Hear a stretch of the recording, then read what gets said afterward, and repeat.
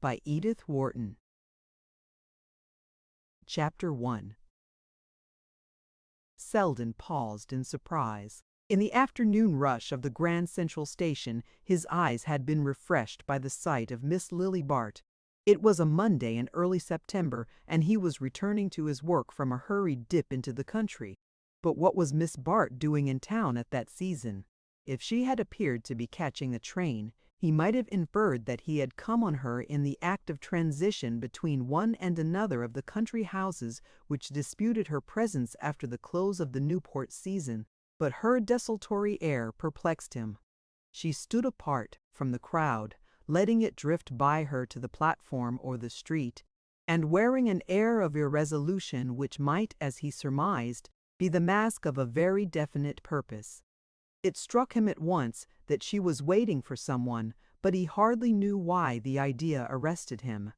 There was nothing new about Lily Bart, yet he could never see her without a faint movement of interest. It was characteristic of her that she always roused speculation, that her simplest acts seemed the result of far-reaching intentions.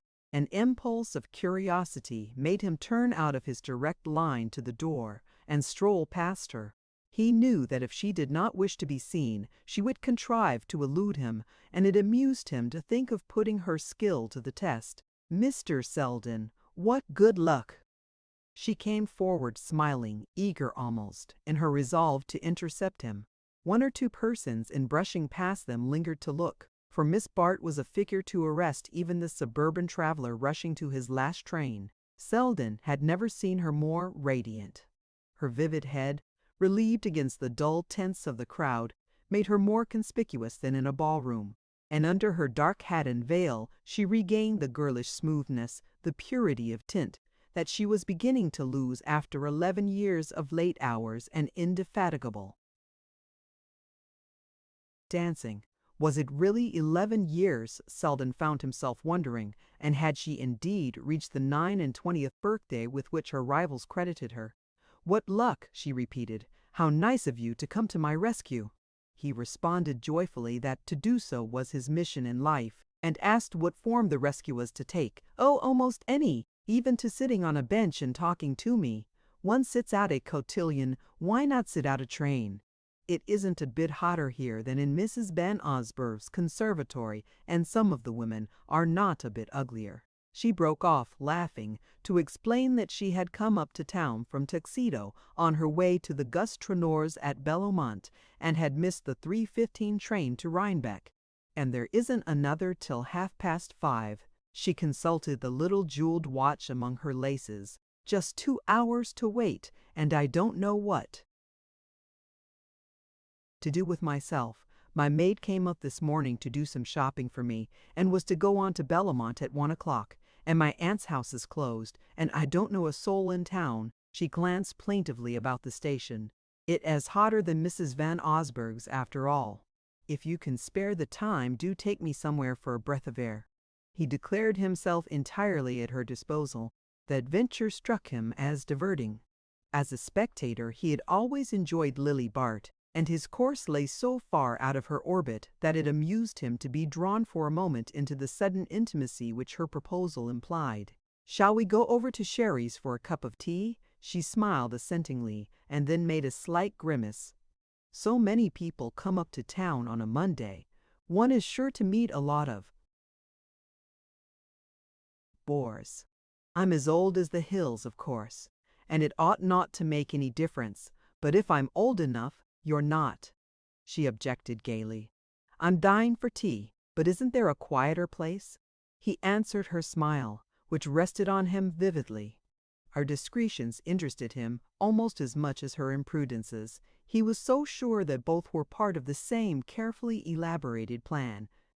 In judging Miss Bart, he had always made use of the argument from design. "The resources of New York are rather meager," he said, "but I'll find a hansom first, and then we'll invent something." He led her through the throng of returning holiday-makers, past sallow-faced girls in preposterous hats, and flat-chested women struggling with paper bundles and palm-leaf fans. Was it possible that she belonged to the same race? The dinginess, the crudity of this average section of womanhood made him feel how highly specialized she was. A rapid shower had cooled the air, and clouds still hung refreshingly over the moist street. "How delicious! Let us walk a little," she said as they emerged from the station. They turned into Madison Avenue and began to stroll northward. As she moved beside him with her long, light step, Selden was conscious of taking a luxurious pleasure in her nearness, in the modeling of her little ear, the crisp upward wave of her hair, was it ever so slightly brightened by art, and the thick planting of her straight black lashes. Everything about her was at once vigorous and exquisite, at once strong and fine. He had a confused sense that she must have cost a great deal to make, that a great many dull and ugly people must, in some mysterious way, have been sacrificed to produce her. He was aware that the qualities distinguishing her from the herd of her sex were chiefly external, as though a fine glaze of beauty and fastidiousness had been applied to vulgar clay. Yet the analogy left him unsatisfied, for a coarse texture will not take a high finish, and was it not possible that the material was fine, but that circumstance had fashioned it into a futile shape? As he reached this point in his speculations, the sun came out, and her lifted parasol cut off his enjoyment. A moment or two later, she paused with a sigh. "Oh dear, I'm so hot and thirsty, and what a hideous place New York is." She looked despairingly up and down the dreary thoroughfare. Other cities put on their best clothes in summer, but New York seemed to sit in its shirt sleeves. Her eyes wandered down one of the side streets. "Someone has had the humanity to plant a few trees over there. Let us go into the shade." "I am glad my street meets with your approval," said Selden as they turned the corner. "Your street? Do you live here?" She glanced with interest along the new brick and limestone house fronts, fantastically varied in obedience to the American craving for novelty, but fresh and inviting with their awnings and flower boxes. "Ah, yes, to be sure, the Benedict. What a nice-looking building. I don't think I've ever seen it before." She looked across at the flat house with its marble porch and pseudo-Georgian facade. "Which are your windows?" "Those with the awnings down." "On the top floor, yes." "And that nice little balcony is yours?" "How cool it looks up there." He paused a moment. "Come up and see," he suggested. "I can give you a cup of tea in no time, and you won't meet any bores." Her color deepened. She still had the art of blushing at the right time, but she took the suggestion as lightly as it was made. "Why not? It's too tempting. I'll take the risk," she declared. "Oh, I'm not dangerous," he said in the same key. In truth, he had never liked her as well as at that moment. He knew she had accepted without afterthought. He could never be a factor in her calculations, and there was a surprise, a refreshment almost, in the spontaneity of her consent.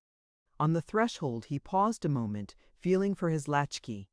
"There's no one here, but I have a servant who was supposed to come in the mornings, and it's just possible he may have put out the tea things and provided some cake."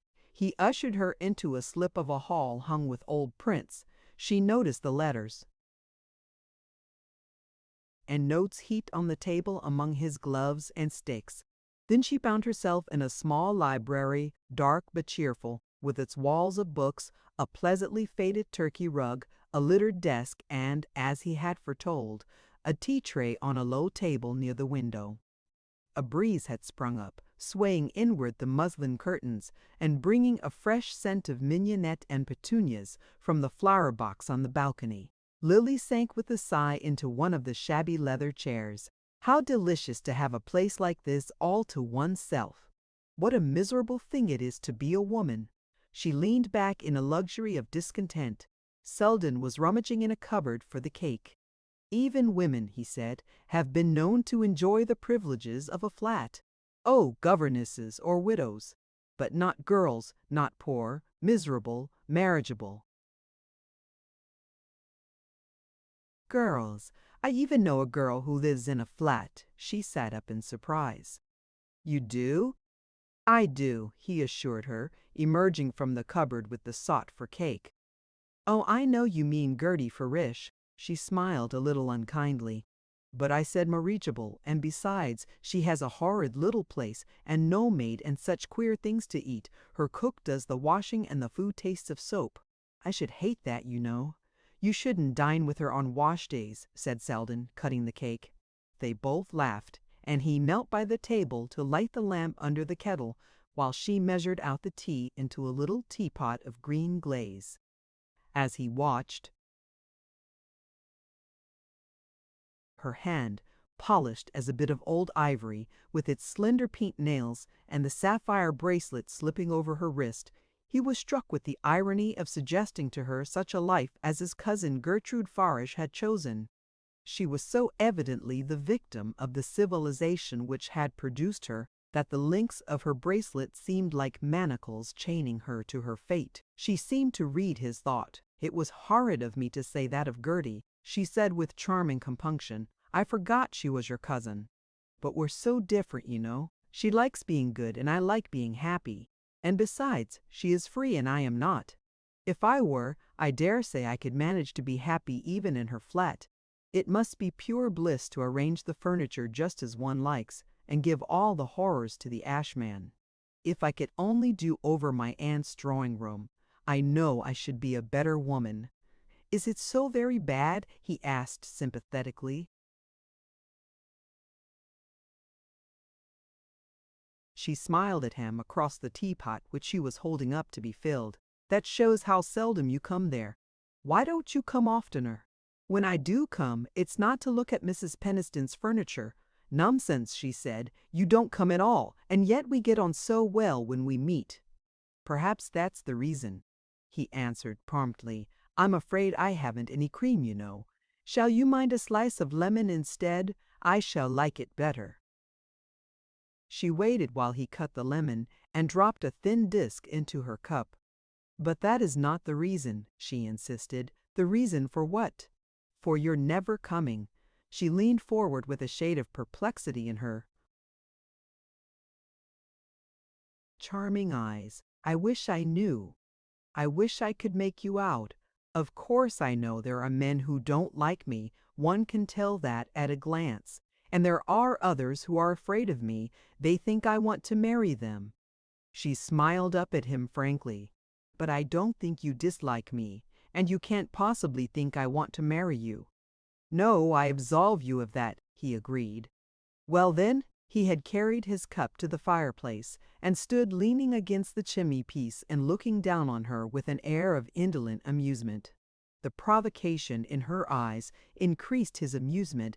He had not supposed she would waste her powder on such small game, but perhaps she was only keeping her hand in, or perhaps a girl of her type had no conversation but of the personal kind. At any rate, she was amazingly pretty, and he had asked her to tea and must live up to his obligations. "Well then," he said with a plunge, "perhaps that's the reason." "What?" "The fact that you don't want to marry me? Perhaps I don't regard it as such a strong inducement to go and see you." He felt a slight shiver down his spine as he ventured this, but her laugh reassured him. "Dear Mr. Selden, that wasn't worthy of you. It's stupid of you to make love to me, and it isn't like you to be stupid."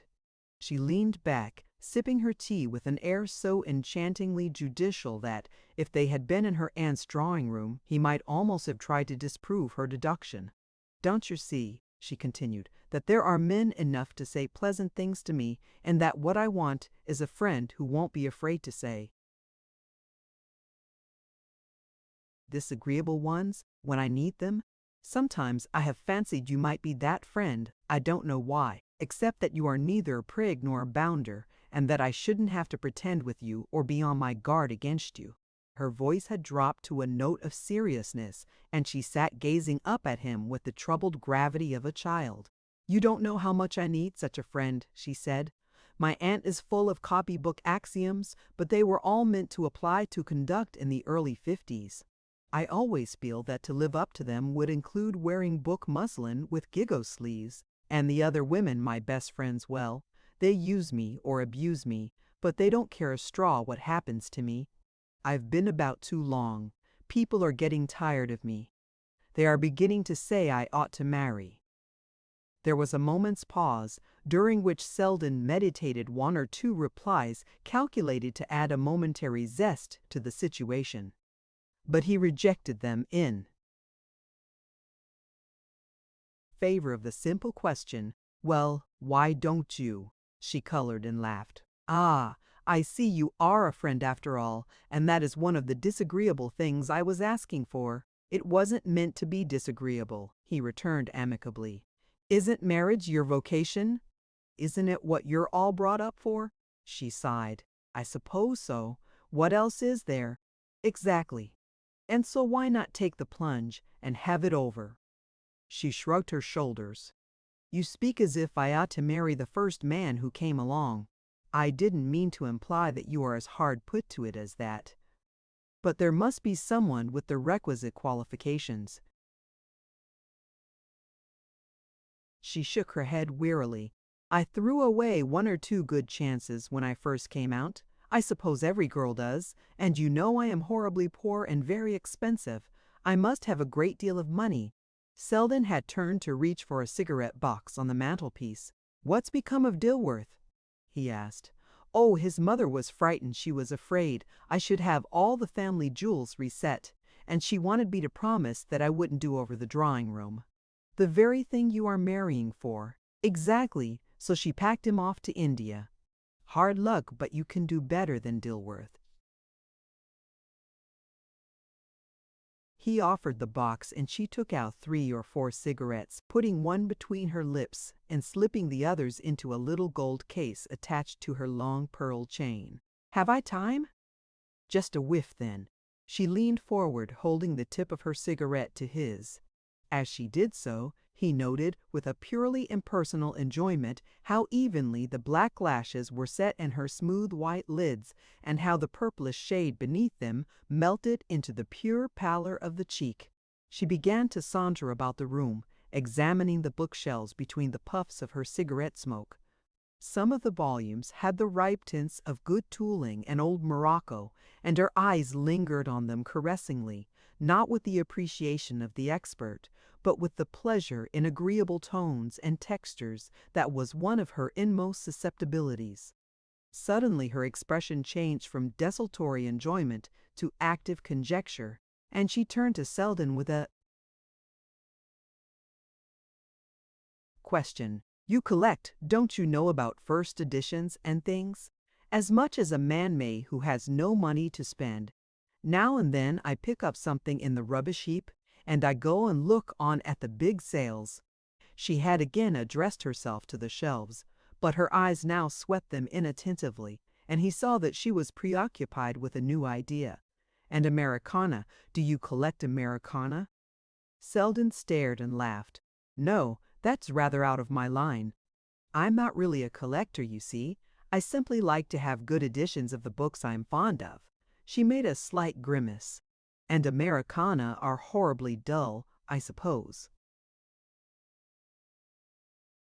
"I should fancy so, except to the historian.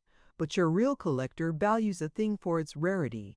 I don't suppose the buyers of Americana sit up reading them all night. Old Jefferson Gryce certainly didn't." She was listening with keen attention. "And yet they fetch fabulous prices, don't they? It seems so odd to want to pay a lot for an ugly, badly printed book that one is never going to read.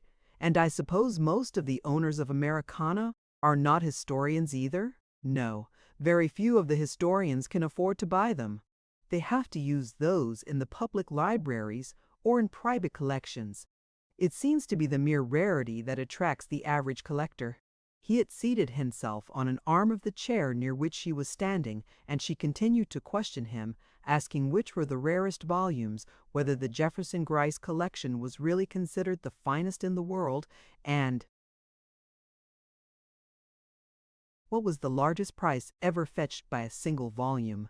It was so pleasant to sit there looking up at her as she lifted now one book and then another from the shelves, fluttering the pages between her fingers, while her drooping profile was outlined against the warm background of old bindings. that he talked on without pausing to wonder at her sudden interest in so unsuggestive a subject. But he could never be long with her without trying to find a reason for what she was doing, and as she replaced his first edition of La Bruyère and turned away from the bookcases, he began to ask himself what she had been driving at. Her next question was not of a nature to enlighten him. She paused before him with a smile which seemed at once designed to admit him to her familiarity and to remind him of the restrictions it imposed.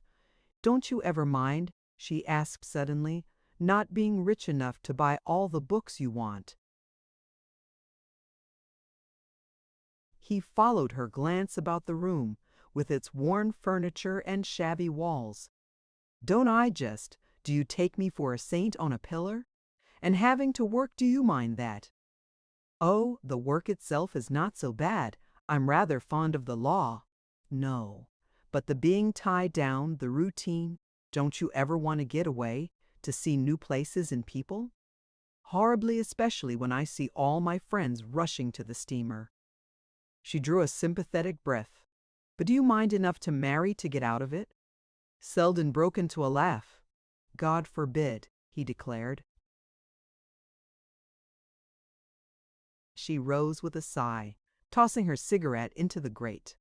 "Ah, there's the difference. A girl must, a man may, if he chooses." She surveyed him critically. "Your coat's a little shabby, but who cares? It doesn't keep people from asking you to dine. If I were shabby, no one would have me. A woman is asked out as much for her clothes as for herself. The clothes are the background, the frame, if you like. They don't make success, but they are a part of it. Who wants a dingy woman? We are expected to be pretty and well dressed till we drop, and if we can't keep it up alone, we have to go into partnership." Selden glanced at her with amusement. It was impossible, even with her lovely eyes imploring him, to take a sentimental view of her case. "Ah, well, there must be plenty of capital on the lookout for such an investment. Perhaps you'll meet your fate tonight at the Trenners'." She returned his look interrogatively. "I thought you might be going there." "Oh, not in that capacity. But there are to be a lot of your set, Gwen Van Osburgh, the Wetheralls, Lady Cressida Wraith, and the George Dorsets." She paused a moment before the last name and shot a query through her lashes, but he remained imperturbable. "Mrs. Trenner asked me, but I can't get away till the end of the week, and those big parties bore me." "Ah, so they do me!" she exclaimed. "Then why go?" "It's part of the business, you forget. And besides, if I didn't, I should be playing Beswick with my aunt at Ridgefield Springs." "That's almost as bad as marrying Dilworth," he agreed, and they both laughed for pure pleasure in their sudden intimacy. She glanced at the clock. "Dear me, I must be off. It's after 5. She paused before the mantelpiece, studying herself in the mirror while she adjusted her veil. The attitude revealed the long slope of her slender sides, which gave a kind of wild wood grace to her outline, as though she were a captured dryad subdued to the conventions of the drawing-room. And Selden reflected that it was the same streak of sylvan freedom in her nature that lent such savor to her artificiality. He followed her across the room to the entrance hall, but on the threshold she held out her hand with a gesture of leave-taking. "It's been delightful, and now you will have to return my visit. But don't you want me to see you to the station?" "No. Good-bye here, please." She let her hand lie in his a moment, smiling up at him adorably. "Good-bye, then, and good luck at Bellomont," he said, opening the door for her. On the landing she paused to look about her. There were 1,000 chances to one against her meeting anybody, but one could never tell, and she always paid for her rare indiscretions by a violent reaction of prudence. There was no one in sight, however, but a charwoman who was scrubbing the stairs. Her own stout person and its surrounding implements took up so much room that Lily, to pass her, had to gather up her skirts and brush against the wall. As she did so, the woman paused in her work and looked up curiously, resting her clenched red fists on the wet cloth she had just drawn from her pail. She had a broad, sallow face, slightly pitted with small pox, and thin, straw-colored hair through which her scalp shone unpleasantly. "I beg your pardon," said Lily, intending by her politeness to convey a criticism of the other's manner. The woman, without answering, pushed her pail aside and continued to stare as Miss Bart swept by with a murmur of silken linings. Lily felt herself flushing under the look. What did the creature suppose? Could one never do the simplest, the most harmless thing without subjecting oneself to some odious conjecture? Halfway down the next flight, she smiled to think that a charwoman's stare should so perturb her. The poor thing was probably dazzled by such an unwanted apparition. But were such apparitions unwanted on Selden's stairs? Miss Bart was not familiar with the moral code of bachelors' flat houses, and her color rose again as it occurred to her that the woman's persistent gaze implied a groping among past associations. But she put aside the thought with a smile at her own fears and hastened downward, wondering if she should find a cab short of Fifth Avenue. Under the Georgian porch she paused again, scanning the street for a hansom. None was in sight, but as she reached the sidewalk she ran against a small, glossy-looking man with a gardenia in his coat, who raised his hat with a surprised exclamation. "Miss Bart? Well, of all people!"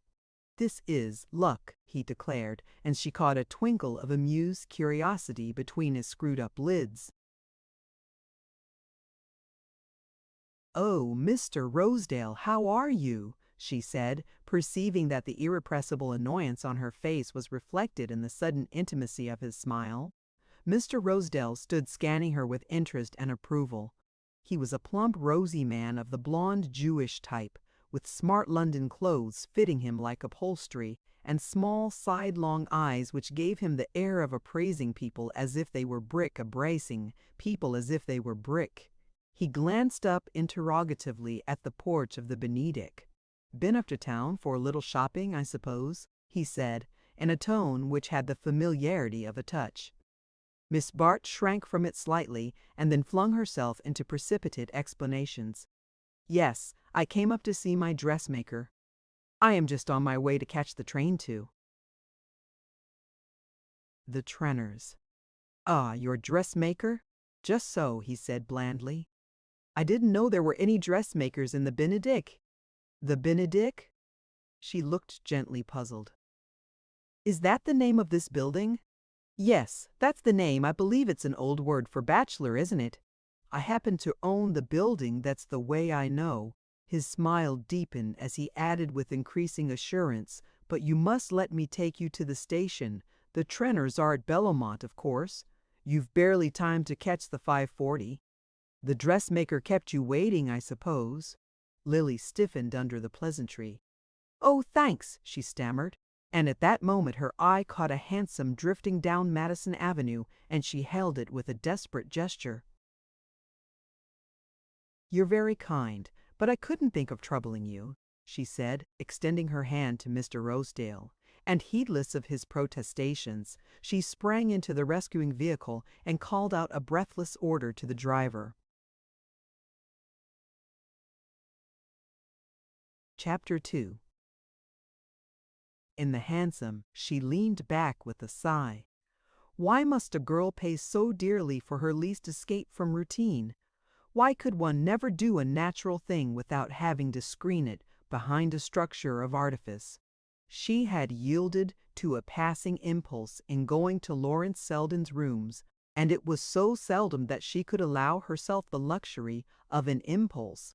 This one, at any rate, was going to cost her rather more than she could afford. She was vexed to see that in spite of so many years of vigilance, she had blundered twice within 5 minutes. That stupid story about her dressmaker was bad enough. It would have been so simple to tell Rosedale that she had been taking tea with Selden. The mere statement of the fact would have rendered it innocuous. But after having let herself be surprised in a falsehood, it was doubly stupid to snub the witness of her discomfiture. If she had had the presence of mind to let Rosedale drive her to the station, the concession might have purchased his silence. He had his race's accuracy in the appraisal of values, and to be seen walking down the platform at the crowded afternoon hour in the company of Miss Lily Bart would have been money in his pocket, as he might himself have phrased it. He knew, of course, that there would be a large house party at Bellamont, and the possibility of being taken for one of Mrs. Trenner's guests was doubtless included in his calculations. Mr. Rosedale was still at a stage in his social ascent when it was of importance to produce such impressions. The provoking part was that Lily knew all this, knew how easy it would have been to silence him on the spot, and how difficult it might be to do so afterward. Mr. Simon Rosedale was a man who made it his business to know everything about everyone, whose idea of showing himself to be at home in society was to display an inconvenient familiarity with the habits of those with whom he wished to be thought intimate. Lily was sure that within 24 hours the story of her visiting her dressmaker at the Benedict would be in active circulation among Mr. Rosedale's acquaintances. The worst of it was that she had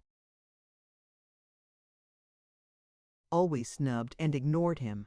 On his first appearance, when her improvident cousin, Jack Stepney, had obtained for him in return for favors too easily guessed a card to one of the vast impersonal Van Osburgh Groschenrosetale, with that mixture of artistic sensibility and business astuteness which characterizes his race, had instantly gravitated toward Miss Bart.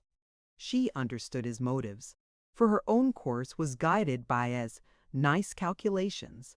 Training and experience had taught her to be hospitable to newcomers, since the most unpromising might be useful later on, and there were plenty of available OU blighties to swallow them if they were not. But some intuitive repugnance, getting the better of years of social discipline, had made her push Mr. Rosedale into his ogé bullet without a trial. He had left behind only the ripple of amusement which his speedy dispatch had caused among her friends, and though later, to shift the metaphor, he reappeared lower down the stream, it was only in fleeting glimpses, with long submergences between. Hitherto, Lily had been undisturbed by scruples. In her little set Mr. Rosedale had been pronounced impossible, and Jack Stepney roundly snubbed for his attempt to pay his debts in dinner invitations. Even Mrs. Trenor, whose taste for variety had led her into some hazardous experiments, resisted Jack's attempts to disguise Mr. Rosedale as a novelty, and declared that he was the same little Jew who had been served up and rejected at the social board a dozen times within her memory, and while Judy Trenor was obdurate, there was small chance of Mr. Rosedale's penetrating beyond the outer limbo of the Van Osburgh crushes. Jack gave up the contest with a laughing "You'll see," and, sticking manfully to his guns, showed himself with Rosedale at the fashionable restaurants, in company with the personally vivid, if socially obscure ladies who are available for such purposes. But the attempt had hitherto been vain, and as Rosedale undoubtedly paid for the dinners, the laugh remained with his debtor. Mr. Rosedale, it will be seen, was thus far not a factor to be feared unless one put oneself in his power, and this was precisely what Miss Bart had done. Her clumsy fib had let him see that she had something to conceal, and she was sure he had a score to settle with her. Something in his smile told her he had not forgotten. She turned from the thought with a little shiver, but it hung on her all the way to the station and dogged her down the platform with the persistency of Mr. Rosedale himself. She had just time to take her seat before the train started, but having arranged herself in her corner with the instinctive feeling for effect which never forsook her, she glanced about in the hope of seeing some other member of the Trenners' party. She wanted to get away from herself, and conversation was the only means of escape that she knew. Her search was rewarded by the discovery of a very blond young man, with a soft reddish beard, who, at the other end of the carriage, appeared to be dissembling himself behind an unfolded newspaper. Lily's eye brightened, and a faint smile relaxed the drawn lines of her mouth. She had known that Mr. Percy Gryce was to be at Bellamont, but she had not counted on the luck of having him to herself in the train, and the fact banished all perturbing thoughts of Mr. Rosedale.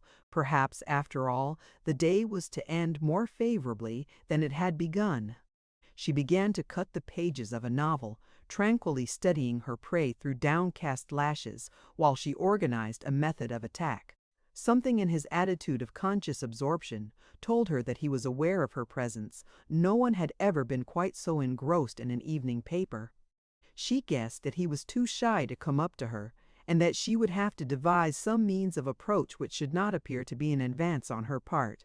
It amused her to think that anyone as rich as Mr. Percy Gryce should be shy, but she was gifted with treasures of indulgence for such idiosyncrasies, and besides, his timidity might serve her purpose better than too much assurance. She had the art of giving self-confidence to the embarrassed, but she was not equally sure of being able to embarrass the self-confident. She waited till the train had emerged from the tunnel and was racing between the ragged edges of the northern suburbs. Then, as it lowered its speed near Yonkers, she rose from her seat and drifted slowly down the carriage. As she passed Mr. Gryce, the train gave a lurch, and he was aware of a slender hand gripping the back of his chair. He rose with a start, his ingenuous face looking as though it had been dipped in crimson. Even the reddish tint in his beard seemed to deepen. The train swayed again, almost flinging Miss Bart into his arms. She steadied herself with a laugh and drew back, but he was enveloped in the scent of her dress, and his shoulder had felt her fugitive touch. "Oh, Mr. Gryce, is it you? I'm so sorry. I was trying to find the porter and get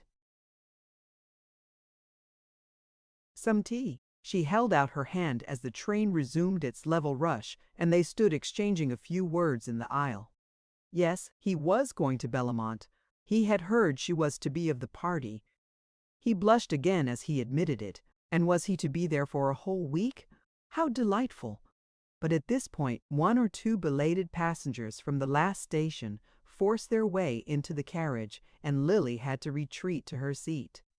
"The chair next to mine is empty. Do take it," she said over her shoulder, and Mr. Gryce, with considerable embarrassment, succeeded in effecting an exchange which enabled him to transport himself and his bags to her side. "Ah, and here is the porter, and perhaps we can have some tea." She signaled to that official, and in a moment, with the ease that seemed to attend the fulfillment of all her wishes, a little table had been set up between the seats, and she had helped Mr. Gryce to bestow his encumbering properties beneath it. When the tea came, he watched her in silent fascination while her hands flitted above the tray, looking miraculously fine and slender in contrast to the coarse china and lumpy bread. It seemed wonderful to him that anyone should perform with such careless ease the difficult task of making tea in public in a lurching train. He would never have dared to order it for himself, lest he should attract the notice of his fellow passengers, but, secure in the shelter of her conspicuousness, he sipped the inky draught with a delicious sense of exhilaration. Lily, with the flavor of Selden's caravan tea on her lips, had no great fancy to drown it in the railway brew which seemed such nectar to her companion, but, rightly judging that one of the charms of tea is the fact of drinking it together, she proceeded to give the last touch to Mr. Gryce's enjoyment by smiling at him across her lifted cup. "Is it quite right I haven't made it too strong?" she asked solicitously, and he replied with conviction that he had never tasted better tea. "I dare say it is true," she reflected, and her imagination was fired by the thought that Mr. Gryce, who might have sounded the depths of the most complex self-indulgence, was perhaps actually taking his first journey alone with a pretty woman. It struck her as providential that she should be the instrument of his initiation. Some girls would not have known how to manage him. They would have overemphasized the novelty of the adventure, trying to make him feel in it the zest of an escapade. But Lily's methods were more delicate. She remembered that her cousin Jack Stepney had once defined Mr. Gryce as the young man who had promised his mother never to go out in the rain without his overshoes. And acting on this hint, she resolved to impart a gently domestic air to the scene, in the hope that her companion, instead of feeling that he was doing something reckless or unusual, would merely be led to dwell on the advantage of always having a companion to make one's tea in the train. But in spite of her efforts, conversation flagged after the tray had been removed, and she was driven to take a fresh measurement of Mr. Gryce's limitations. It was not, after all, opportunity, but imagination that he lacked. He had a mental palate which would never learn to distinguish between railway tea and nectar. There was, however, one topic she could rely on, one spring that she had only to touch to set his simple machinery in motion. She had refrained from touching it because it was a last resource, and she had relied on other arts to stimulate other sensations. But as a settled look of dullness began to creep over his candid features, she saw that extreme measures were necessary. "And how," she said, leaning forward, "are you getting on with your Americana?" His eye became a degree less opaque. It was as though an incipient film had been removed from it, and she felt the pride of a skillful operator. "I've got a few new things," he said, suffused with pleasure, but lowering his voice as though he feared his fellow passengers might be in league to despoil him. She returned a sympathetic inquiry, and gradually he was drawn on to talk of his latest purchases. It was the one subject which enabled him to forget himself, or allowed him, rather, to remember himself without constraint, because he was at home in it, and could assert a superiority that there were few to dispute. Hardly any of his acquaintances cared for Americana or knew anything about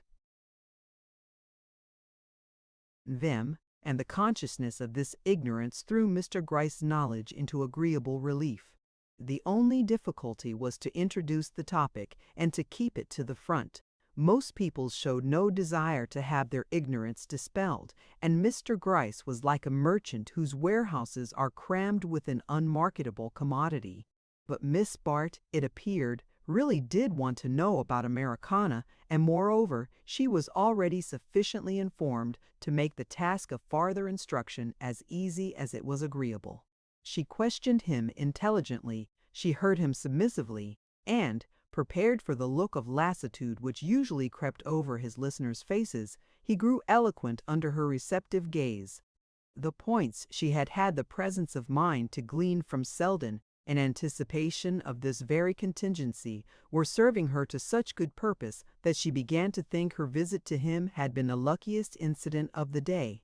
She had once more shown her talent for profiting by the unexpected, and dangerous theories as to the advisability of yielding to impulse were germinating under the surface of smiling attention which she continued to present to her companion. Mr. Gryce's sensations, if less definite, were equally agreeable. He felt the confused titillation with which the lower organisms welcomed the gratification of their needs, and all his senses floundered in a vague well-being, through which Miss Bart's personality was dimly but pleasantly perceptible. Mr. Gryce's interest in Americana had not originated with himself. It was impossible to think of him as evolving any taste of his own.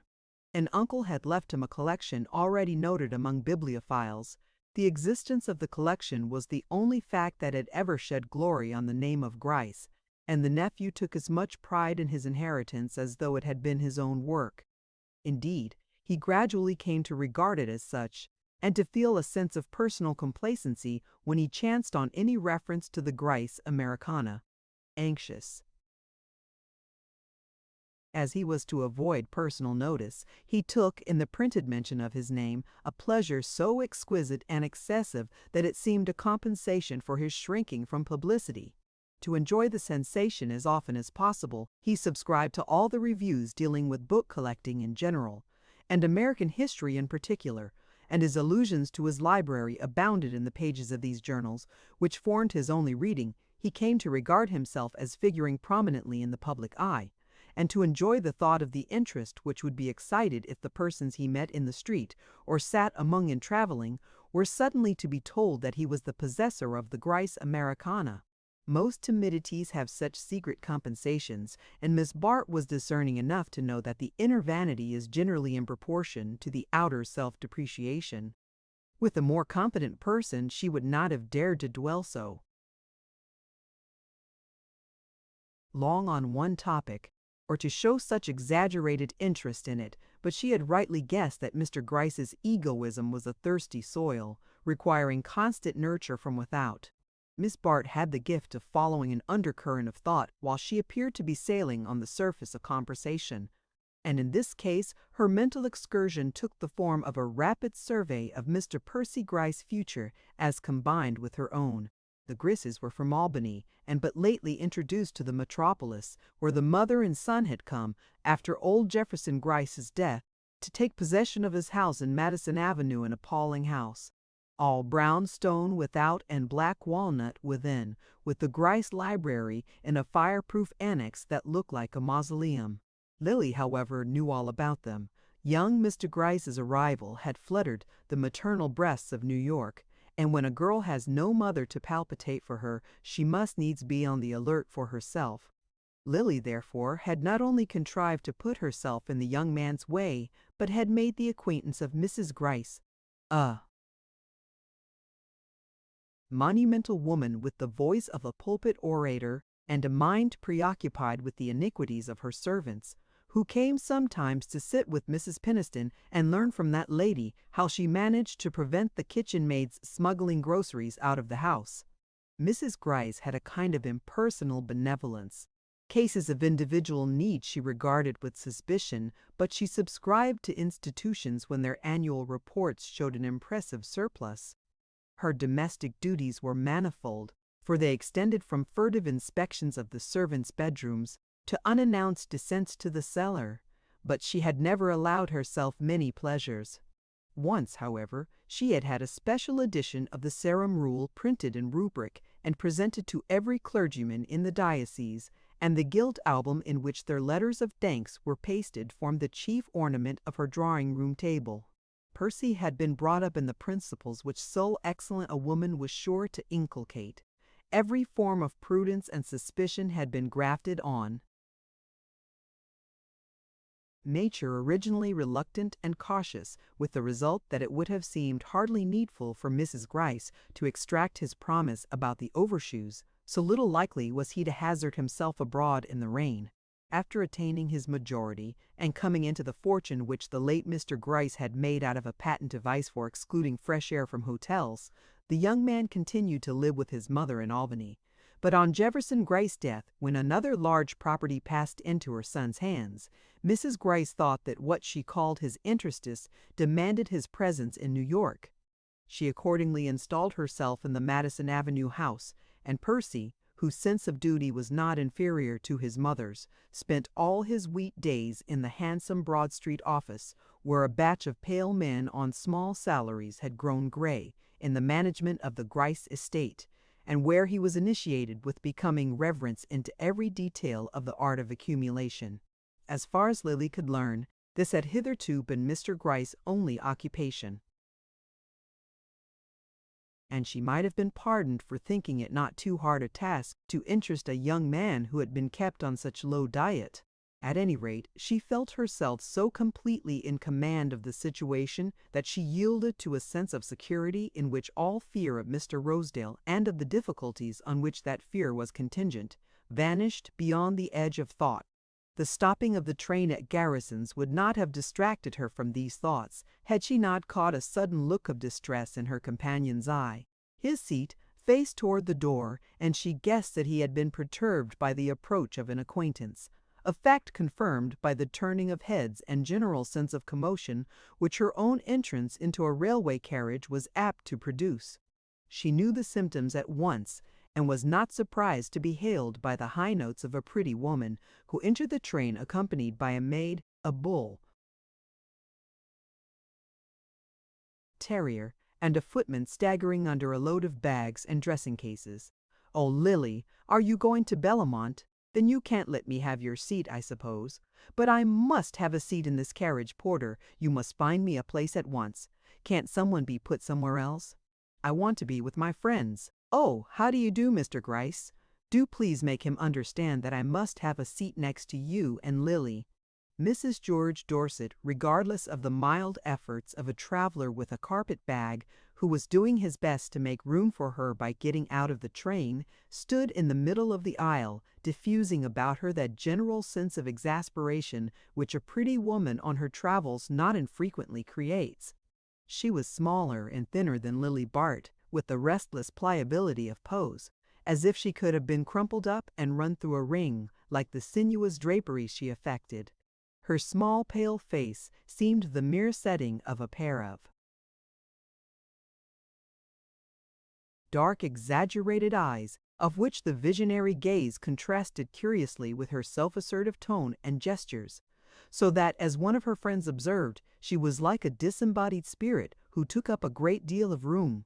Having finally discovered that the seat adjoining Miss Bart's was at her disposal, she possessed herself of it with a farther displacement of her surroundings, explaining meanwhile that she had come across from Mount Kisco in her motor car that morning and had been kicking her heels for an hour at Garrison's without even the alleviation of a cigarette, her brute of a husband having neglected to replenish her case before they parted that morning.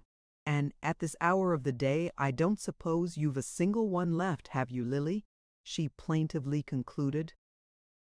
Miss Bart caught the startled glance of Mr. Percy Gryce, whose own lips were never defiled by tobacco. "What an absurd question, Bertha!" she exclaimed, blushing at the thought of the store she had laid in at Lawrence Selden's. "Why don't you smoke? Since when have you given it up?" "What, you never? And you don't either, Mr. Gryce? Ah, of course, how stupid of me, I understand." And Mrs. Dorset leaned back against her traveling cushions with a smile which made Lily wish there had been no vacant seat beside her own. Chapter 3. Bridge at Bellamont usually lasted till the small hours, and when Lily went to bed that night she had played too long for her own good. Feeling no desire for the self-communion which awaited her in her room, she lingered on the broad stairway, looking down into the hall below, where the last card players were grouped about the tray of tall glasses and silver-collared decanters, which the butler had just placed on a low table near the fire. The hall was arcaded, with a gallery supported on columns of pale yellow marble. Tall clumps of flowering plants were grouped against a background of dark foliage in the angles of the walls. On the crimson carpet, a deer-hound and 2 or 3 spaniels dozed luxuriously before the fire, and the light from the great central lantern overhead shed a brightness on the women's hair and struck sparks from their jewels as they moved. There were moments when such scenes delighted Lily, when they gratified her sense of beauty and her craving for the external finish of life. There were others when they gave a sharper edge to the meagerness of her own opportunities. This was one of the moments when the sense of contrast was uppermost, and she turned away impatiently as Mrs. George Dorset, glittering in serpentine spangles, drew Percy Gryce in her wake to a confidential nook beneath the gallery. It was not that Miss Bart was afraid of losing her newly acquired hold over Mr. Gryce. Mrs. Dorset might startle or dazzle him, but she had neither the skill nor the patience to effect his capture. She was too self-engrossed to penetrate the recesses of his shyness, and besides, why should she care to give herself the trouble? At most, it might amuse her to make sport of his simplicity, for an evening after that he would be merely a burden to her, and knowing this, she was far too experienced to encourage him. But the mere thought of that other woman, who could take a man up and toss him aside as she willed, without having to regard him as a possible factor in her plans, filled Lily Bart with envy. She had been bored all the afternoon by Percy Gryce. The mere thought seemed to waken an echo of his droning voice, but she could not ignore him on the morrow. She must follow up her success, must submit to more boredom, must be ready with fresh compliances and adaptabilities, and all on the bare chance that he might ultimately decide to do her the honor of boring her for life. It was a hateful fate, but how escape from it? What choice had she? To be herself or a Gertie Farish? As she entered her bedroom with its softly shaded lights, her lace dressing gown lying across the silken bedspread, her little embroidered slippers before the fire, a vase of carnations filling the air with perfume, and the last novels and magazines lying uncut on a table beside the reading lamp, she had a vision of Miss Farsh's cramped flat with its cheap conveniences and hideous wallpapers. No, she was not made for mean and shabby surroundings, for the squalid compromises of poverty. Her whole being dilated in an atmosphere of luxury. It was the background she required, the only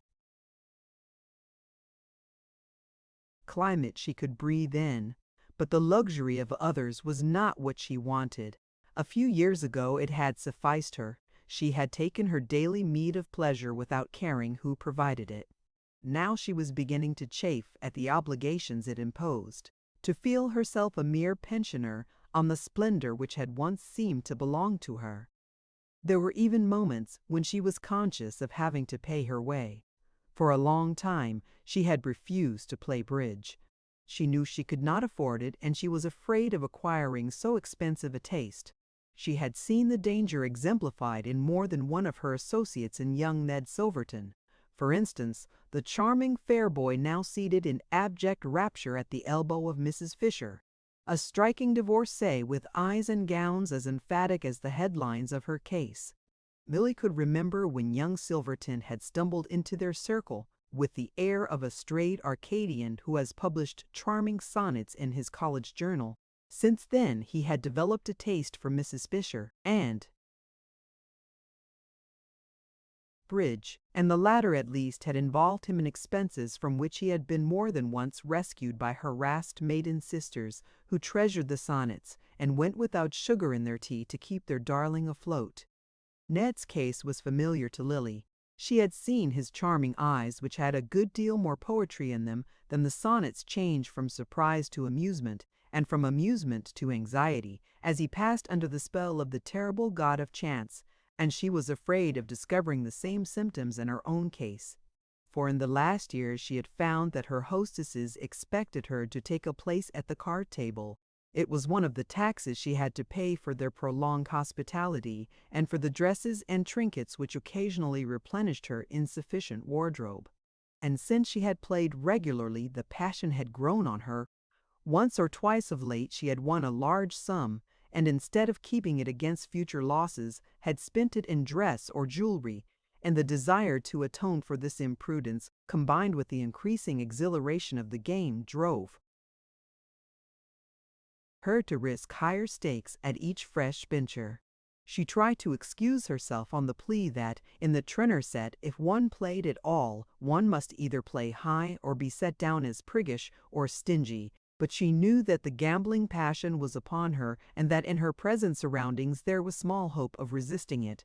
Tonight the luck had been persistently bad, and the little gold purse which hung among her trinkets was almost empty when she returned to her room. She unlocked the wardrobe and, taking out her jewel case, looked under the tray for the roll of bills from which she had replenished the purse before going down to dinner. Only $20 were left. The discovery was so startling that for a moment she fancied she must have been robbed. Then she took paper and pencil, and seating herself at the writing table, tried to reckon up what she had spent during the day. Her head was throbbing with fatigue, and she had to go over the figures again and again. But at last it became clear to her that she had lost $300 at cards. She took out her checkbook to see if her balance was larger than she remembered, but found she had erred in the other direction. Then she returned to her calculations. But figure as she would, she could not conjure back the vanished $300. It was the sum she had set aside to pacify her dressmaker, unless she should decide to use it as a sop to the jewelry. At any rate, she had so many uses for it that its very insufficiency had caused her to play high in the hope of doubling it.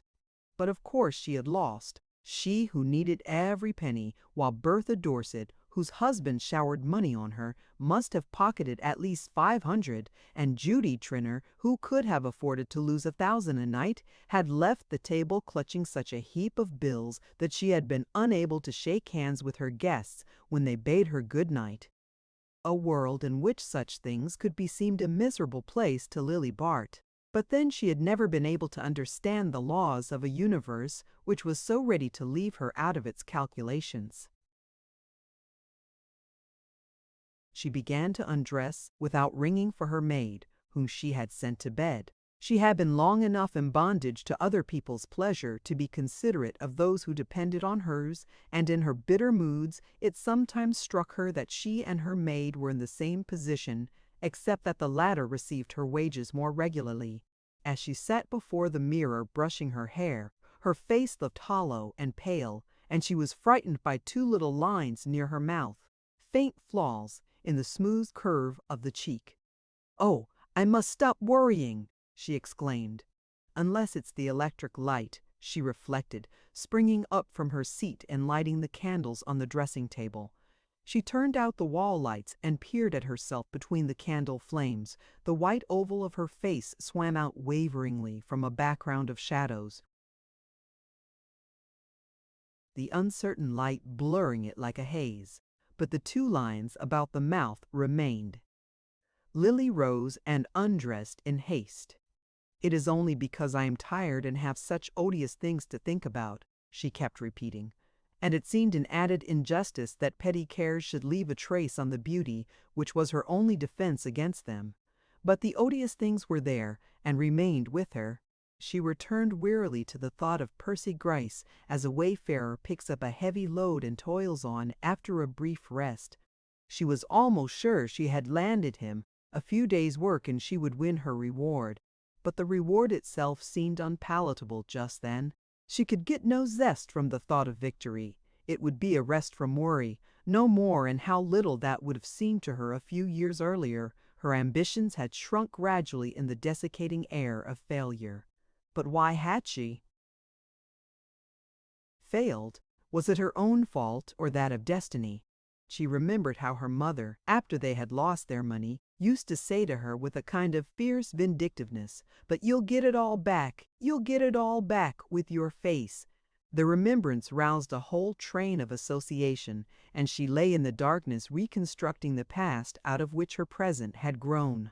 A house in which no one ever dined at home unless there was company. A doorbell perpetually ringing. A hall table showered with square envelopes which were opened in haste, and oblong envelopes which were allowed to gather dust in the depths of a bronze jar. A series of French and English maids giving warning amid a chaos of hurriedly ransacked wardrobes and dress closets. An equally changing dynasty of nurses and footmen. Quarrels in the pantry, the kitchen and the drawing room, precipitate trips to Europe's. Days of interminable unpacking, semi-annual discussions as to where the summer should be spent, gray interludes of economy, and brilliant reactions of expense. Such was the setting of Lily Bart's first memories. Ruling the turbulent element called home was the vigorous and determined figure of a mother still young enough to dance her ball dresses to rags, while the hazy outline of a neutral-tinted father filled an intermediate space between the butler and the man who came to wind the clocks. Even to the eyes of infancy, Mrs. Hudson Bart had appeared young, but Lily could not recall the time when her father had not been bald, and slightly stooping, with streaks of gray in his hair, and a tired walk. It was a shock to her to learn afterward that he was but 2 years older than her mother. Lily seldom saw her father by daylight. All day he was downtown, and in winter it was long after nightfall when she heard his fag step on the stairs and his hand on the schoolroom door. He would kiss her in silence and ask 1 or 2 questions of the nurse or the governess. Then Mrs. Bart's maid would come to remind him that he was dining out, and he would hurry away with a nod to Lily. In summer, when he joined them for a Sunday at Newport or Southampton, he was even more effaced and silent than in winter. It seemed to tire him to rest, and he would sit for hours staring at the sea line from a quiet corner of the veranda, while the clatter of his wife's existence went on unheeded a few feet off.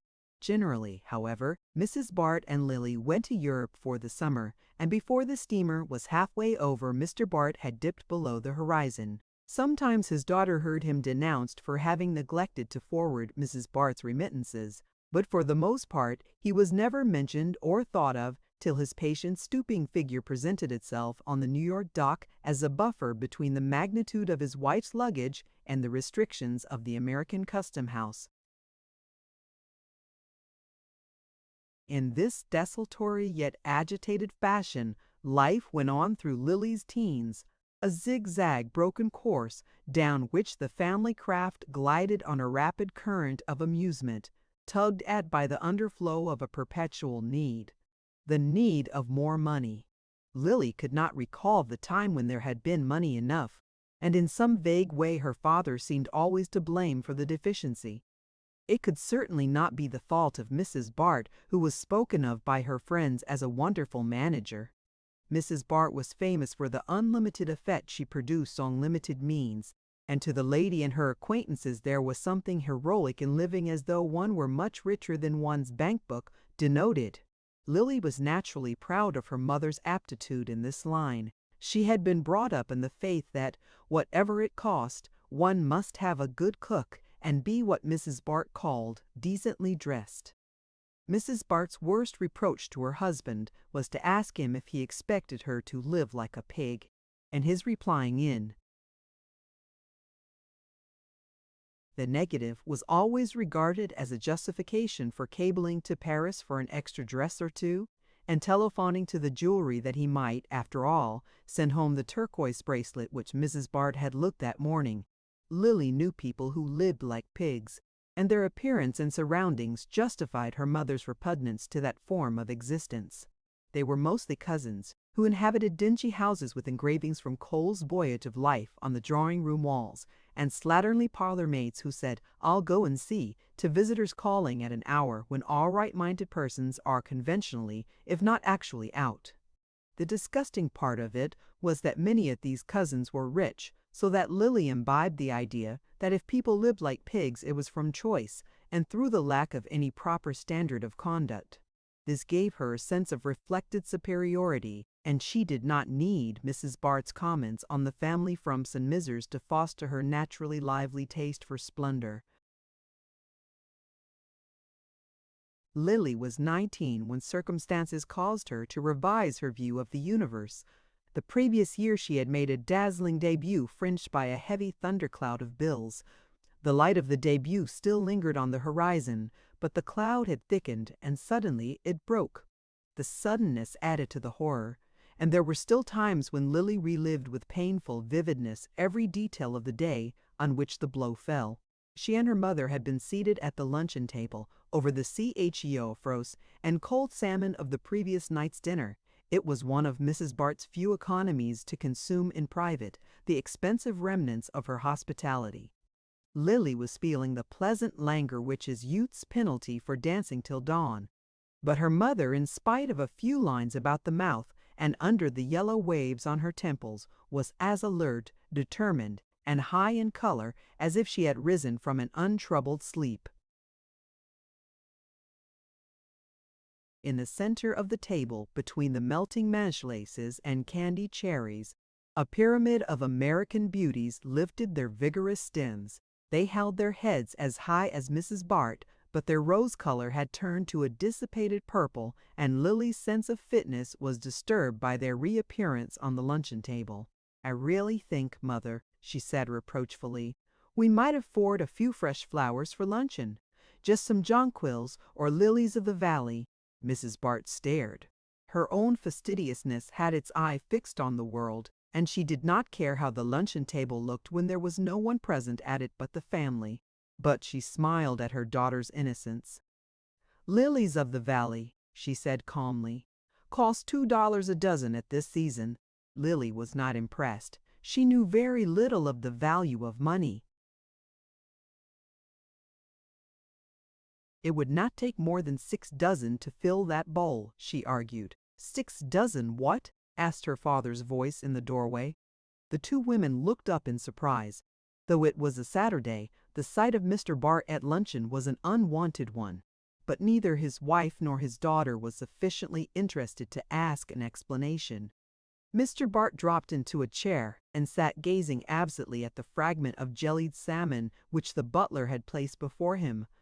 "I was only saying," Lily began, "that I hate to see faded flowers at luncheon, and Mother says a bunch of lilies of the valley would not cost more than $12. Mayn't I tell the florist to send a few every day?"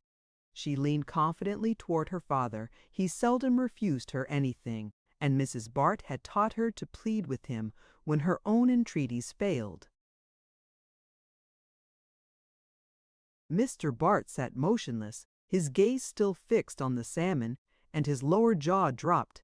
He looked even paler than usual, and his thin hair lay in untidy streaks on his forehead.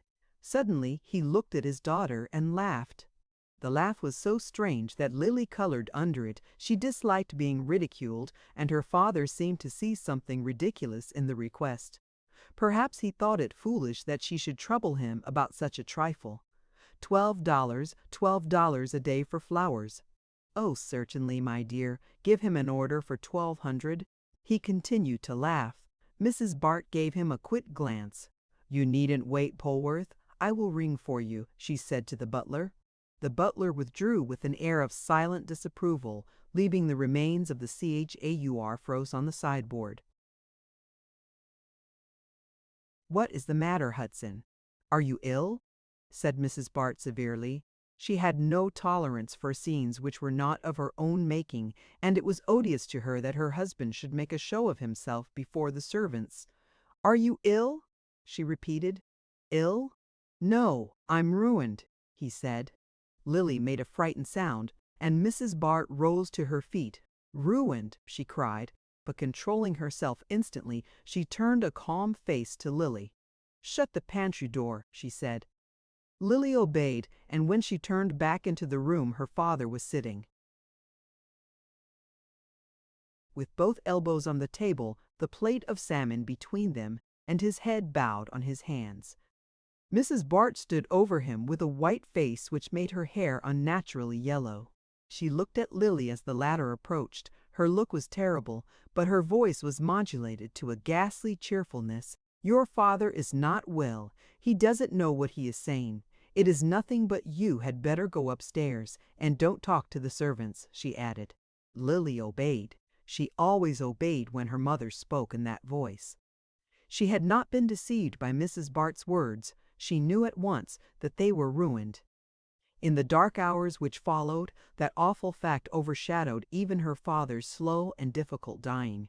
To his wife he no longer counted. He had become extinct when he ceased to fulfill his purpose, and she sat at his side with the provisional air of a traveler who waits for a belated train to start. Lily's feelings were softer. She pitied him in a frightened, ineffectual way, but the fact that he was for the most part unconscious, and that his attention, when she stole into the room, drifted away from her after a moment, made him even more of a stranger than in the nursery days when he had never come home till after dark. She seemed always to have seen him through a blur first of sleepiness, then of distance and indifference, and now the fog had thickened till he was almost indistinguishable. If she could have performed any little services for him, or have exchanged with him a few of those affecting words which an extensive perusal of fiction had led her to connect with such occasions, the filial instinct might have stirred in her, but her pity, finding no active expression, remained in a state of spectatorship, overshadowed by her mother's grim, unflagging resentment. Every look and act of Mrs. Bart seemed to say, "You are sorry for him now, but you will feel differently when you see what he has done to us." It was a relief to Lily when her father died. Then a long winter set in. There was a little money left, but to Mrs. Bart it seemed worse than nothing, the mere mockery of what she was entitled to.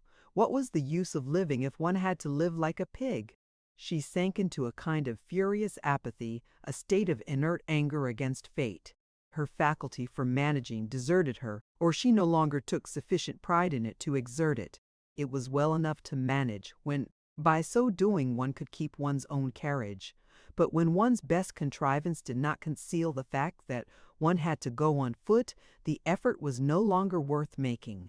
Lily and her mother wandered from place to place, now paying long visits to relations whose housekeeping Mrs. Bart criticized, and who deplored the fact that she let Lily breakfast in bed, when the girl had no prospects before her, and now vegetating in cheap continental refuges where Mrs. Bart held herself fiercely aloof from the frugal tea tables of her companions in misfortune.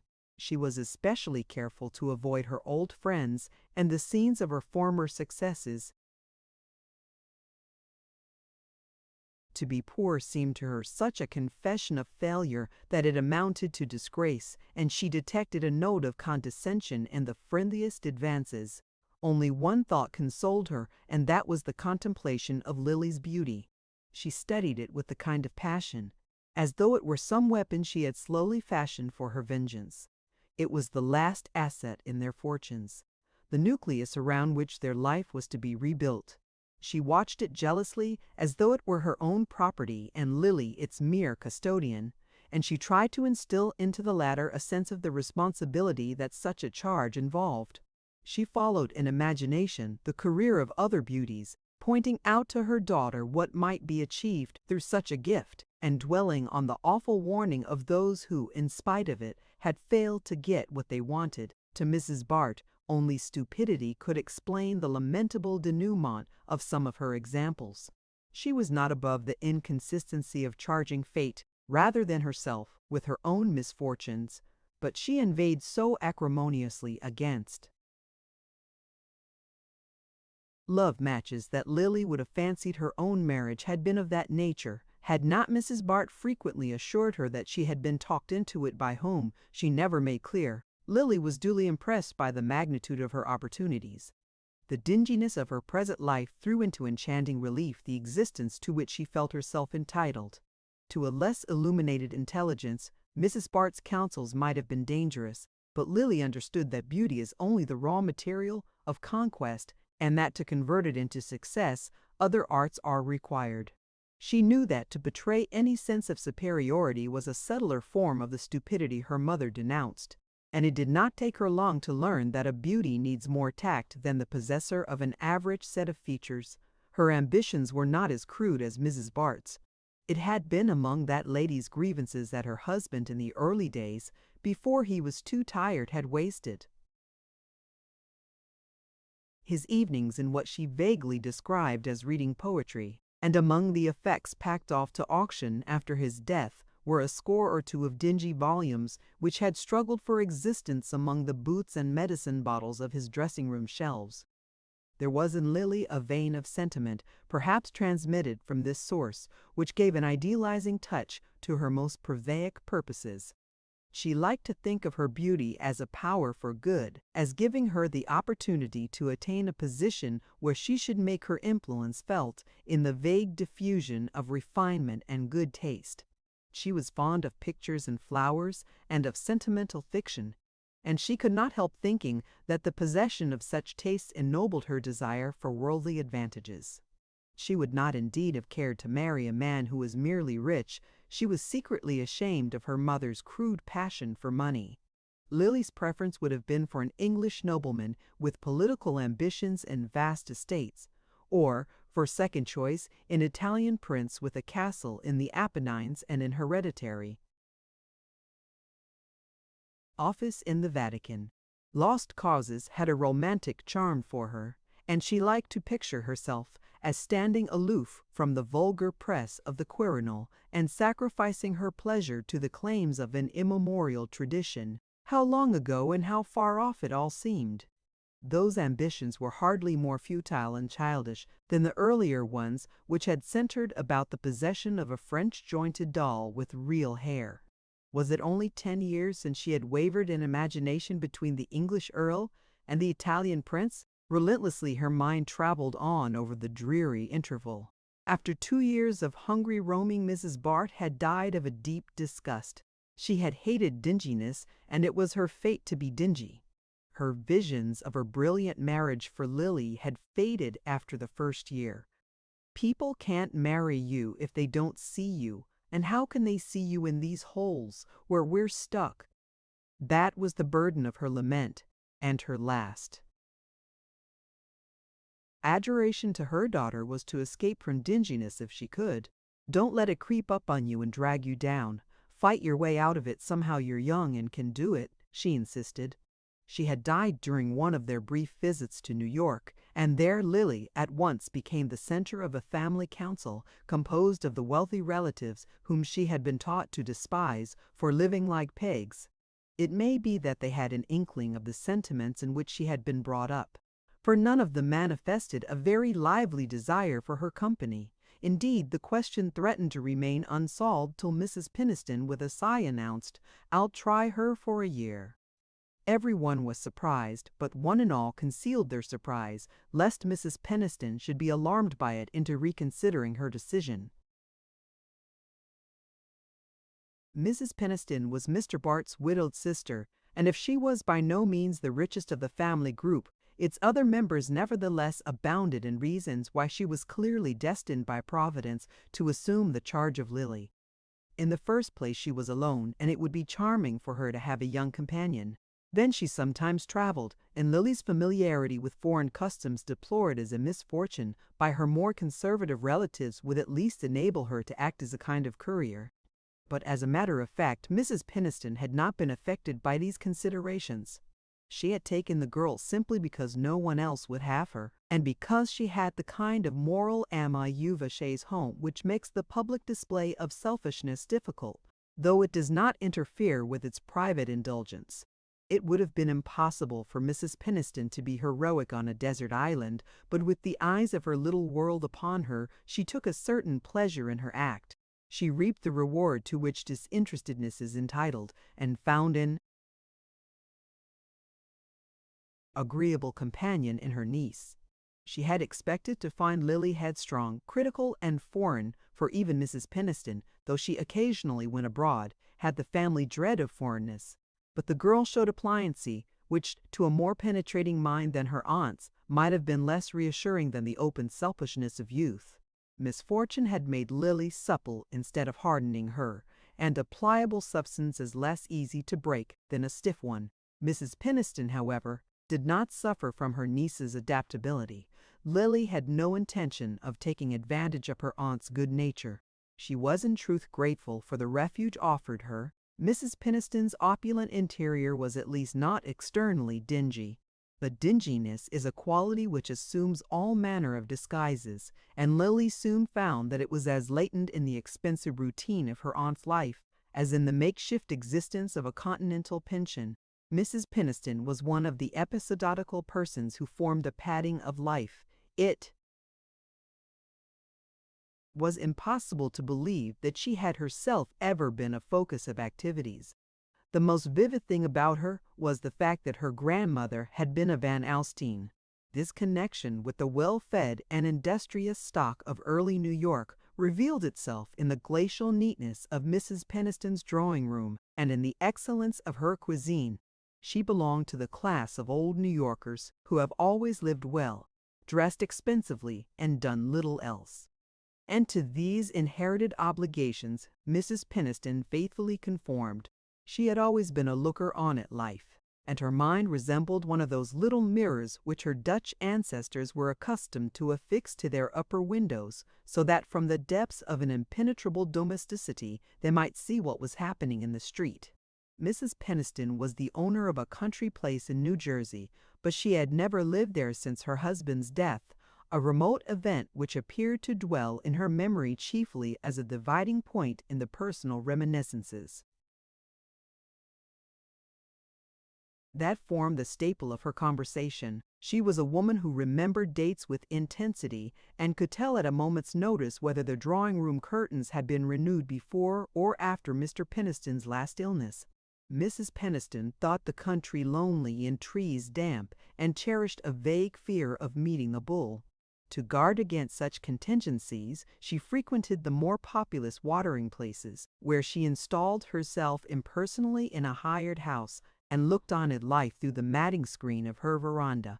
In the care of such a guardian, it soon became clear to Lily that she was to enjoy only the material advantages of good food and expensive clothing, and, though far from underrating these, she would gladly have exchanged them for what Mrs. Bart had taught her to regard as opportunities. She sighed to think what her mother's fierce energies would have accomplished had they been coupled with Mrs. Peniston's resources. Lily had abundant energy of her own, but it was restricted by the necessity of adapting herself to her aunt's habits. She saw that at all costs she must keep Mrs. Peniston's favor till, as Mrs. Bart would have phrased it, she could stand on her own legs. Lily had no mind for the vagabond life of the poor relation, and to adapt herself to Mrs. Peniston she had, to some degree, to assume that lady's passive attitude. She had fancied at first that it would be easy to draw her aunt into the whirl of her own activities, but there was a static force in Mrs. Peniston against which her niece's efforts spent themselves in vain. To attempt to bring her into active relation with life was like tugging at a piece of furniture which has been screwed to the floor. She did not, indeed, expect Lily to remain equally immovable. She had all the American guardian's indulgence for the volatility of youth. She had indulgence also for certain other habits of her niece's. It seemed to her natural that Lily should spend all her money on dress, and she supplemented the girl's scanty income by occasional, handsome presents meant to be applied to the same purpose. Lily, who was intensely practical, would have preferred a fixed allowance, but Mrs. Peniston liked the periodical recurrence of gratitude evoked by unexpected checks, and was perhaps shrewd enough to perceive that such a method of giving kept alive in her niece a salutary sense of dependence. Beyond this, Mrs. Peniston had not felt called upon to do anything for her charge. She had simply stood aside and let her take the field. Lily had taken it at first with the confidence of assured possessorship, then with gradually narrowing demands, till now she found herself actually struggling for a foothold on the broad space which had once seemed her own for the asking. How it happened she did not yet know. Sometimes she thought it was because Mrs. Peniston had been too passive, and again she feared it was because she herself had not been passive enough. Had she shown an undue eagerness for victory? Had she lacked patience, pliancy, and dissimulation? Whether she charged herself with these faults or absolved herself from them made no difference in the sum total of her failure. Younger and plainer girls had been married off by dozens, and she was 9 and 20, and still Miss Bart. She was beginning to have fits of angry rebellion against fate, when she longed to drop out of the race and make an independent life for herself. But what manner of life would it be? She had barely enough money to pay her dressmaker's bills and her gambling debts, and none of the desultory interests which she dignified with the name of tastes was pronounced enough to enable her to live contentedly in obscurity. Ah, no, she was too intelligent not to be honest with herself. She knew that she hated dinginess as much as her mother had hated it, and to her last breath she meant to fight against it, dragging herself up again and again above its flood till she gained the bright pinnacles of success which presented such a slippery surface to her clutch. Chapter 4. The next morning, on her breakfast tray, Miss Bart found a note from her hostess. "Dearest Lily," it ran, "if it is not too much of a bore to be down by 10, will you come to my sitting room to help me with some tiresome things?" Lily tossed aside the note and subsided on her pillows with a sigh. It was a bore to be down by 10 an hour, regarded at Bellamont as vaguely synchronous with sunrise, and she knew too well the nature of the tiresome things in question. Miss Pragg, the secretary, had been called away, and there would be notes and dinner cards to write, lost addresses to hunt up, and other social drudgery to perform. It was understood that Miss Bart should fill the gap in such emergencies, and she usually recognized the obligation without a murmur. Today, however, it renewed the sense of servitude which the previous night's review of her checkbook had produced. Everything in her surroundings ministered to feelings of ease and amenity. The windows stood open to the sparkling freshness of the September morning, and between the yellow boughs she caught a perspective of hedges and parterres leading by degrees of lessening formality to the free undulations of the park. Her maid had kindled a little fire on the hearth, and it contended cheerfully with the sunlight which slanted across the moss-green carpet and caressed the curved sides of an old marquetry desk. Near the bed stood a table holding her breakfast tray, with its harmonious porcelain and silver. a handful of violets in a slender glass, and the morning paper folded beneath her letters. There is nothing new to Lily in these tokens of a studied luxury, but, though they formed a part of her atmosphere, she never lost her sensitiveness to their charm. Mere display left her with a sense of superior distinction, but she felt an affinity to all the subtler manifestations of wealth. Mrs. Trenor's summons, however, suddenly recalled her state of dependence, and she rose and dressed in a mood of irritability that she was usually too prudent to indulge. She knew that such emotions leave lines on the face as well as in the character, and she had meant to take warning by the little creases which her midnight survey had revealed. The matter-of-course tone of Mrs. Trenor's greeting deepened her irritation. If one did drag oneself out of bed at such an hour, and come down fresh and radiant to the monotony of note-writing, some special recognition of the sacrifice seemed fitting. But Mrs. Trenor's tone showed no consciousness of the fact. "Oh, Lily, that's nice of you." She merely sighed across the chaos of letters, bills, and other domestic documents which gave an incongruously commercial touch to the slender elegance of her writing table. "There are such lots of horrors this morning," she added, clearing a space in the center of the confusion, and rising to yield her seat to Miss Bart. Mrs. Trenor was a tall, fair woman, whose height just saved her from redundancy.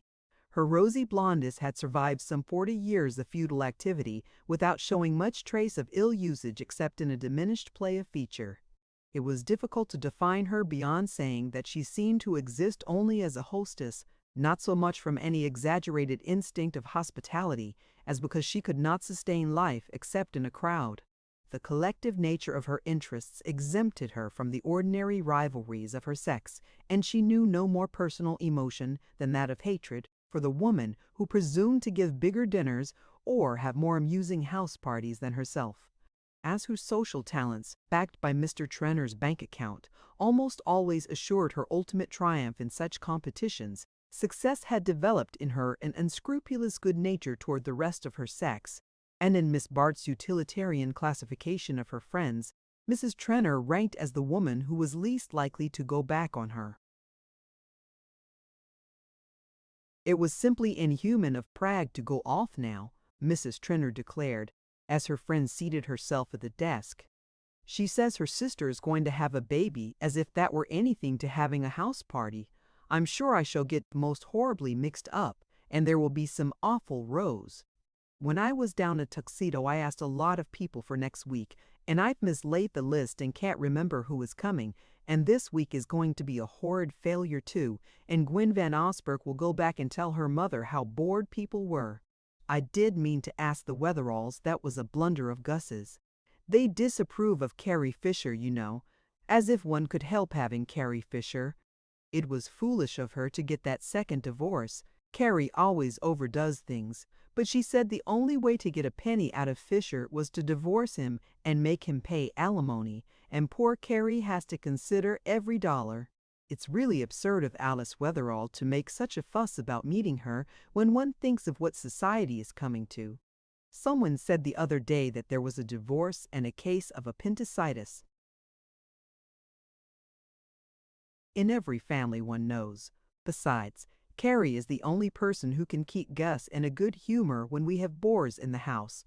Have you noticed that all the husbands like her? All, I mean, except her own. It's rather clever of her to have made a specialty of devoting herself to dull people. The field is such a large one, and she has it practically to herself. She finds compensations. No doubt I know she borrows money of Gus, but then I'd pay her to keep him in a good humor, so I can't complain after all." Mrs. Trenor paused to enjoy the spectacle of Miss Bart's efforts to unravel her tangled correspondence. "But it is only the Wetheralls and Carrie," she resumed with a fresh note of lament.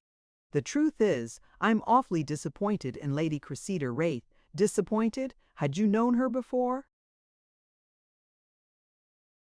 "Mercy, no, never saw her till yesterday.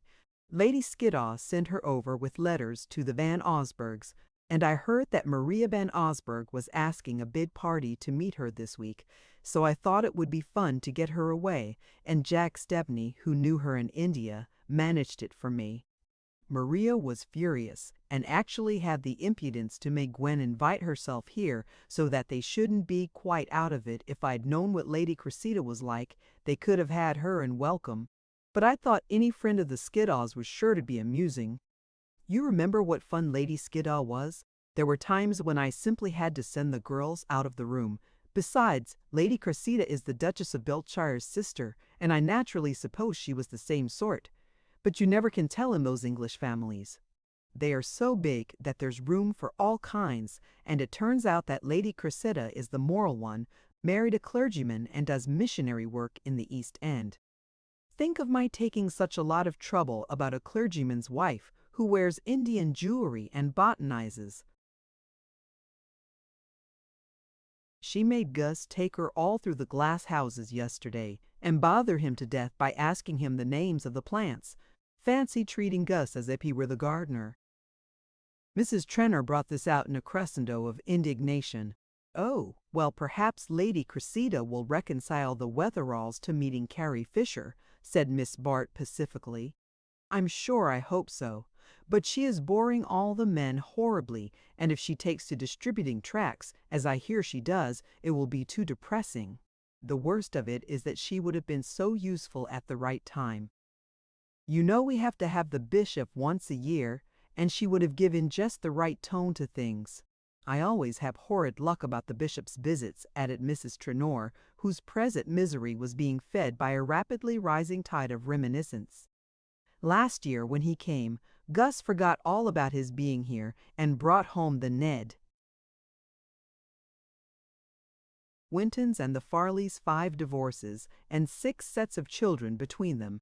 When is Lady Cressida going?" Lily inquired. Mrs. Trenor cast up her eyes in despair. "My dear, if one only knew. I was in such a hurry to get her away from Maria that I actually forgot to name a date, and Gus says she told someone she meant to stop here all winter." "To stop here? In this house?" "They'll be silly in America, but if no one else asks her, you know they never go to hotels." "Perhaps Gus only said it to frighten you." "No, I heard her tell Bertha Dorset that she had 6 months to put in while her husband was taking the cure in the Engadine. You should have seen Bertha look. Vacant. But it's no joke. You know if she stays here all the autumn she'll spoil everything, and Maria Van Osburgh will simply exult." At this affecting vision, Mrs. Trenor's voice trembled with self-pity. "Oh, Judy, as if anyone were ever bored at Bellomont," Miss Bart tactfully protested. "You know perfectly well that if Mrs. Van Osburgh were to get all the right people and leave you with all the wrong ones, you'd manage to make things go off, and she wouldn't." Such an assurance would usually have restored Mrs. Trenor's complacency. But on this occasion it did not chase the cloud from her brow. "It isn't only Lady Cressida," she lamented. "Everything has gone wrong this week. I can see that Bertha Dorset is furious with me." "Furious with you? Why?" "Because I told her that Lawrence Selden was coming, but he wouldn't after all, and she's quite unreasonable enough to think it's my fault." Miss Bart put down her pen and sat absently gazing at the note she had begun. "I thought that was all over," she said. "So it is, on his side. And of course Bertha has been idle since. But I fancy she's out of a job just at present, and someone gave me a hint that I had better ask Lawrence. Well, I ask him, but I couldn't make him come, and now I suppose she'll take it out of me by being perfectly nasty to everyone else." "Oh, she may take it out of him by being perfectly charming to someone else." Mrs. Trenor shook her head dolefully. "She knows he wouldn't mind, and who else is there? Alice Wetherall won't let Lucius out of her sight. Ned Silverton can't take his eyes off Carrie Fisher, poor boy. Gus is bored by Bertha. Jack Stepney knows her too well and well. To be sure, there's Percy Gryce." She sat up smiling at the thought. Miss Bart's countenance did not reflect the smile. "Oh, she and Mr. Gryce would not be likely to hit it off. You mean that she'd shock him and he'd bore her? Well, that's not such a bad beginning, you know. But I hope she won't take it into her head to be nice to him, for I asked him here on purpose for you." Lily laughed. "Mercy do compliment. I should certainly have no show against Bertha. Do you think I am uncomplimentary? I'm not really, you know. Everyone knows you're 1,000 times handsomer and cleverer than Bertha. But then, you're not nasty, and for always getting what she wants in the long run, commend me to a nasty woman." Miss Bart stared in affected reproval. "I thought you were so fond of Bertha." "Oh, I am. It's much safer to be fond of dangerous people. But she is dangerous, and if I ever saw her up to mischief, it's now. I can tell by poor George's manner. That man is a perfect barometer. He always knows when Bertha is going to fall," Miss Bart suggested. "Don't be shocking. You know he believes in her still. And of course I don't say there's any real harm in Bertha. Only she delights in making people miserable, and especially poor George. Well, he seems cut out for the part. I don't wonder she likes more cheerful companionship." "Oh, George is not as dismal as you think. If Bertha did worry him, he would be quite different, or she'd leave him alone and let him arrange his life as he pleases. But she doesn't dare lose her hold of him on account of the money, and so when H.E. isn't jealous, she pretends to be." Miss Bart went on writing in silence, and her hostess sat following her train of thought with frowning intensity. "Do you know," she exclaimed after a long pause, "I believe I'll call up Lawrence on the telephone and tell him he simply must come." "Oh, don't," said Lily, with a quick suffusion of color. The blush surprised her almost as much as it did her hostess, who, though not commonly observant of facial changes, sat staring at her with puzzled eyes. "Good gracious, Lily, how handsome you are! Why, do you dislike him so?" "Much? Not at all. I like him, but if you are actuated by the benevolent intention of protecting me from Bertha, I don't think I need your protection." Mrs. Trenor sat up with an exclamation. "Lily, Percy, do you mean to say you've actually done it?" Miss Bart smiled. "I only mean to say that Mr. Gryce and I are getting to be very good friends." "I see." Mrs. Trenor fixed a rapt eye upon her. "You know they say he has 800,000 a year and spends nothing except on some rubbishy old books. And his mother has heart disease and will leave him a lot more." "Oh, Lily, do go slowly," her friend adjured her. Miss Bart continued to smile without annoyance. "I shouldn't, for instance," she remarked, "be in any haste to tell him that he had a lot of rubbishy old books. No, of course not. I know you're wonderful about getting up people's subjects, but he's horribly shy and easily shocked, and why don't you say it, Judy? I have the reputation of being on the hunt for a rich husband." "Oh, I don't mean that. He wouldn't believe it of you at first," said Mrs. Trenor with candid shrewdness. "But you know things are rather lively here at times. I must give Jack and Gus a hint, and if he thought you were what his mother would call fast— oh, well, you know what I mean. Don't wear your scarlet crêpe de chine for dinner, and don't smoke if you can help it, Lily dear." Lily pushed aside her finished work with a dry smile. "You're very kind, Judy. I'll lock up my cigarettes and wear that last year's dress you sent me this morning. And if you are really interested in my career, perhaps you'll be kind enough not to ask me to play bridge again this evening." "Bridge? Does he mind bridge too?" "Oh, Lily, what an awful life you'll lead." "But of course I won't. Why didn't you give me a hint last night? There's nothing I wouldn't do, you poor duck, to see you happy." And Mrs. Trenor, glowing with her sex's eagerness to smooth the course of true love, enveloped Lily in a long embrace. "You're quite sure," she added solicitously as the latter extricated herself, "that you wouldn't like me to telephone for Lawrence Selden?" "Quite sure," said Lily.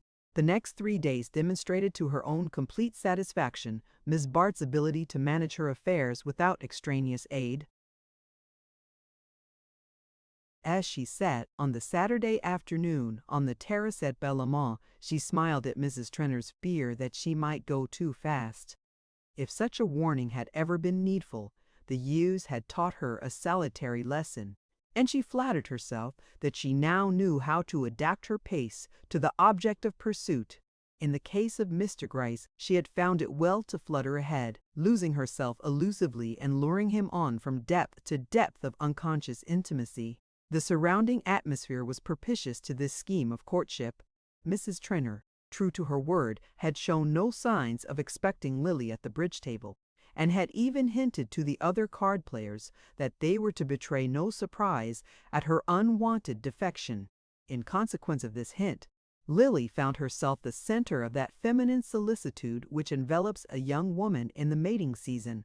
A solitude was tacitly created for her in the crowded existence of Bellamont, and her friends could not have shown a greater readiness for self-effacement had her wooing been adorned with all the attributes of romance. In Lily's set this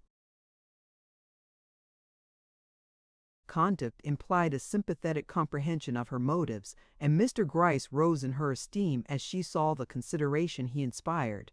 The terrace at Bellamont on a September afternoon was a spot propitious to sentimental musings, and as Miss Bart stood leaning against the balustrade above the sunken garden, at a little distance from the animated group about the tea-table, she might have been lost in the mazes of an inarticulate happiness.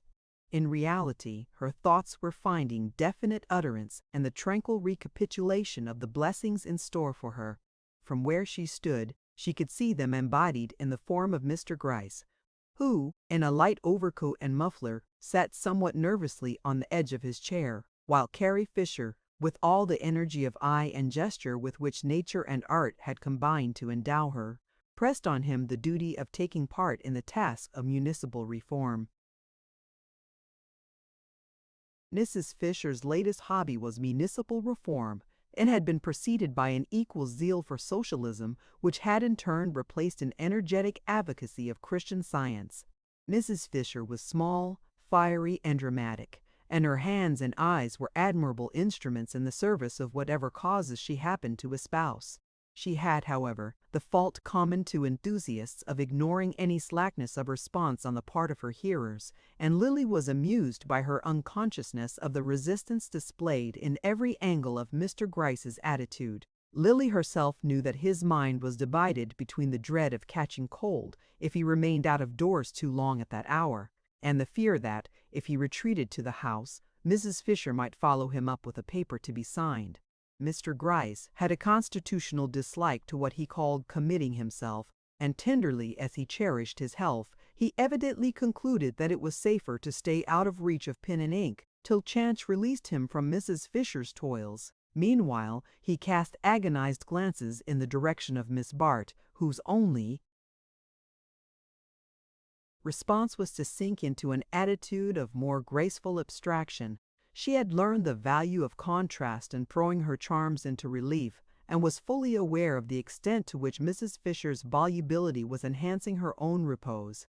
She was roused from her musings by the approach of her cousin Jack Stepney, who, at Gwen Van Osburgh's side, was returning across the garden from the tennis court. The couple in question were engaged in the same kind of romance in which Lily figured, and the latter felt a certain annoyance in contemplating what seemed to her a caricature of her own situation. Miss Van Osburgh was a large girl with flat surfaces and no highlights. Jack Stepney had once said of her that she was as reliable as roast mutton.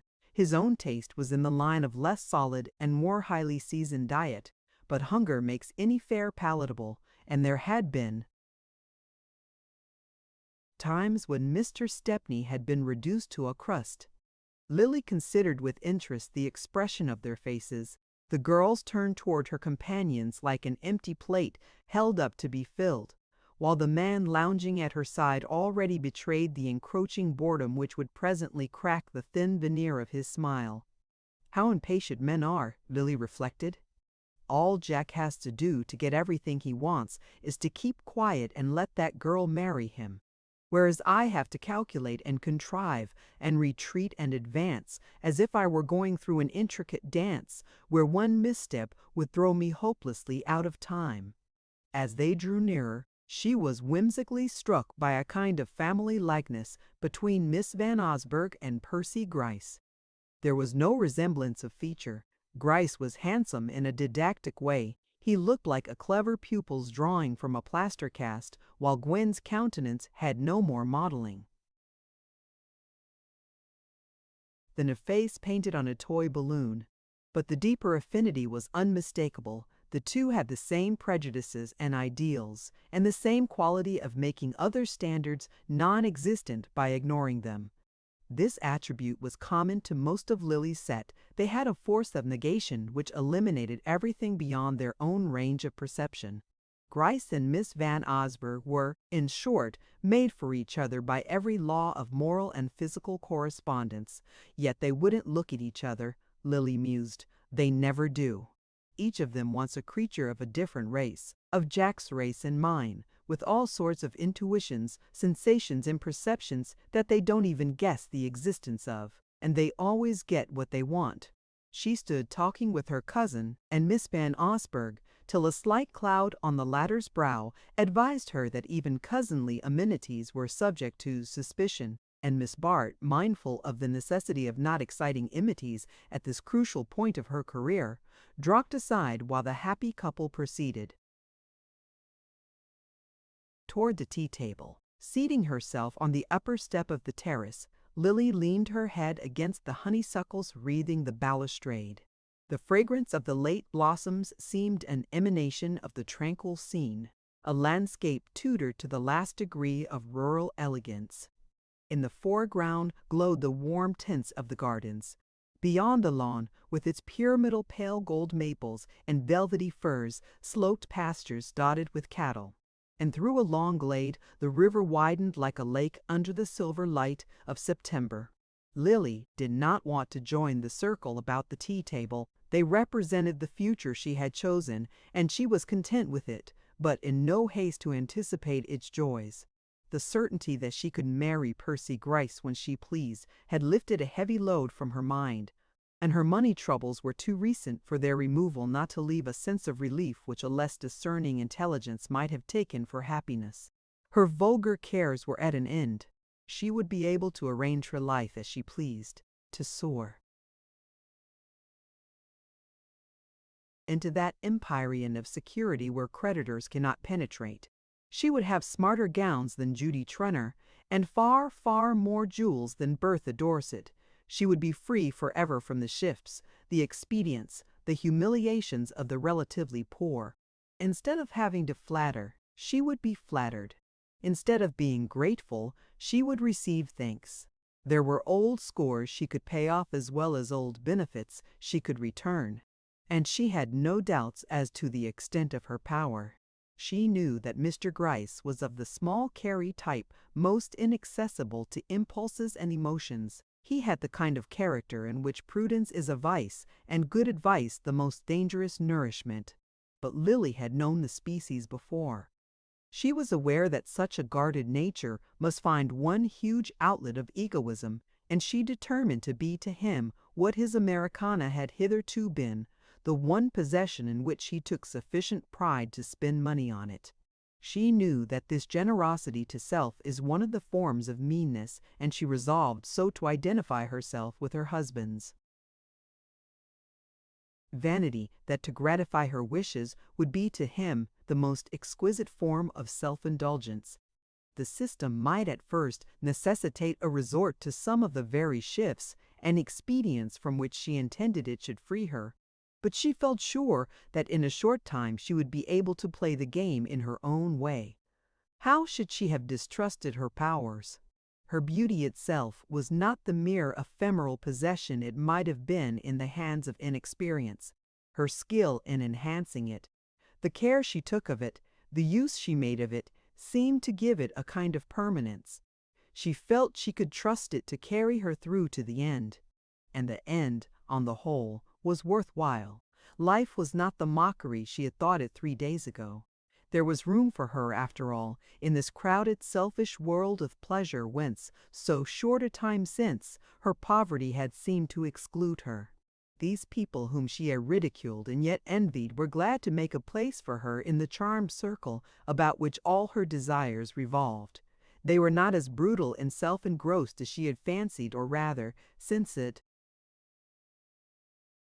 would no longer be necessary to flatter and humor them, that side of their nature became less conspicuous.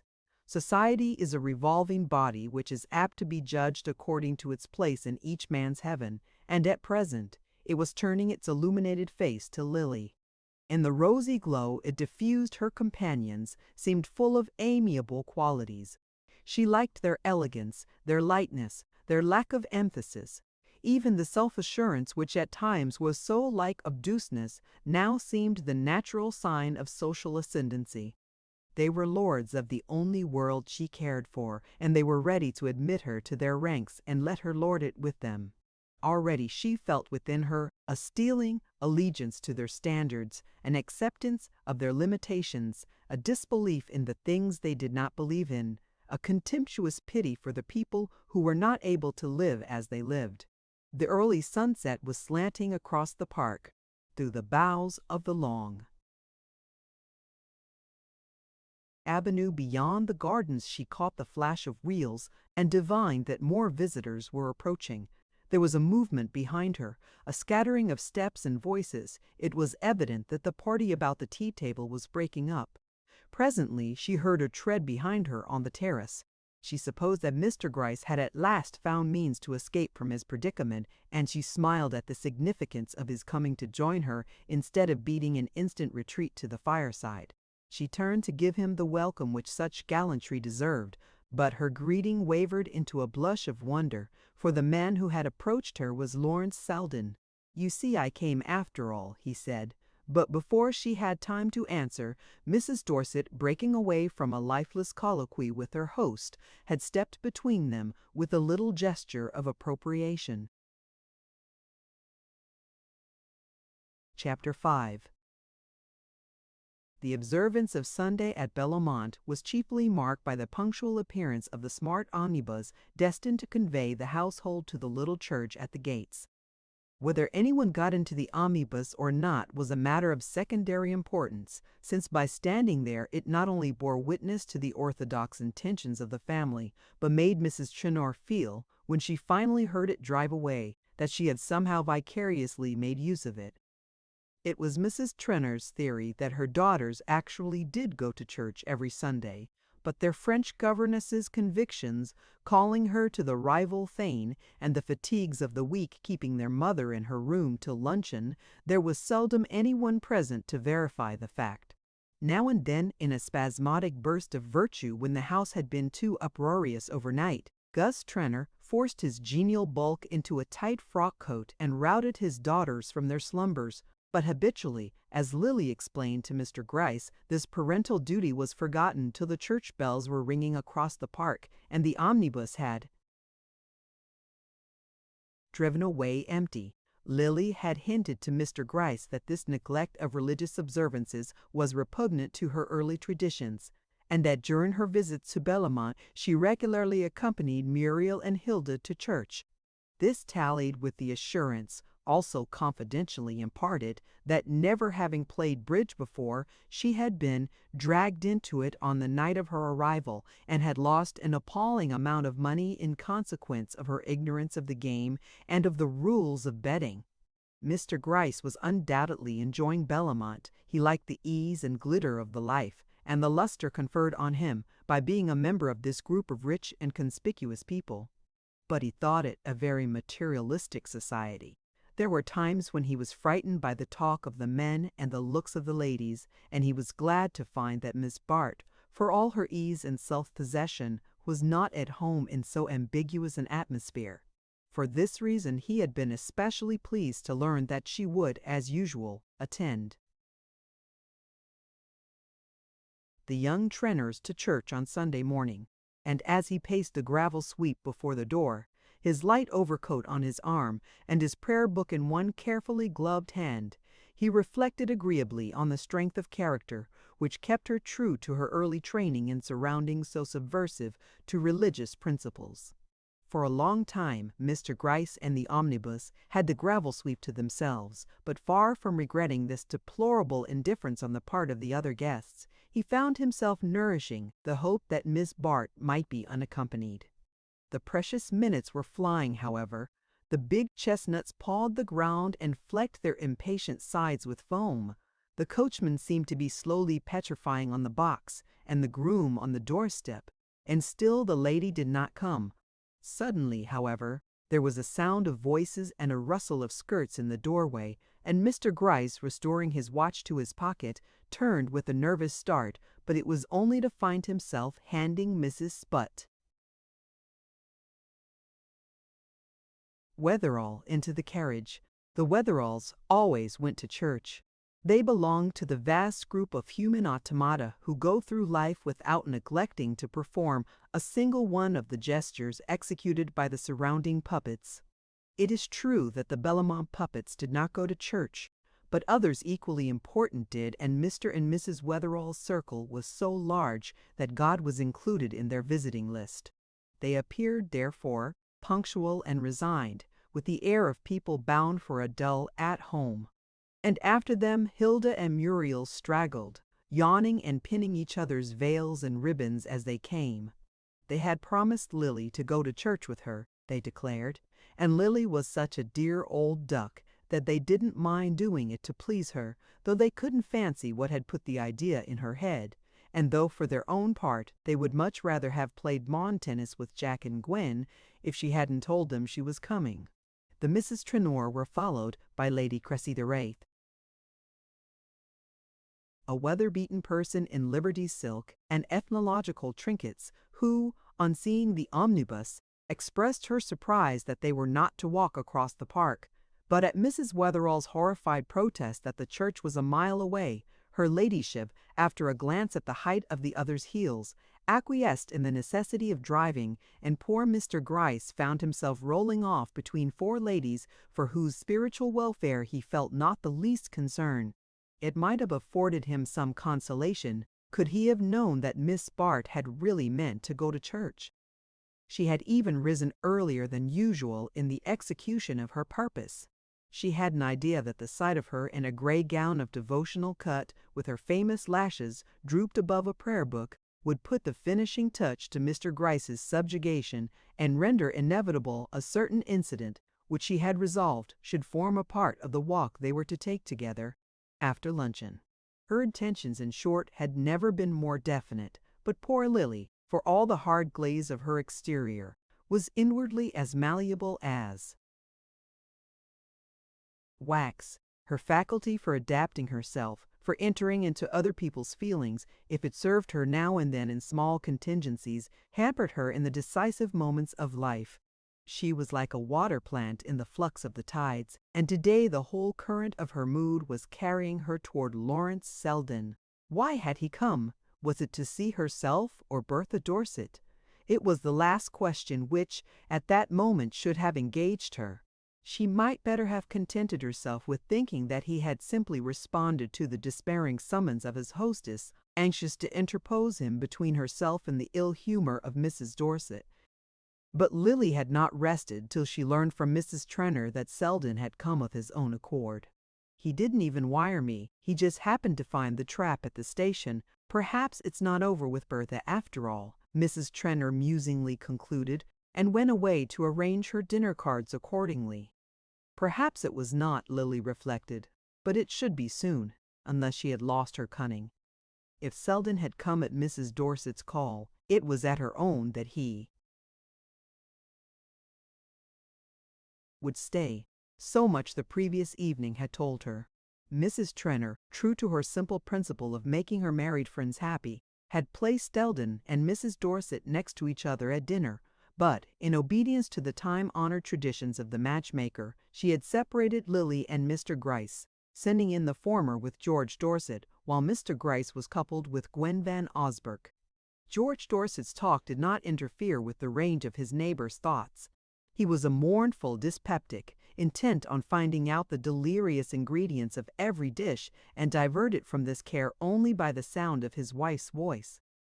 On this occasion, however, Mrs. Dorset took no part in the general conversation. She sat talking in low murmurs with Selden, and turning a contemptuous and denuded shoulder toward her host, who, far from resenting his exclusion, plunged into the excesses of the menu with the joyous irresponsibility of a free man. To Mr. Dorset, however, his wife's attitude was a subject of such evident concern that, when he was not scraping the sauce from his fish or scooping the moist breadcrumbs from the interior of his roll, he sat straining his thin neck for a glimpse of her between the lights. Mrs. Trenor, as it chanced, had placed the husband and wife on opposite sides of the table, and Lily was therefore able to observe Mrs. Dorset also, and by carrying her glance a few feet farther, to set up a rapid comparison between Lawrence Selden and Mr. Gryce. It was that comparison which was her undoing. Why else had she suddenly grown interested in Selden? She had known him for 8 years or more. Ever since her return to America he had formed a part of her background. She had always been glad to sit next to him at dinner, had found him more agreeable than most men, and had vaguely wished that he possessed the other qualities needful to fix her attention. But till now she had been too busy with her own affairs to regard him as more than one of the pleasant accessories of life. Miss Bart was a keen reader of her own heart, and she saw that her sudden preoccupation with Selden was due to the fact that his presence shed a new light on her surroundings, not that he was notably brilliant or exceptional. In his own profession he was surpassed by more than one man who had bored Lily through many a weary dinner. It was rather that he had preserved a certain social detachment, a happy air of viewing the show objectively, of having points of contact outside the great gilt cage in which they were all huddled for the mob to gape at. How alluring the world outside the cage appeared to Lily as she heard its door clang on her. In reality, as she knew, the door never clanged. It stood always open, but most of the captives were like flies in a bottle, and having once flown in, could never regain their freedom. It was Selden's distinction that he had never forgotten the way out. That was the secret of his way of readjusting her vision. Lily, turning her eyes from him, found herself scanning her little world through his retina. It was as though the pink lamps had been shut off and the dusty daylight let in. She looked down the long table, studying its occupants one by one, from Gus Trenor, with his heavy carnivorous head sunk between his shoulders, as he preyed on a jellied plover, to his wife, at the opposite end of the long bank of orchids, suggestive, with her glaring good looks, of a jeweler's window lit by electricity, and between the two, what a long stretch of vacuity. How dreary and trivial these people were! Lily reviewed them with a scornful impatience. Carrie Fisher, with her shoulders, her general air of embodying a spicy paragraph. Young Silverton, who had meant to live on proof-reading and write an epic, and who now lived on his friends and had become critical of truffles. Alice Wetherall, an animated visiting list whose most fervid convictions turned on the wording of invitations and the engraving of dinner cards. Wetherall, with his perpetually nervös wait. With all the guileless confidence of a young girl who has always been told that there is no one richer than her father. Lily smiled at her classification of her friends. How different they had seemed to her a few hours ago. Then they had symbolized what she was gaining. Now they stood for what she was giving up. That very afternoon they had seemed full of brilliant qualities. Now she saw that they were merely dull in a loud way. Under the glitter of their opportunities, she saw the poverty of their achievement. It was not that she wanted them to be more disinterested, but she would have liked them to be more picturesque. And she had a shamed recollection of the way in which, a few hours since, she had felt the centripetal force of their standards. She closed her eyes an instant, and the vacuous routine of the life she had chosen stretched before her like a long white road without dip or turning. It was true she was to roll over it in a carriage instead of trudging it on foot, but sometimes the pedestrian enjoys the diversion of a short-cut which is denied to those on wheels. She was roused by a chuckle which Mr. Dorset seemed to eject from the depths of his lean throat. "I say, do look at her," he exclaimed, turning to Miss Bart with lugubrious merriment. "I beg your pardon, but do just look at my wife making a fool of that poor devil over there. One would really suppose she was gone on him, and it's all the other way round, I assure you." Thus adjured, Lily turned her eyes on the spectacle which was affording Mr. Dorset such legitimate mirth. It certainly appeared, as he said, that Mrs. Dorset was the more active participant in the scene. Her neighbor seemed to receive her advances with a temperate zest which did not distract him from his dinner. The sight restored Lily's good humor, and knowing the peculiar disguise which Mr. Dorset's marital fears assumed, she asked gaily, "Aren't you horribly jealous of her?" Dorset greeted the sally with delight. "Oh, abominably, you just hit it. Keeps me awake at night. The doctors tell me that's what has knocked my digestion out, being so infernally jealous of her. I can't eat a mouthful of this stuff, you know," he added suddenly, pushing back his plate with a clouded countenance, and Lily, unfailingly adaptable, accorded her radiant attention to his prolonged denunciation of other people's cooks, with a supplementary tirade on the toxic qualities of melted butter. It was not often that he found so ready an ear, and, being a man as well as a dyspeptic, it may be that as he poured his grievances into it, he was not insensible to its rosy symmetry.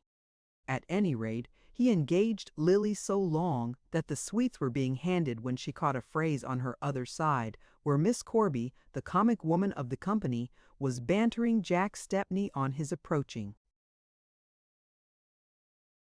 engagement. Miss Corby's role was jocularity. She always entered the conversation with a handspring, and of course you'll have Sim Rosedale as best man. Lily heard her fling out as the climax of her prognostications, and Stepney responded, as if struck, "Jove, that's an idea.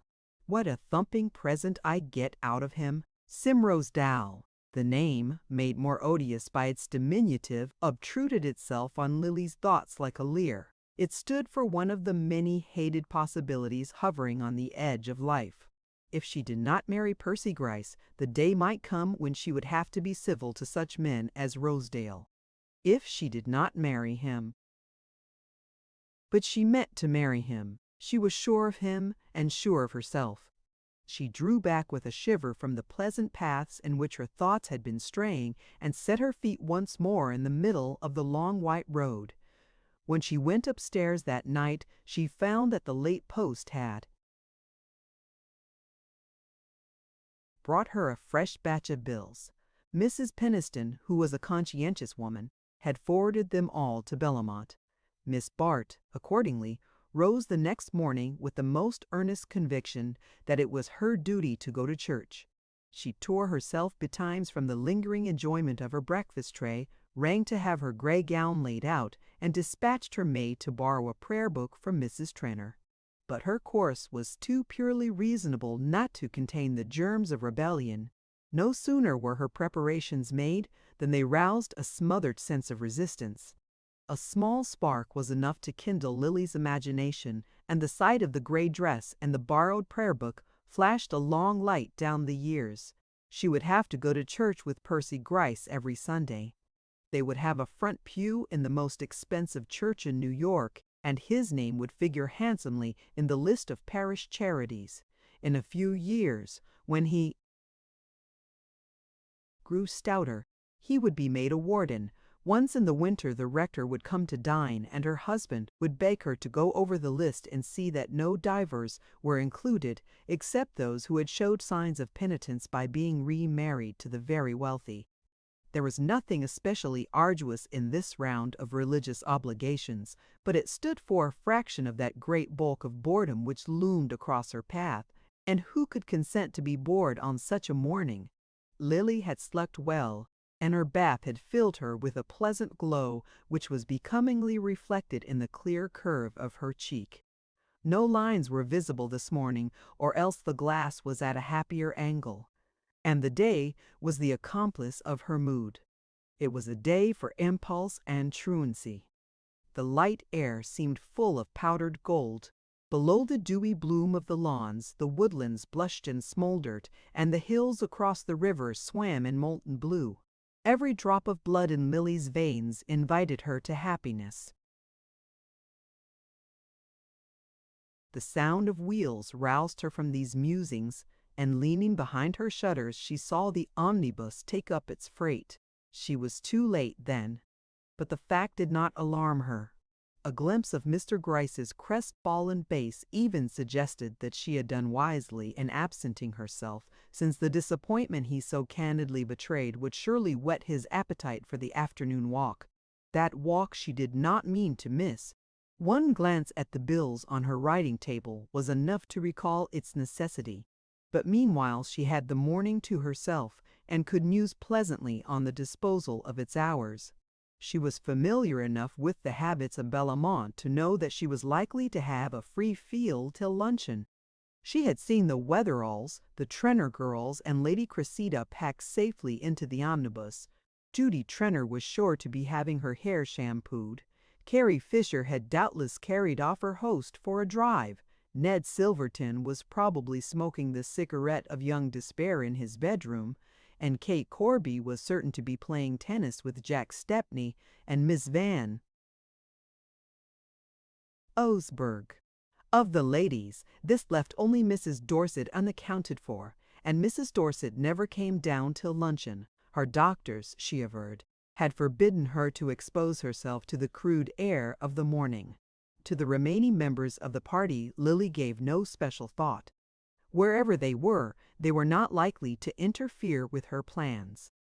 These, for the moment, took the shape of assuming the dress somewhat more rustic and summer-like in style than the garment she had first selected, and rustling downstairs, sunshade in hand, with the disengaged air of a lady in quest of exercise. The great hall was empty, but for the knot of dogs by the fire, who, taking in at a glance the outdoor aspect of Miss Bart, were upon her at once with lavish offers of companionship. She put aside the ramming paws which conveyed these offers, and assuring the joyous volunteers that she might presently have a use for their company, sauntered on through the empty drawing-room to the library at the end of the house. The library was almost the only surviving portion of the old manor house of Bellamont, a long, spacious room, revealing the traditions of the mother country in its classically cased doors, the Dutch tiles of the chimney, and the elaborate hob grate with its shining brass urns. A few family portraits of lantern-jawed gentlemen in tie-wigs and ladies with large headdresses and small bodies hung between the shelves lined with pleasantly shabby books mostly contemporaneous with the ancestors in question, and to which the subsequent Trenors had made no perceptible additions. The library at Bellamont was in fact never used for reading, though it had a certain popularity as a smoking room or a quiet retreat for flirtation. It had occurred to Lily, however, that it might on this occasion have been resorted to by the only member of the party in the least likely to put it to its original use. She advanced noiselessly over the dense old rug scattered with easy-chairs, and before she reached the middle of the room, she saw that she had not been mistaken. Lawrence Selden was in fact seated at its farther end, but, though a book lay on his knee, his attention was not engaged with it, but directed to a lady whose lace-clad figure, as she leaned back in an adjoining chair, detached itself with exaggerated slimness against the dusky leather upholstery. Lily paused as she caught sight of the group. For a moment she seemed about to withdraw, but thinking better of this, she announced her approach by a slight shake of her skirts, which made the couple raise their heads, Mrs. Dorset with a look of frank displeasure, and Selden with his usual quiet smile. The sight of his composure had a disturbing effect on Lily, but to be disturbed was in her case to make a more brilliant effort at self-possession. "Dear me, am I late?" she asked, putting a hand in his as he advanced to greet her. "Late for what?" inquired Mrs. Dorset tartly. "Not for luncheon, certainly, but perhaps you had an earlier engagement." "Yes, I had," said Lily confidingly. "Really? Perhaps I am in the way then, but Mr. Selden is entirely at your disposal." Mrs. Dorset was pale with temper, and her antagonist felt a certain pleasure in prolonging her distress. "Oh dear, no do stay," she said good-humoredly. "I don't in the least want to drive you away. You're awfully good, dear, but I never interfere with Mr. Selden's engagements." The remark was uttered with a little air of proprietorship, not lost on its object, who concealed a faint blush of annoyance by stooping to pick up the book he had dropped at Lily's approach. The latter's eyes widened charmingly, and she broke into a light laugh. "But I have no engagement with Mr. Selden. My engagement was to go to church, and I'm afraid the omnibus has started without me." "Has it started, do you know?" She turned to Selden, who replied that he had heard it drive away some time since. "Ah, then I shall have to walk. I promised Hilda and Muriel to go to church with them." "It's too late to walk there, you say? Well, I shall have the credit of trying, at any rate, and the advantage of escaping part of the service. I'm not so sorry for myself, after all." And with a bright nod to the couple on whom she had intruded, Miss Bart strolled through the glass doors and carried her rustling grace down the long perspective of the garden walk. She was taking her way churchward, but at no very quick pace, a fact not lost on one of her observers, who stood in the doorway looking after her with an air of puzzled amusement. The truth is that she was conscious of a somewhat keen shock of disappointment. All her plans for the day had been built on the assumption that it was to see her that Selden had come to Bellamont. She had expected, when she came downstairs, to find him on the watch for her, and she had found him, instead, in a situation which might well denote that he had been on the watch for another lady. Was it possible, after all, that he had come for Bertha Dorset? The latter had acted on the assumption to the extent of appearing at an hour when she never showed herself to ordinary mortals, and Lily, for the moment, saw no way of putting her in the wrong. It did not occur to her that Selden might have been actuated merely by the desire to spend the Sunday out of town. Women never learn to dispense with the sentimental motive in their judgments of men. But Lily was not easily disconcerted. Competition put her on her mettle, and she reflected that Selden's coming, if it did not declare him to be still in Mrs. Dorset's toils, showed him to be so completely free from them that he was not afraid of her proximity. These thoughts so engaged her that she fell into a gait hardly likely to carry her to church before the sermon, and at length, having passed from the gardens to the wood path beyond, so far forgot her intention as to sink into a rustic seat at a bend of the walk. The spot was charming, and Lily was not insensible to the charm, or to the fact that her presence enhanced it, but she was not accustomed to taste the joys of solitude, except in company, and the combination of a handsome girl and a romantic scene struck her as too good to be wasted. No one, however, appeared to profit by the opportunity, and after a half-hour of fruitless waiting, she rose and wandered on. She felt a stealing sense of fatigue as she walked. The sparkle had died out of her, and the taste of life was stale on her lips. She hardly knew what she had been seeking, or why the failure to find it had so blotted the light from her sky. She was only aware of a vague sense of failure, of an inner isolation deeper than the loneliness about her. Her footsteps flagged, and she stood gazing listlessly ahead, digging the ferny edge of the path with the tip of her sunshade. As she did so, a step sounded behind her, and she saw Selden at her side. "How fast you walk," he remarked. "I thought I should never catch up with you." She answered gaily, "You must be quite breathless. I've been sitting under that tree for an hour." "Waiting for me, I hope?" he rejoined. And she said with a vague laugh, "Well, waiting to see if you would come." I seized the distinction, but I don't mind it, since doing the one involved doing the other. "But weren't you sure that I should come? If I waited long enough, but you see I had only a limited time to give to the experiment." "Why limited? By luncheon?" "No, by my other engagement." "Your engagement to go to church with Muriel and Hilda?" "No, but to come home from church with another person." "Ah, I see. I might have known you were fully provided with alternatives, And is the other person coming home this way?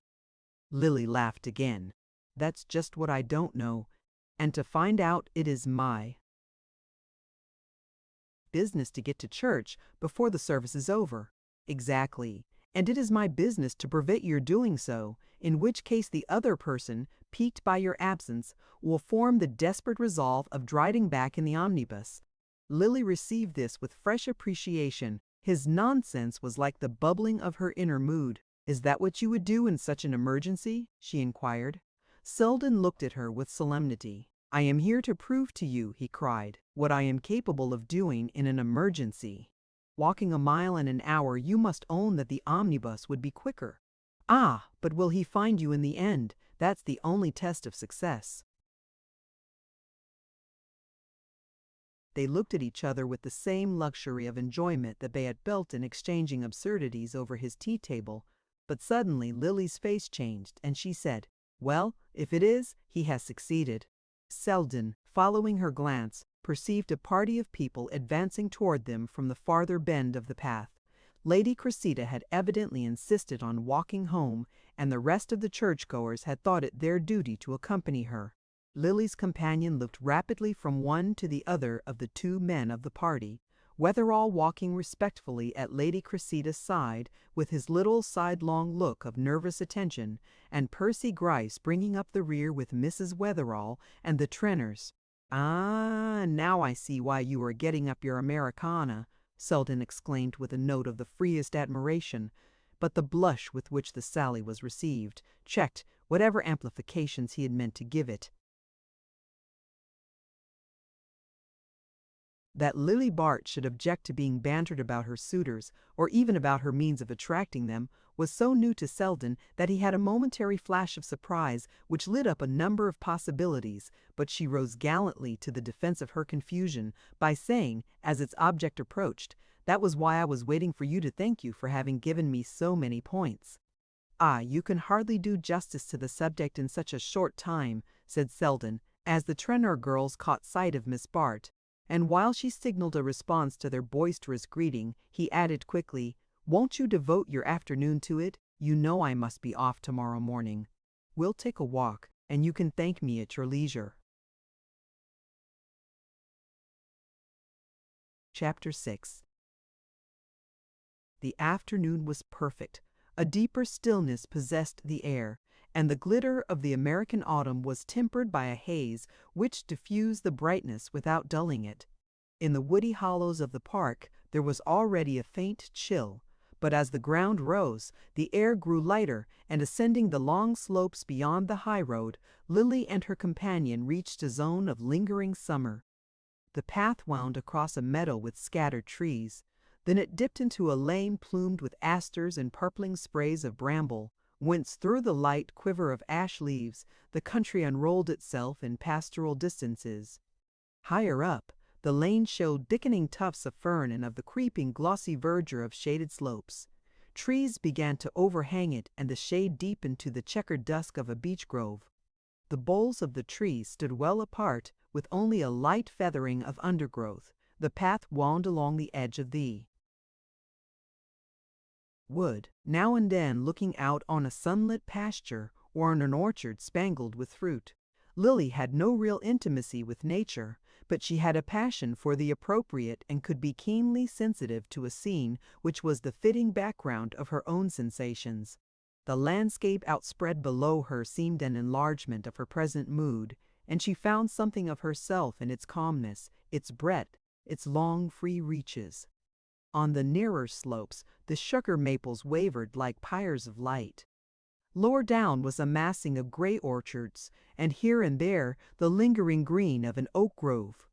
2 or 3 red farmhouses dozed under the apple trees, and the white wooden spire of a village church showed beyond the shoulder of the hill, while far below, in a haze of dust, the high road ran between the fields. "Let us sit here," Selden suggested, as they reached an open ledge of rock above which the beeches rose steeply between mossy boulders. Lily dropped down on the rock, glowing with her long climb. She sat quiet, her lips parted by the stress of the ascent, her eyes wandering peacefully over the broken ranges of the landscape. Selden stretched himself on the grass at her feet, tilting his hat against the level sun rays and clasping his hands behind his head, which rested against the side of the rock. He had no wish to make her talk. Her quick breathing silence seemed a part of the general hush and harmony of things. In his own mind there was only a lazy sense of pleasure, veiling the sharp edges of sensation as the September haze veiled the scene at their feet. But Lily, though her attitude was as calm as his, was throbbing inwardly with the rush of thoughts. There were in her at the moment two beings, one drawing deep breaths of freedom and exhilaration, the other gasping for air in a little black prison house of fears. But gradually the captive's gasps grew fainter, or the other paid less heed to them. The horizon expanded, the air grew stronger, and the free spirit quivered for flight. She could not herself have explained the sense of buoyancy which seemed to lift and swing her above the sun-suffused world at her feet. Was it love, she wondered, or a mere fortuitous combination of happy thoughts and sensations? How much of it was owing to the spell of the perfect afternoon, the scent of the fading woods, the thought of the dullness she had fled from? Lily had no definite experience by which to test the quality of her feelings. She had several times been in love with fortunes or careers, but only once with a man. That was years ago, when she first came out, and had been smitten with the romantic passion for a young gentleman named Herbert Melson, who had blue eyes and a little wave in his hair. Mr. Melson, who was possessed of no other negotiable securities, had hastened to employ these in capturing the eldest Miss Van Osburgh. Since then he had grown stout and wheezy, and was given to telling anecdotes about his children. If Lily recalled this early emotion, it was not to compare it with that which now possessed her. The only point of comparison was the sense of lightness, of emancipation, which she remembered feeling in the whirl of a waltz or the seclusion of a conservatory during the brief course of her youthful romance. She had not known again till today that lightness, that glow of freedom, but now it was something more than a blind groping of the blood. The peculiar charm of her feeling for Selden was that she understood it. She could put her finger on every link of the chain that was drawing them together. Though his popularity was of the quiet kind, felt rather than actively expressed among his friends, she had never mistaken his inconspicuousness for obscurity. His reputed cultivation was generally regarded as a slight obstacle to easy intercourse. But Lily, who prided herself on her broad-minded recognition of literature, and always carried an Omar Khayyam in her traveling bag, was attracted by this attribute, which she felt would have had its distinction in an older society. It was, moreover, one of his gifts to look his part, to have a height which lifted his head above the crowd, and the keenly modeled dark features which, in a land of amorphous types, gave him the air of belonging to a more specialized race, of carrying the impress of a concentrated past. Expansive persons found him a little dry, and very young girls thought him sarcastic. But this air of friendly aloofness, as far removed as possible from any assertion of personal advantage, was the quality which piqued Lily's interest. Everything about him accorded with the fastidious element in her taste, even to the light irony with which he surveyed what seemed to her most sacred. She admired him most of all, perhaps, for being able to convey as distinct a sense of superiority as the richest man she had ever met. It was the unconscious prolongation of this thought which led her to say presently with a laugh, "I have broken 2 engagements for you today. How many have you broken for me?" "None," said Selden calmly. "My only engagement at Bellamont was with you." She glanced down at him, faintly smiling. "Did you really come to Bellamont to see me?" "Of course I did." Her look deepened meditatively. "Why?" she murmured, with an accent which took all tinge of coquetry from the question. Because you're such a wonderful spectacle, I always like to see what you are doing. How do you know what I should be doing if you are not here? Selden smiled. I don't flatter myself that my coming has deflected your course of action by a hair's breadth. That's absurd, since if you were not here, I could obviously not be taking a walk with you. No. But your taking a walk with me is only another way of making use of your material. You are an artist, and I happen to be the bit of color you are using today. It's a part of your cleverness to be able to produce premeditated effects extemporaneously. Lily smiled also. His words were too acute not to strike her sense of humor. It was true that she meant to use the accident of his presence as part of a very definite effect. Or that, at least, was the secret pretext she had found for breaking her promise to walk with Mr. Gryce. She had sometimes been accused of being too eager. Even Judy Trenner had warned her to go slowly. Well, she would not be too eager in this case. She would give her suitor a longer taste of suspense. Where duty and inclination jumped together, it was not in Lily's nature to hold them asunder. She had excused herself from the walk on the plea of a headache, the horrid headache which, in the morning, had prevented her venturing to church. Her appearance at luncheon justified the excuse. She looked languid, full of a suffering sweetness. She carried a scent bottle in her hand. Mr. Gryce was new to such manifestations. He wondered rather nervously if she were delicate, having far-reaching fears about the future of his progeny. But sympathy won the day, and he besought her not to expose herself. He always connected the outer air with ideas of exposure. Lily had received his sympathy with languid gratitude, urging him, since she should be such poor company, to join the rest of the party who, after luncheon, were starting in automobiles on a visit to the Van Osbergs at Peekskill. Mr. Gryce was touched by her disinterestedness and, to escape from the threatened vacuity of the afternoon, had taken her advice and departed mournfully in a dust hood and goggles as the motor car plunged down the avenue she smiled at. His resemblance to a baffled beetle. Selden had watched her maneuvers with lazy amusement. She had made no reply to his suggestion that they should spend the afternoon together, but as her plan unfolded itself, he felt fairly confident of being included in it. The house was empty when at length he heard her step on the stair and strolled out of the billiard room to join her. She had on a hat and walking dress, and the dogs were bounding at her feet. I thought, after all, the air might do me good, she explained, and he agreed that so simple a remedy was worth trying. The excursionists would be gone at least 4 hours. Lily and Selden had the whole afternoon before them, and the sense of leisure and safety gave the last touch of lightness to her spirit. With so much time to talk, and no definite object to be led up to, she could taste the rare joys of mental vagrancy. She felt so free from ulterior motives that she took up his charge with a touch of resentment. I don't know, she said, why you are always accusing me of premeditation. I thought you confessed to it. You told me the other day that you had to follow a certain line, and if one does a thing at all, it is a merit to do it thoroughly. If you mean that a girl who has no one to think for her is obliged to think for herself, I am quite willing to accept the imputation. But you must find me a dismal kind of person if you suppose that I never yield to an impulse. Ah, but I don't suppose that.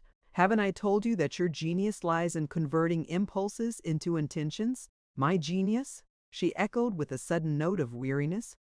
Is there any final test of genius but success? And I certainly haven't succeeded.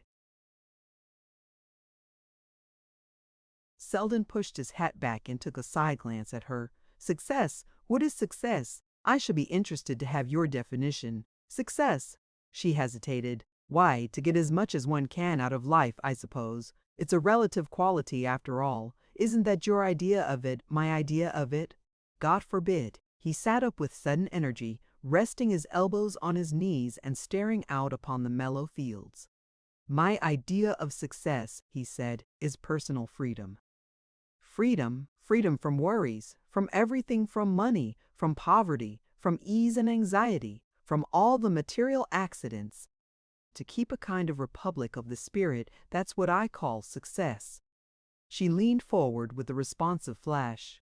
I know it's strange, but that's just what I've been feeling today." He met her eyes with the latent sweetness of his. "Is the feeling so rare with you?" he said. She blushed a little under his gaze. "You think me horribly sordid, don't you? But perhaps it's rather that I never had any choice. There was no one, I mean, to tell me about the Republic of the Spirit. There never is. It's a country one has to find the way to oneself. But I should never have found my way there if you hadn't told me. Ah, there are signposts, but one has to know how to read them." "Well, I have known," she cried with a glow of eagerness. "Whenever I see you, I find myself spelling out a letter of the sign, and yesterday, last evening at dinner, I suddenly saw a little way into your republic." Selden was still looking at her, but with a changed eye. Hitherto he had found, in her presence and her talk, the aesthetic amusement which a reflective man is apt to seek in desultory intercourse with pretty women. His attitude had been one of admiring spectatorship, and he would have been almost sorry to detect in her any emotional weakness which should interfere with the fulfillment of her aims. But now the hint of this weakness had become the most interesting thing about her. He had come on her that morning in a moment of disarray. Her face had been pale and altered, and the diminution of her beauty had lent her a poignant charm. "That is how she looks when she is alone," had been his first thought, and the second was to note in her the change which his coming produced. It was the danger point of their intercourse that he could not doubt the spontaneity of her liking. From whatever angle he viewed their dawning intimacy, he could not see it as part of her scheme of life, and to be the unforeseen element in a career so accurately planned was stimulating even to a man who had renounced sentimental experiments. "Well," he said, "did it make you want to see more? Are you going to become one of us?"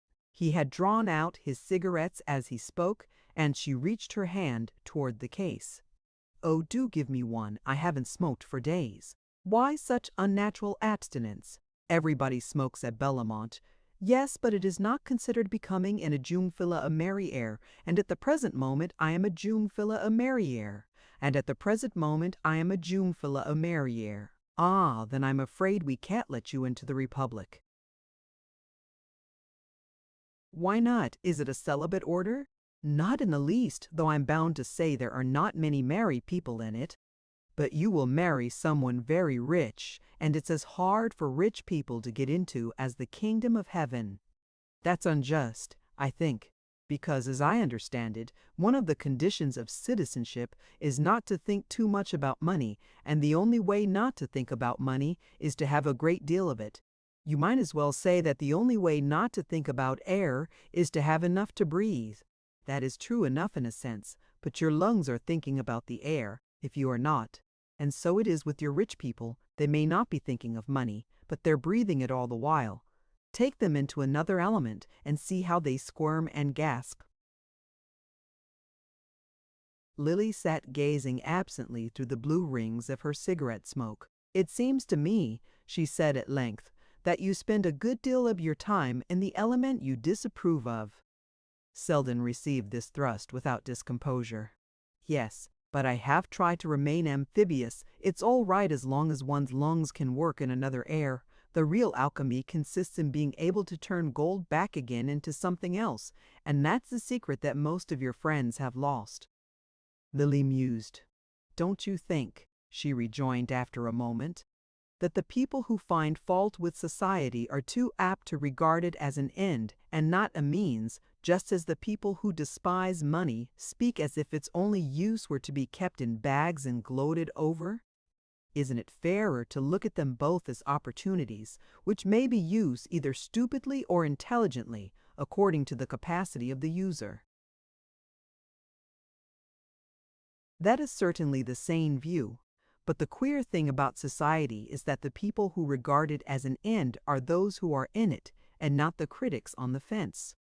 It's just the other way with most shows. The audience may be under the illusion, but the actors know that real life is on the other side of the footlights.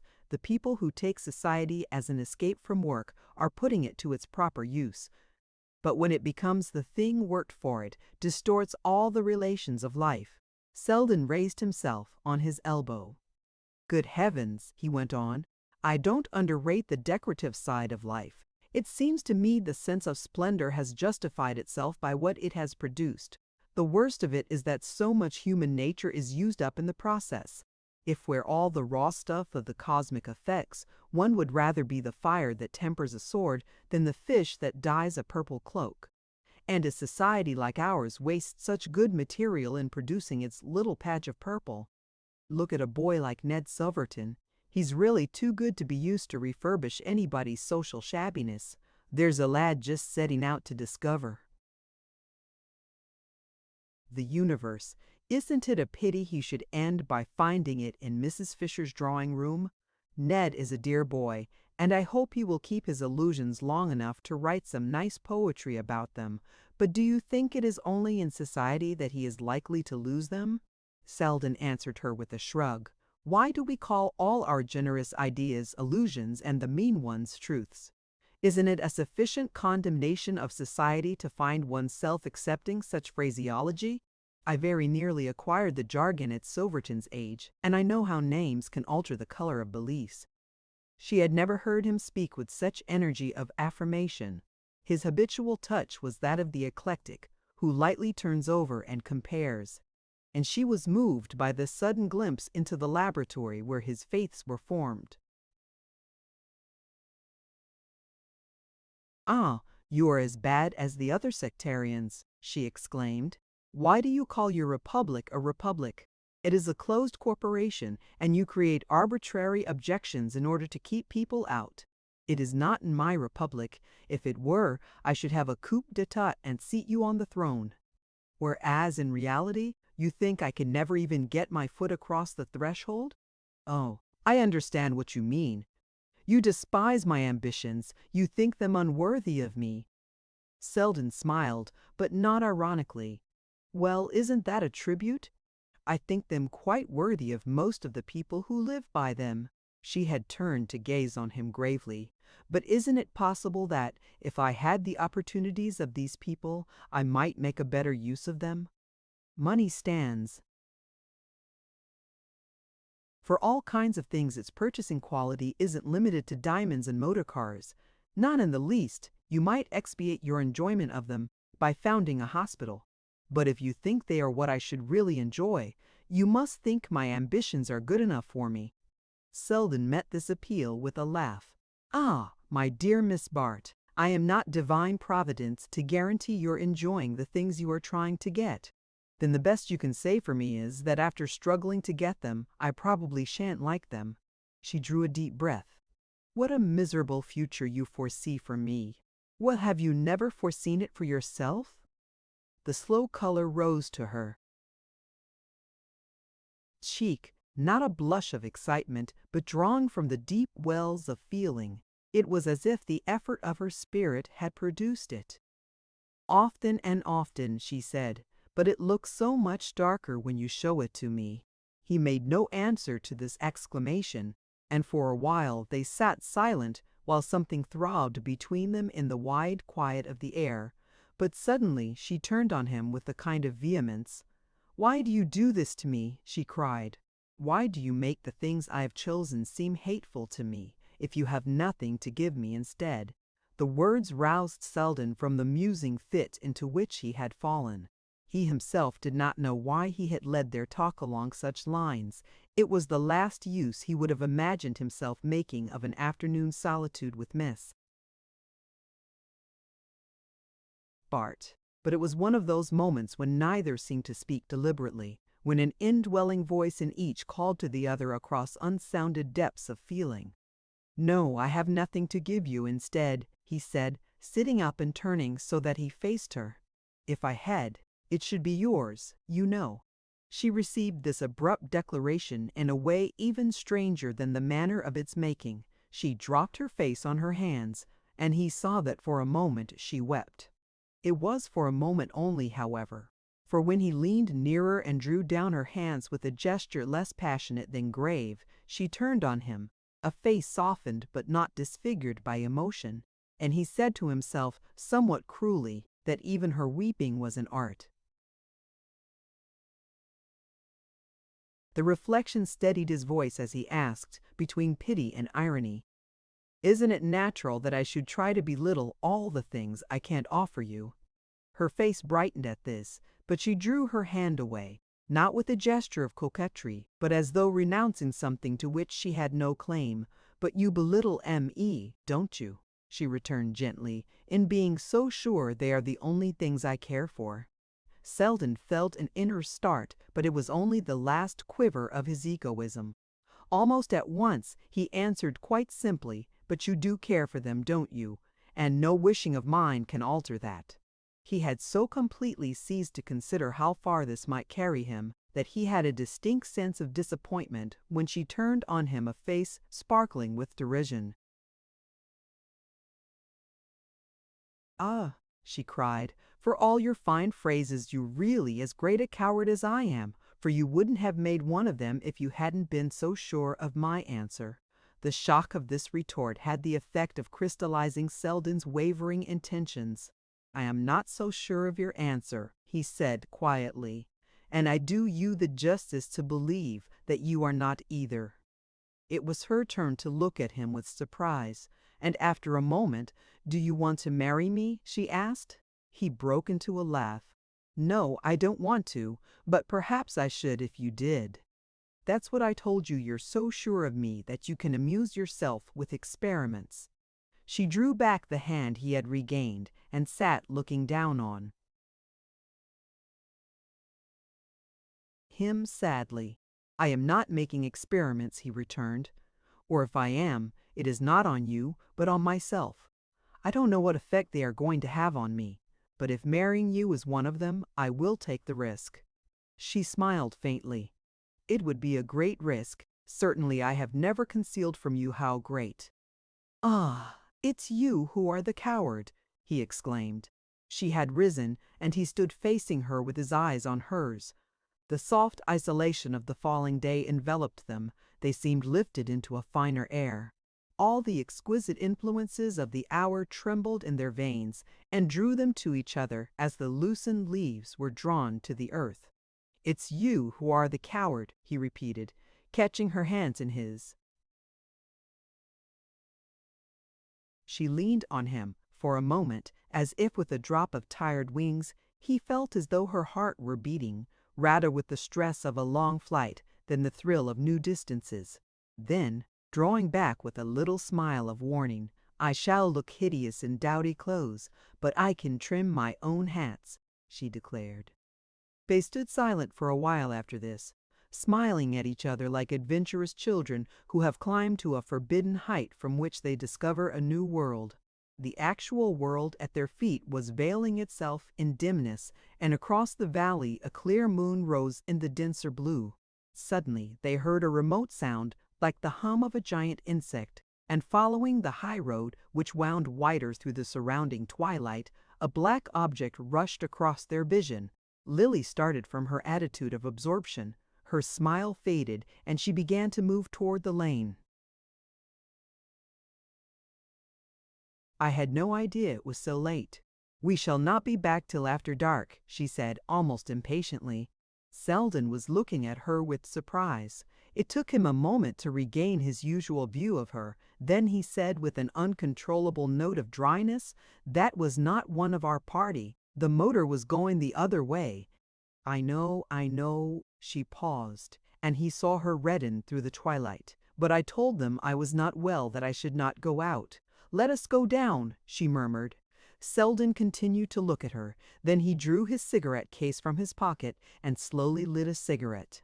It seemed to him necessary at that moment to proclaim by some habitual gesture of this sort his recovered hold on the actual. He had an almost puerile wish to let his companion see that, their flight over, he had landed on his feet. She waited while the spark flickered under his curved palm. Then he held out the cigarettes to her. She took one with an unsteady hand. and putting it to her lips, leaned forward to draw her light from his. In the indistinctness, the little red gleam lit up the lower part of her face, and he saw her mouth tremble into a smile. "Were you serious?"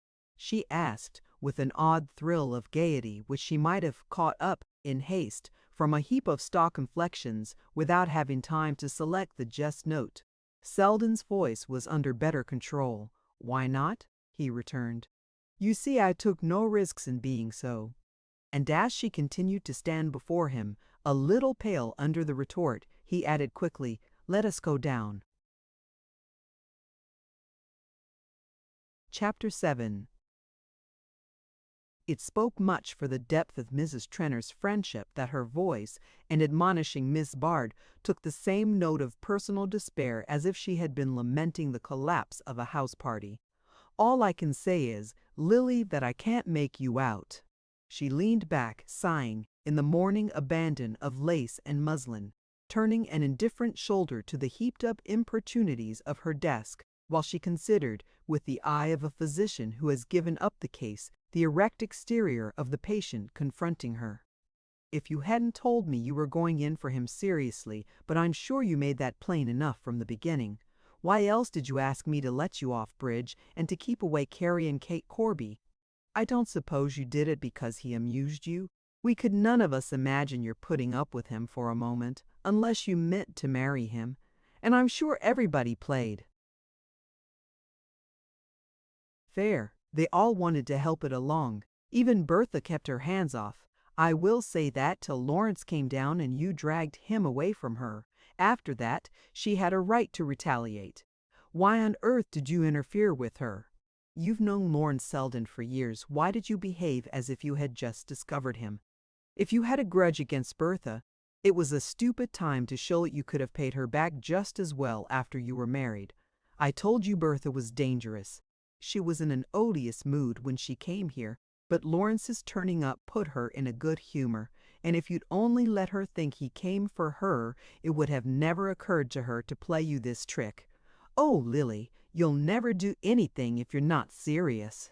Miss Bart accepted this exhortation in a spirit of the purest impartiality. Why should she have been angry? It was the voice of her own conscience which spoke to her through Mrs. Trenner's reproachful accents. But even to her own conscience she must trump up a semblance of defense. "I only took a day off. I thought he meant to stay on all this week, and I knew Mr. Selden was leaving this morning." Mrs. Trenner brushed aside the plea with a gesture which laid bare its weakness. "He did mean to stay. That's the worst of it. It shows that he's run away from you, that Bertha's done her work and poisoned him thoroughly." Lily gave a slight laugh. "Oh, if he's running, I'll overtake him." Her friend threw out an arresting hand. "Whatever you do, Lily, do nothing." Miss Bart received the warning with a smile. "I don't mean, literally, to take the next train. There are ways," but she did not go on to specify them. Mrs. Trenner sharply corrected the tense. "There were ways, plenty of them. I didn't suppose you needed to have them pointed out. But don't deceive yourself. He's thoroughly frightened. He has run straight home to his mother, and she'll protect him." "Oh, to the death," Lily agreed, dimpling at the vision. "How you can allege as you teach," her friend rebuked her, and she dropped back to a soberer perception of things with the question, what was it Bertha really told him? "Don't ask me horrors." She seemed to have raked up everything. "Oh, you know what I mean. Of course there isn't anything. Really. But I suppose she brought in Prince Varigliano and Lord Hubert, and there was some story of your having borrowed money of old Ned Van Alstyne, did you ever?" "He is my father's cousin," Miss Bart interposed. "Well, of course she left that out. It seems Ned told Carrie Fisher, and she told Bertha, naturally. They're all alike, you know. They hold their tongues for years, and you think you're safe. But when their opportunity comes, they remember everything." Lily had grown pale. Her voice had a harsh note in it.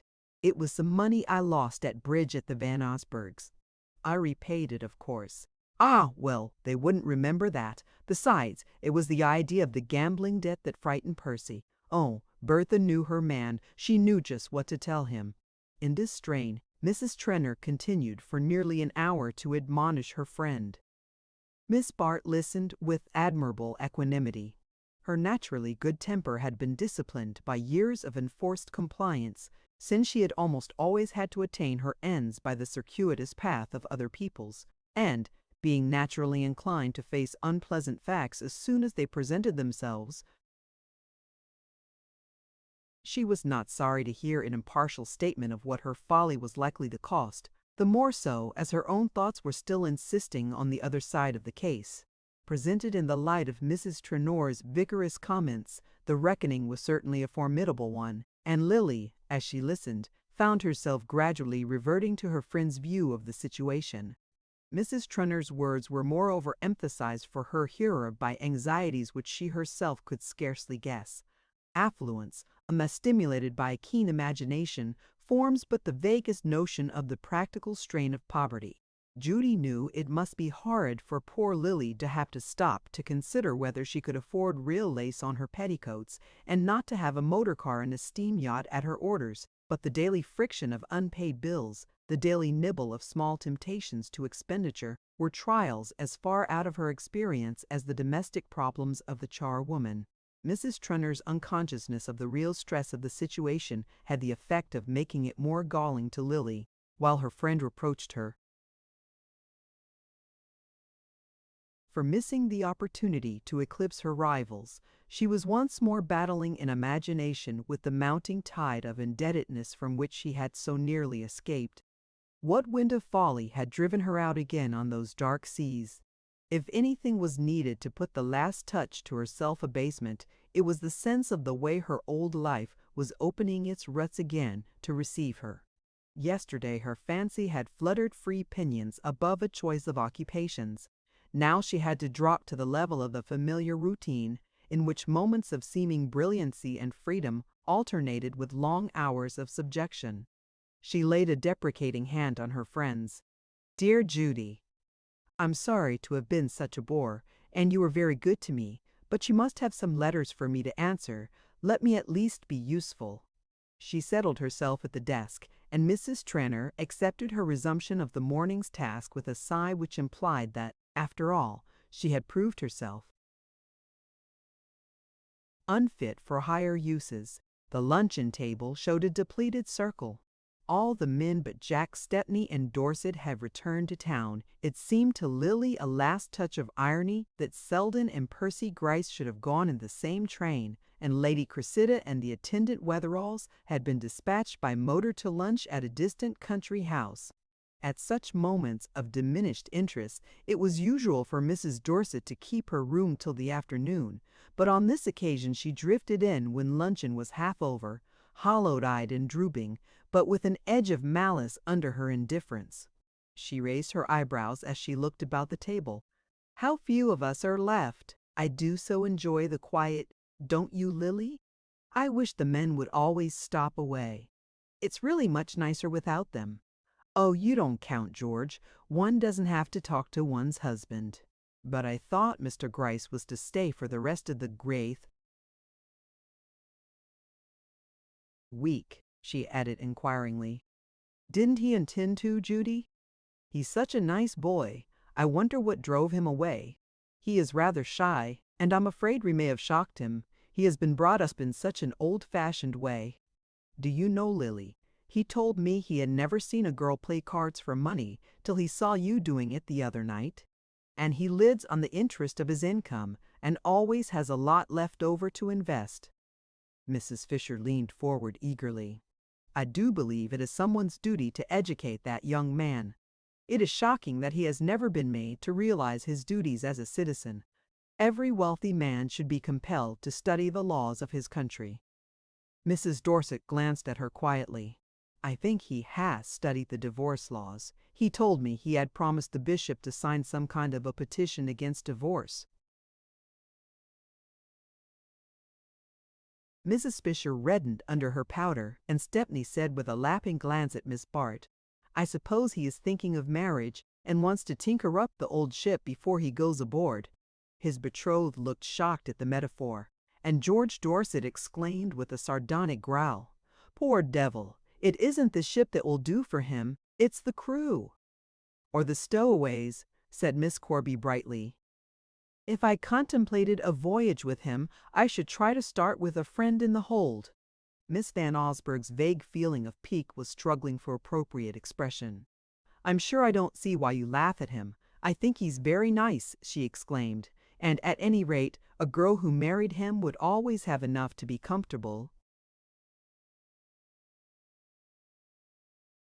She looked puzzled at the redoubled laughter which hailed her words, but it might have consoled her to know how deeply they had sunk into the breast of one of her hearers. Comfortable.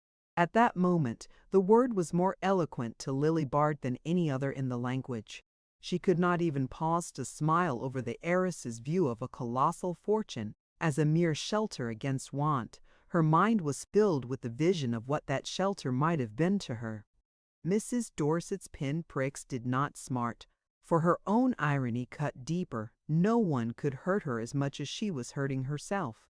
For no one else, not even Judy Trinner, knew the full magnitude of her folly. She was roused from these unprofitable considerations by a whispered request from her hostess, who drew her apart as they left the luncheon table. "Lily, dear, if you've nothing special to do, may I tell Carrie Fisher that you intend to drive to the station and fetch Gus? He will be back at 4, and I know she has it in her mind to meet him. Of course I'm very glad to have him amused, but I happen to know that she has bled him rather severely since she's been here, and she is so keen about going to fetch him that I fancy she must have got a lot more bills this morning. It seems to me," Mrs. Trenner feelingly concluded, "that most of her alimony is paid by other women's husbands." Miss Bart, on her way to the station, had leisure to muse over her friend's words and their peculiar application to herself. Why should she have to suffer for having once, for a few hours, borrowed money of an elderly cousin, when a woman like Carrie Fisher could make a living unrebuked from the good nature of her men friends and the tolerance of their wives? It all turned on the tiresome distinction between what a married woman might and a girl might not do. Of course it was shocking for a married woman to borrow money, and Lily was expertly aware of the implication involved, but still it was the mere malum. Prohum which the world decries but condones, and which, though it may be punished by private vengeance, does not provoke the collective disapprobation of society. To Miss Bart, in short, no such opportunities were possible. She could, of course, borrow from her women friends 100 here or there at the utmost, but they were more ready to give a gown or a trinket, and looked a little askance when she hinted her preference for a check. Women are not generous lenders, and those among whom her lot was cast were either in the same case as herself, or else too far removed from it to understand its necessities.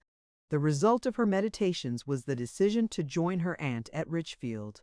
She could not remain at Bellamont without playing bridge and being involved in other expenses, and to continue her usual series of autumn visits would merely prolong the same difficulties. She had reached a point where abrupt retrenchment was necessary, and the only cheap life was a dull life. She would start the next morning for Richfield. At the station she thought Gus Trinner seemed surprised and not wholly unrelieved to see her. She yielded up the reins of the light runabout in which she had driven over, and as he climbed heavily to her side, crushing her into a scant third of the seat, he said, "Halloo! It isn't often you honor me. You must have been uncommonly hard up for something to do." The afternoon was warm, and propinquity made her more than usually conscious that he was red and massive, and that beads of moisture had caused the dust of the train to adhere unpleasantly to the broad expanse of cheek and neck which he turned to her. But she was aware also, from the look in his small dull eyes, that the contact with her freshness and slenderness was as agreeable to him as the sight of a cooling beverage. The perception of this fact helped her to answer gaily, "It's not often I have the chance. There are too many ladies to dispute the privilege with me."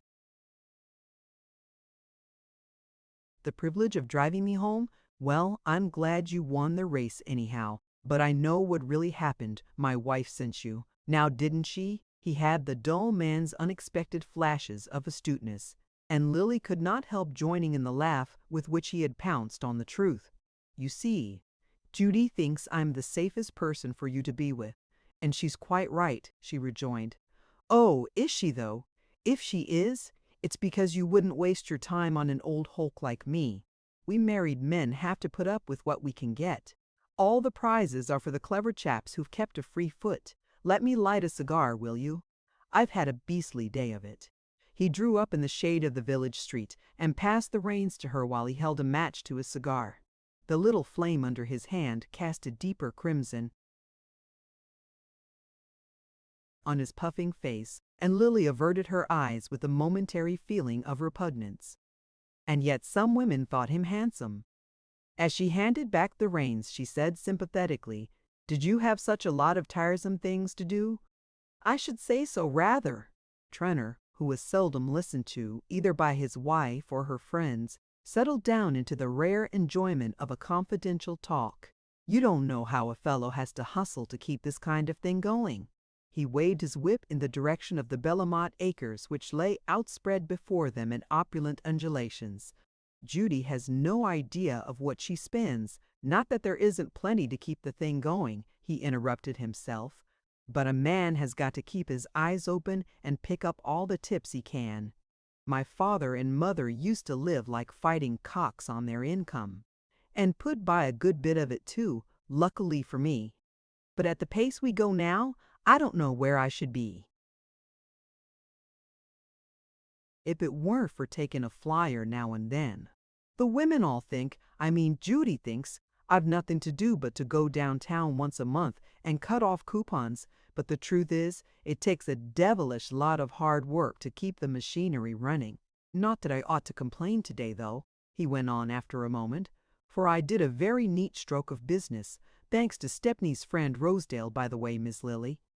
I wish you'd try to persuade Judy to be decently civil to that chap.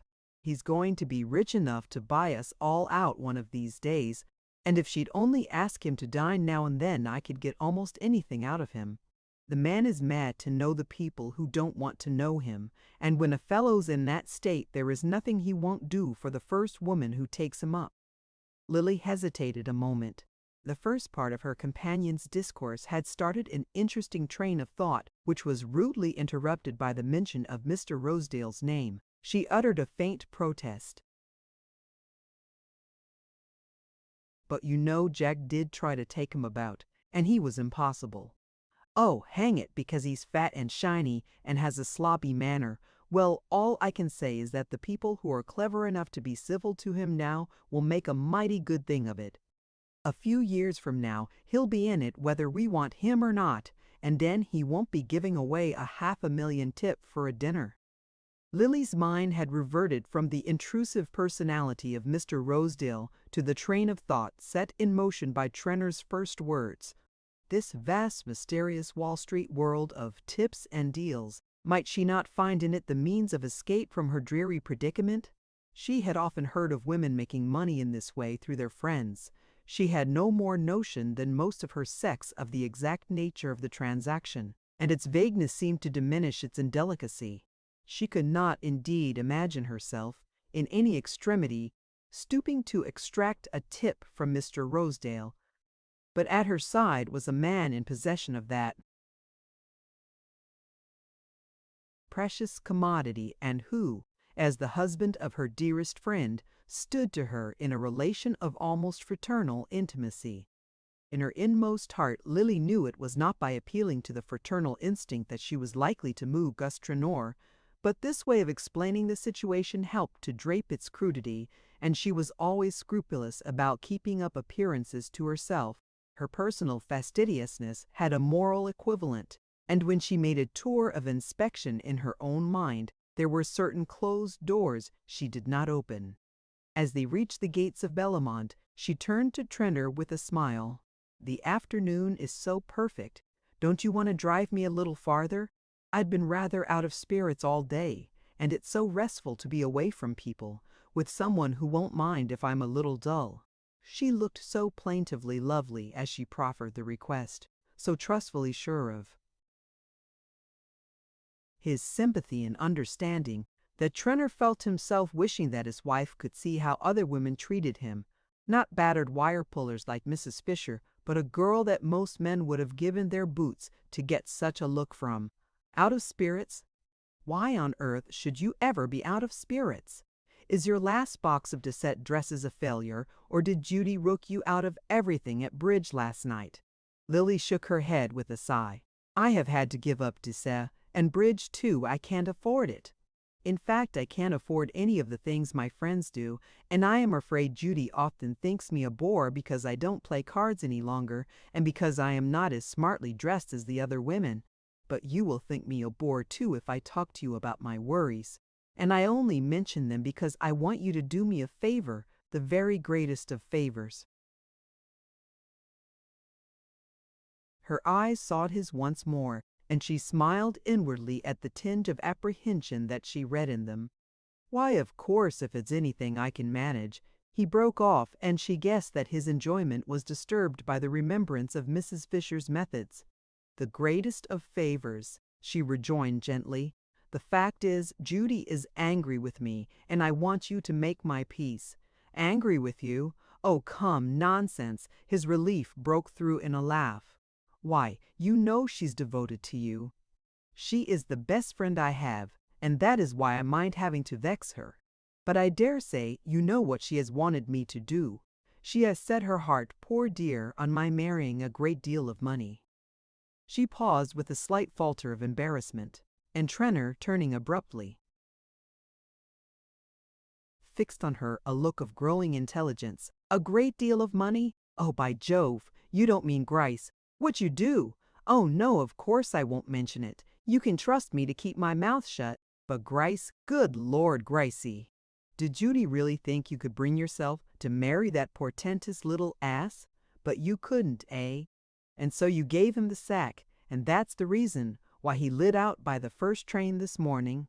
He leaned back, spreading himself farther across the seat, as if dilated by the joyful sense of his own discernment. How on earth could Judy think you would do such a thing? I could have told her you'd never put up with such a little milksop. Lily sighed more deeply. I sometimes think, she murmured, that men understand a woman's motives better than other women do. Some men, I'm certain of it. I could have told Judy, he repeated, exulting in the implied superiority over his wife. I thought you would understand. That's why I wanted to speak to you, Miss Bart rejoined. I can't make that kind of marriage. It's impossible. But neither can I go on living as all the women in my set do. I am almost entirely dependent on my aunt, and though she is very kind to me, she makes me no regular allowance, and lately I've lost money at cards, and I don't dare tell her about it. I have paid my card debts, of course, but there is hardly anything left for my other expenses, and if I go on with my present life, I shall be in horrible difficulties. I have a tiny income of my own, but I'm afraid it's badly invested, for it seems to bring in less every year. And I am so ignorant of money matters that I don't know if my aunt's agent who looks after it is a good adviser. She paused a moment, and added in a lighter tone, I didn't mean to bore you with all this, but I want your help in making Judy understand that I can't, at present, go on living as one must live among you all. I am going away tomorrow to join my aunt at Richfield, and I shall stay there for the rest of the autumn and dismiss my maid and learn how to mend my own clothes. At this picture of loveliness in distress, the pathos of which was heightened by the light touch with which it was drawn, a murmur of indignant sympathy broke from Trenor. 24 hours earlier, if his wife had consulted him on the subject of Miss Bart's future, he would have said that a girl with extravagant tastes and no money had better marry the first rich man she could get, but with the subject of discussion at his side, turning to him for sympathy, making him feel that he understood her better than her dearest friends, and confirming the assurance by the appeal of her exquisite nearness, he was ready to swear that such a marriage was a discretion, and that, as a man of honor, he was bound to do all he could to perhacoit in initiative. This impulse was reinforced by the reflection that if she had married Grice, she would have been surrounded by flattery and approval, whereas, having refused to sacrifice herself to expediency, she was left to bear the whole cost of her resistance. Hang it, if he could find a way out of such difficulties for a professional sponge like Carrie Fisher, who was simply a mental habit corresponding to the physical titillations of the cigarette or the cocktail, he could surely do as much for a girl who appealed to his highest sympathies and who brought her troubles to him with the trustfulness of a child. Trenor and Miss Bart prolonged their drive till long after sunset, and before it was over he had tried with some show of success to prove to her that if she would only trust him he could make a handsome sum of money for her without endangering the small amount she possessed. She was too genuinely ignorant of the manipulations of the stock market to understand his technical explanations, or even perhaps to perceive that certain points in them were slurred. The haziness enveloping the transaction served as a veil for her embarrassment, and through the general blur her hopes dilated, like lamps in a fog. She understood only that her modest investments were to be mysteriously multiplied without risk to herself, and the assurance that this miracle would take place within a short time, that there would be no tedious interval for suspense and reaction, relieved her of her lingering scruples. Again, she felt the lightening of her load, and with it the release of repressed activities. Her immediate worries conjured, it was easy to resolve that she would never again find herself in such straits, and as the need of economy and self-denial receded from her foreground, she felt herself ready to meet any other demand which life might make. Even the immediate one of letting Trenor, as they drove homeward, lean a little nearer and rest his hand reassuringly on hers, cost her only a momentary shiver of reluctance. It was part of the game to make him feel that her appeal had been an uncalculated impulse, provoked by the liking he inspired, and the renewed sense of power in handling men, while it consoled her wounded vanity, helped also to obscure the thought of the claim at which his manner hinted. He was a coarse, dull man who, under all his show of authority, was a mere supernumerary in the costly show for which his money paid. Surely, to a clever girl, it would be easy to hold him by his vanity, and so keep the obligation on his side. Chapter 8. The first $1,000 check which Lily received with a blotted scrawl from Gus Trenor strengthened her self-confidence in the exact degree to which it effaced her debts. The transaction had justified itself by its results. She saw now how absurd it would have been to let any primitive scruple deprive her of this easy means of appeasing her creditors. Lily felt really virtuous as she dispensed the sum in sops to her tradesmen, and the fact that a fresh order accompanied each payment did not lessen her sense of disinterestedness. How many women in her place would have given the orders without making the payment? She had found it reassuringly easy to keep Trenor in a good humor. To listen to his stories, to receive his confidences and laugh at his jokes, seemed for the moment all that was required of her, and the complacency with which her hostess regarded these attentions freed them of the least hint of ambiguity. Mrs. Mole. Trenor evidently assumed that Lily's growing intimacy with her husband was simply an indirect way of returning her own kindness. "I'm so glad you and Gus have become such good friends," she said approvingly. "It's too delightful of you to be so nice to him and put up with all his tiresome stories." "I know what they are, because I had to listen to them when we were engaged. I'm sure he is telling the same one still. And now I shan't always have to be asking Carrie Fisher here to keep him in a good humor. She's a perfect vulture, you know, and she hasn't the least moral sense. She is always getting Gus to speculate for her, and I'm sure she never pays when she loses."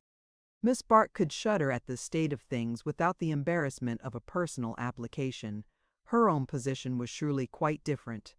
There could be no question of her not paying when she lost, since Trenor had assured her that she was certain not to lose. In sending her the check he had explained that he had made $5,000 for her out of Rosedale's tip, and had put $4,000 back in the same venture, as there was the promise of another big rise. She understood, therefore, that he was now speculating with her own money, and that she consequently owed him no more than the gratitude which such a trifling service demanded. She vaguely supposed that, to raise the first sum, he had borrowed on her securities, but this was a point over which her curiosity did not linger. It was concentrated, for the moment, on the probable date of the next big rise. The news of this event was received by her some weeks later, on the occasion of Jack Stepney's marriage to Miss Van Osburgh. As a cousin of the bridegroom, Miss Bart had been asked to act as bridesmaid, but she had declined on the plea that, since she was much taller than the other attendant virgins, her presence might mar the symmetry of the group. The truth was, she had attended too many brides to the altar. When next seen there, she meant to be the chief figure in the ceremony. She knew the pleasantries made at the expense of young girls who have been too long before the public, and she was resolved to avoid such assumptions of youthfulness as might lead people to think her older than she really was. The Van Osburgh marriage was celebrated in the village church near the paternal estate on the Hudson. It was the simple country wedding to which guests are convoyed in special trains, and from which the hordes of the uninvited have to be fended off by the intervention of the police. While these sylvan rites were taking place in a church packed with fashion and festooned with orchids, the representatives of the press were threading their way, notebook in hand, through the labyrinth of wedding presents, and the agent of a cinematograph syndicate was setting up his apparatus at the church door. It was the kind of scene in which Lily had often pictured herself as taking the principal part, and on this occasion the fact that she was once more merely a casual spectator, instead of the mystically veiled figure occupying the center of attention, strengthened her. Resolved to assume the latter part before the year was over, the fact that her immediate anxieties were relieved did not blind her to a possibility of their recurrence. It merely gave her enough buoyancy to rise once more above her doubts and feel a renewed faith in her beauty, her power, and her general fitness to attract a brilliant destiny. It could not be that one conscious of such aptitudes for mastery and enjoyment was doomed to a perpetuity of failure, and her mistakes looked easily reparable in the light of her restored self-confidence. A special appositeness was given to these reflections by the discovery, in a neighboring pew, of the serious profile and neatly trimmed beard of Mr. Percy Gryce. There was something almost bridal in his own aspect. His large white gardenia had a symbolic air that struck Lily as a good omen. After all, seen in an assemblage of his kind, he was not ridiculous-looking. A friendly critic might have called his heaviness weighty, and he was at his best in the attitude of vacant passivity which brings out the oddities of the restless. She fancied he was the kind of man whose sentimental associations would be stirred by the conventional imagery of a wedding, and she pictured herself, in the seclusion of the Van Osburgh conservatories, playing skillfully upon sensibilities thus prepared for her touch. In fact, when she looked at the other women about her and recalled the image she had brought away from her own glass, it did not seem as though any special skill would be needed to repair her blunder and bring him once more to her feet. The sight of Selden's dark head in a pew almost facing her disturbed for a moment the balance of her complacency. The rise of her blood as their eyes met was succeeded by a contrary motion, a wave of resistance and withdrawal. She did not wish to see him again, not because she feared his influence, but because his presence always had the effect of cheapening her aspirations, of throwing her whole world out of focus. Besides, he was a living reminder of the worst mistake in her career, and the fact that he had been its cause did not soften her feelings toward him. She could still imagine an ideal state of existence in which, all else being superadded, intercourse with Selden might be the last touch of luxury, but in the world as it was, such a privilege was likely to cost more than it was worth. "Lily, dear, I never saw you look so lovely. You look as if something delightful had just happened to you." The young lady who thus formulated her admiration of her brilliant friend did not, in her own person, suggest such happy possibilities. Ms. Gertrude Farish, in fact, typified the mediocre and the ineffectual. If there were compensating qualities in her wide, frank glance and the freshness of her smile, these were qualities which only the sympathetic observer would perceive before noticing that her eyes were of a workaday gray and her lips without haunting curves. Lily's own view of her wavered between pity for her limitations and impatience at her cheerful acceptance of them. To Miss Bart, as to her mother, acquiescence in dinginess was evidence of stupidity, and there were moments when, in the consciousness of her own power to look and to be so exactly what the occasion required, she almost felt that other girls were plain and inferior from choice. Certainly no one need have confessed such acquiescence in her lot as was revealed in the useful color of Gertie Farish's gown and the subdued lines of her hat. It is almost as stupid to let your clothes betray that you know you are ugly as then proclaim that you think you are beautiful. Of course, being fatally poor and dingy, it was wise of Gertie to have taken up philanthropy and symphony concerts, but there was something irritating in her assumption that existence yielded no higher pleasures, and that one might get as much interest and excitement out of life in a cramped flat as in the splendors of the Van Oostburg establishment. Today, however, her chirping enthusiasms did not irritate Lily. They seemed only to throw her own exceptionalness into becoming relief and give a soaring vastness to her scheme of life. "Do let us go and take a peep at the presents before everyone else leaves the dining room," suggested Miss Farish, linking her arm in her friend's. It was characteristic of her to take a sentimental and unenvious interest in all the details of a wedding. She was the kind of person who always kept her handkerchief out during the service, and departed clutching a box of wedding cake. "Isn't everything beautifully done?"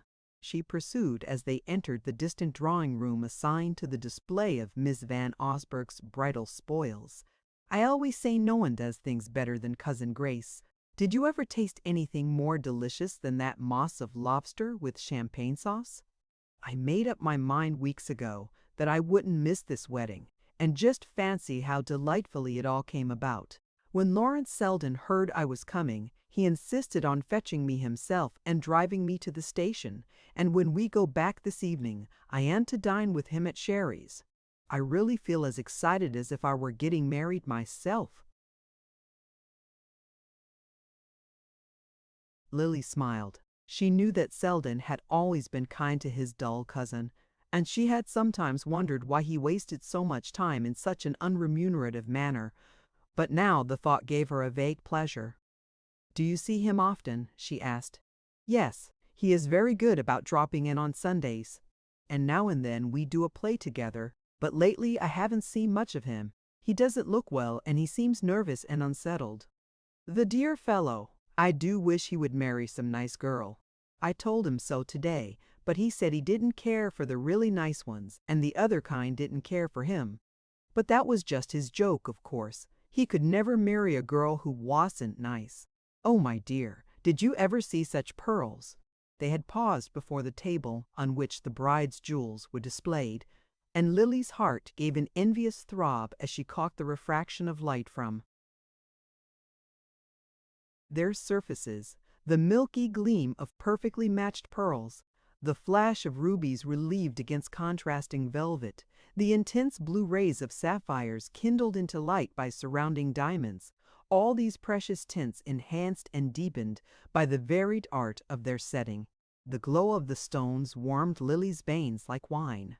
More completely than any other expression of wealth, they symbolized the life she longed to lead, the life of fastidious aloofness and refinement, in which every detail should have the finish of a jewel, and the whole form a harmonious setting to her own jewel-like rareness. "Oh, Lily, do look at this diamond pendant. It's as big as a dinner plate. Who can have given it?" Miss Farish bent short-sightedly over the accompanying card, M.R. Simmendahl. "What, that horrid man?" "Oh, yes, I remember he's a friend of Jack's, and I suppose Cousin Grace had to ask him here today, but she must rather hate having to let Gwen accept such a present from him. Lily smiled. She doubted Mrs. Van Osburgh's reluctance, but was aware of Miss Farish's habit of ascribing her own delicacies of feeling to the persons least likely to be encumbered by them. Well, if Gwen doesn't care to be seen wearing it, she can always exchange it for something else, she remarked. Ah, here is something so much prettier, Miss Farish continued. Do look at this exquisite white sapphire. I'm sure the person who chose it must have taken particular pains. What is the name? Percy Gryce? Ah, then I'm not surprised. She smiled significantly as she replaced the card. Of course you've heard that he's perfectly devoted to Evie von Osburgh. Cousin Grace is so pleased about, it's quite a romance. He met her first at the George Dorset's only about 6 weeks ago. And it's just the nicest possible marriage for dear Evie. Oh, I don't mean the money. Of course, she has plenty of her own, but she's such a quiet stay-at-home kind of girl, and it seems he has just the same tastes, so they are exactly suited to each other. Lily stood staring vacantly at the white sapphire on its velvet bed. Evie van Osburgh and Percy Gryce? The names rang derisively through her brain. Evie Masburgh and Meisburg?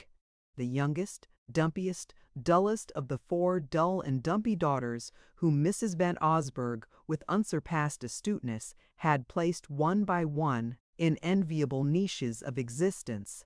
Ah, lucky girls who grow up in the shelter of a mother's love, a mother who knows how to contrive opportunities without conceding favors, how to take advantage of propinquity without allowing appetite to be dulled by habit.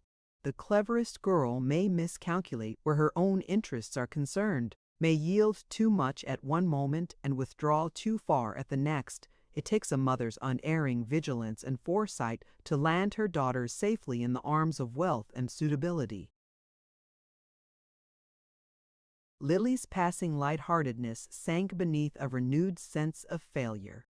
Life was too stupid, too blundering. Why should Percy Gryce's millions be joined to another great fortune? Why should this clumsy girl be put in possession of powers she would never know how to use? She was roused from these speculations by a familiar touch on her arm, and turning, saw Gus Traynor beside her. She felt a thrill of vexation. What right had he to touch her? Luckily, Gertie Farish had wandered off to the next table, and they were alone.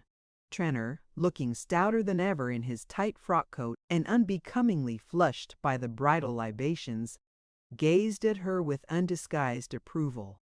By Jove, Lily, you do look a stunner. He had slipped insensibly into the use of her Christian name, and she had never found the right moment to correct him. Besides, in her set, all the men and women called each other by their Christian names. It was only on Traynor's lips that the familiar address had an unpleasant significance. Well, he continued, still jovially impervious to her annoyance, have you made up your mind which of these little trinkets you mean to duplicate at Tiffany's tomorrow? I've got a check for you in my pocket that will go a long way in that line.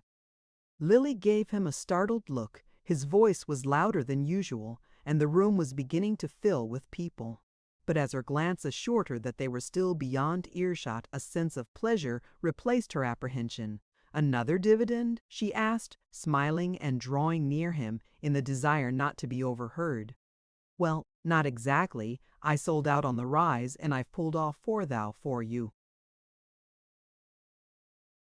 Not so bad for a beginner, eh? I suppose you'll begin to think you're a pretty knowing speculator, and perhaps you won't think poor old Gus such an awful ass as some people do. I think you the kindest of friends, but I can't thank you properly now. She let her eyes shine into his with a look that made up for the hand-clasp he would have claimed if they had been alone. And how glad she was that they were not. The news filled her with a glow produced by a sudden cessation of physical pain. The world was not so stupid and blundering after all. Now and then, a stroke of luck came to the unluckiest. At the thought, her spirits began to rise. It was characteristic of her that one trifling piece of good fortune should give wings to all her hopes. Instantly came the reflection that Percy Gryce was not irretrievably lost, and she smiled to think of the excitement of recapturing him from Evie Van Osburgh. What chance could such a simpleton have against her, if she chose to exert herself? She glanced about, hoping to catch a glimpse of Gryce, but her eyes lit instead on the glossy countenance of Mr. Rosedale, who was slipping through the crowd with an air half obsequious, half obtrusive, as though, the moment his presence was recognized, it would swell to the dimensions of the room. Not wishing to be the means of effecting this enlargement, Lily quickly transferred her glance to Trenor, to whom the expression of her gratitude seemed not to have brought the complete gratification she had meant it to give. "Hang thanking me. I don't want to be thanked, but I should like the chance to say 2 words to you now and then," he grumbled. "I thought you were going to spend the whole autumn with us, and I've hardly laid eyes on you for the last month. Why can't you come back to Bellamont this evening? We're all alone, and Judy is as cross as 2 sticks. Do come and cheer a fellow up. If you say yes, I'll run you over in the motor, and you can telephone your maid to bring your traps from town by the next train." Lily shook her head with a charming semblance of regret. "I wish I could, but it's quite impossible. My aunt has come back to town, and I must be with her for the next few days. Well, I've seen a good deal less of you since we've got to be such pals than I used to when you were Judy's friend," he continued with unconscious penetration. "When I was Judy's friend, am I not her friend still? Really, you say the most absurd things. If I were always at Bellamont, you would tire of me much sooner than Judy. But come and see me at my aunt's the next afternoon you are in town. Then we can have a nice quiet talk, and you can tell me how I had better invest my fortune." It was true that during the last 3 or 4 weeks she had absented herself from Bellamont on the pretext of having other visits to pay, but she now began to feel that the reckoning she had thus contrived to evade had rolled up interest in the interval. The prospect of the nice quiet talk did not appear as all-sufficing to Trenor as she had hoped, and his brows continued to lower as he said, "Oh, I don't know that I can promise you a fresh tip every day, but there's one thing you might do for me, and that is, just to be a little civil to Rosedale. Judy has promised to ask him to dine when we get to town, but I can't induce her to have him at Bellamont, and if you would let me bring him up now, it would make a lot of difference. I don't believe 2 women have spoken to him this afternoon, and I can tell you he's a chap it pays to be decent to." Miss Bart made an impatient movement but suppressed the words which seemed about to accompany it. After all, this was an unexpectedly easy way of acquitting her debt, and had she not reasons of her own for wishing to be civil to Mr. Rosedale? "Oh, bring him by all means," she said, smiling. "Perhaps I can get a tip out of him on my own account." Trenor paused abruptly, and his eyes fixed themselves on hers with a look which made her change color. "I say, you know you'll please remember he's a booming bounder," he said. And with a slight laugh she turned toward the open window near which they had been standing.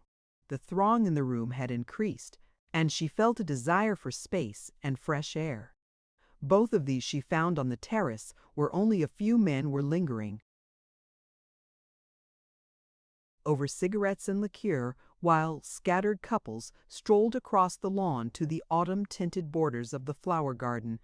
As she emerged, a man moved toward her from the knot of smokers, and she found herself face to face with Selden. The stir of the pulses which his nearness always caused was increased by a slight sense of constraint. They had not met since their Sunday afternoon walk at Bellamont, and that episode was still so vivid to her that she could hardly believe him to be less conscious of it. But his greeting expressed no more than the satisfaction which every pretty woman expects to see reflected in masculine eyes, and the discovery, if distasteful to her vanity, was reassuring to her nerves. Between the relief of her escape from Trenor and the vague apprehension of her meeting with Rosedale, it was pleasant to rest a moment on the sense of complete understanding which Lawrence Selden's manner always conveyed.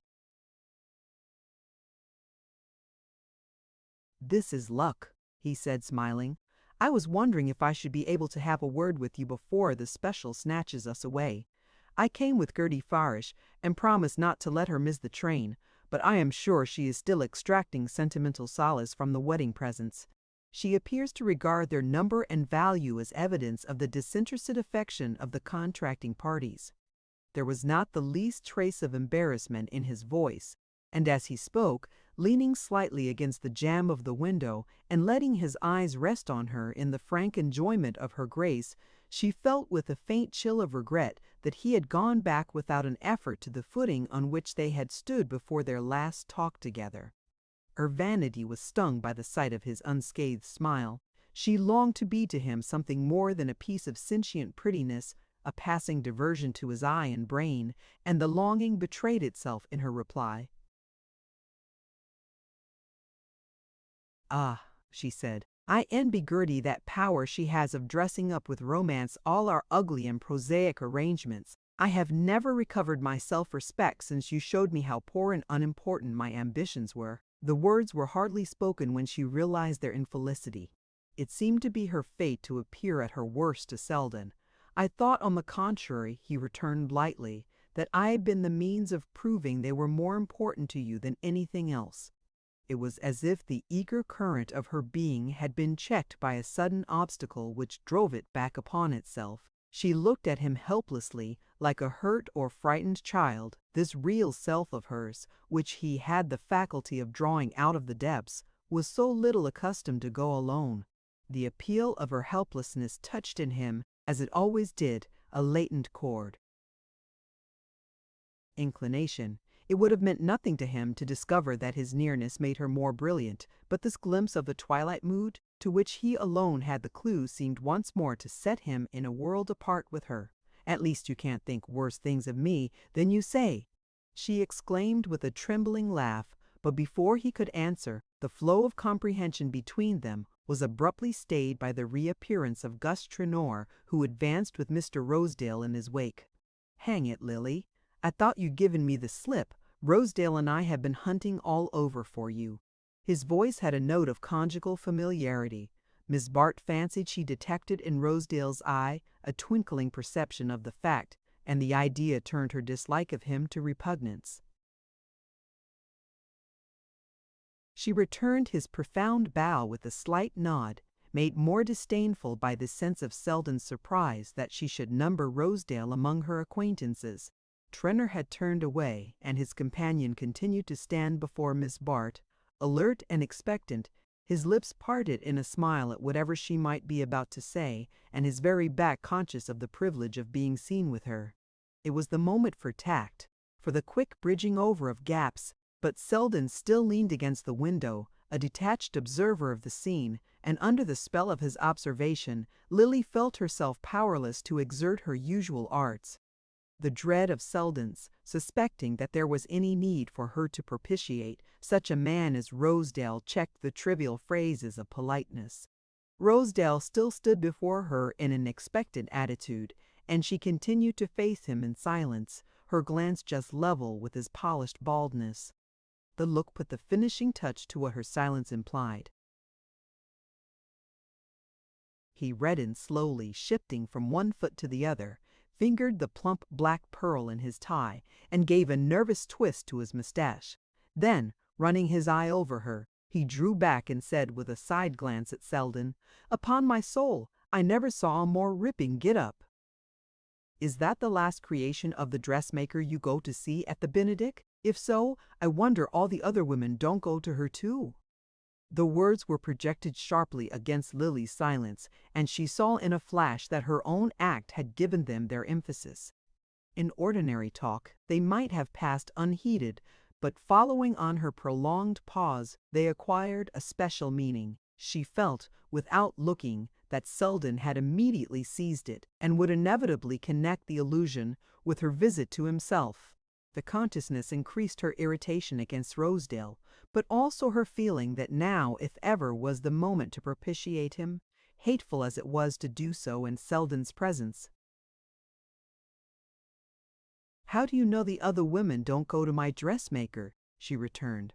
"You see, I'm not afraid to give her address to my friends." Her glance and accent so plainly included Rosedale in this privileged circle that his small eyes puckered with gratification, and a knowing smile drew up his mustache. "By Jove, you needn't be," he declared. "You could give him the whole outfit and win at a canter." "Oh, that's nice of you, and it would be nicer still if you would carry me off to a quiet corner and get me a glass of lemonade or some innocent drink before we all have to rush for the train." She turned away as she spoke, letting him strut at her side through the gathering groups on the terrace, while every nerve in her throbbed with the consciousness of what Selden must have thought of the scene. But under her angry sense of the perverseness of things and the light surface of her talk with Rosedale, a third idea persisted. She did not mean to leave without an attempt to discover the truth about Percy Gryce.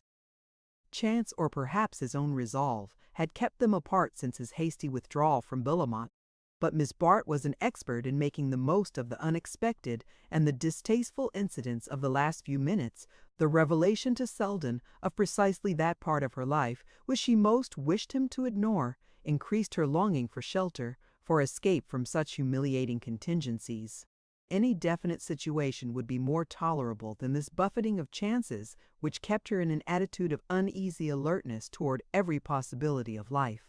Indoors, there was a general sense of dispersal in the air, as of an audience gathering itself up for departure after the principal actors had left the stage. But among the remaining groups, Lily could discover neither Gryce nor the youngest Miss Van Osburgh. That both should be missing struck her with foreboding, and she charmed Mr. Rosedale by proposing that they should make their way to the conservatories at the farther end of the house.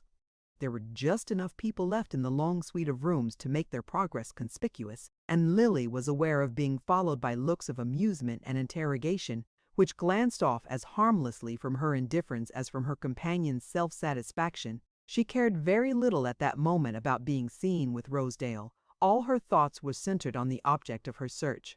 The latter, however, was not discoverable in the conservatories, and Lily, oppressed by a sudden conviction of failure, was casting about for a way to rid herself of her now superfluous companion, when they came upon Mrs. Van Osburgh, flushed and exhausted, but beaming with the consciousness of duty performed. She glanced at them a moment, with the benign but vacant eye of the tired hostess, to whom her guests have become mere whirling spots in a kaleidoscope of fatigue. Then her attention became suddenly fixed, and she seized on Miss Bart with a confidential gesture. "My dear Lily, I haven't had time for a word with you, and now I suppose you are just off. Have you seen Evie? She's been looking everywhere for you. She wanted to tell you her little secret, but I dare say you have guessed it already. The engagement is not to be announced till next week, but you are such a friend of Mr. Gryce that they both wished you to be the first to know of their happiness." Chapter 9. In Mrs. Peniston's youth, fashion had returned to town in October. Therefore, on the 10th day of the month, the blinds of her Fifth Avenue residence were drawn up, and the eyes of the dying gladiator in bronze who occupied the drawing-room window resumed their survey of that deserted thoroughfare. The first 2 weeks after her return represented to Mrs. Peniston the domestic equivalent of a religious retreat. She went through the linen and blankets in the precise spirit of the penitent exploring the inner folds of conscience. She sought for moles, as the stricken soul seeks for lurking infirmities. The topmost shelf of every closet was made to yield up its secret. Cellar and coal bin were probed to their darkest depths, and, as a final stage in the lustral rites, the entire house was swathed in penitential white and deluged with expiatory soapsuds. It was on this phase of the proceedings that Miss Bart entered on the afternoon of her return from the Van Osburgh wedding. The journey back to town had not been calculated to soothe her nerves. Though Evie Van Osburgh's engagement was still officially a secret, it was one of which the innumerable intimate friends of the family were already possessed, and the trainful of returning guests buzzed with allusions and anticipations. Lily was acutely aware of her own part in this drama of innuendo. She knew the exact quality of the amusement the situation evoked. The crude forms in which her friends took their pleasure included a loud enjoyment of such complications, the zest of surprising destiny in the act of playing a practical joke. Lily knew well enough how to bear herself in difficult situations. She had, to a shade, the exact manner between victory and defeat. Every insinuation was shed without an effort by the bright indifference of her manner.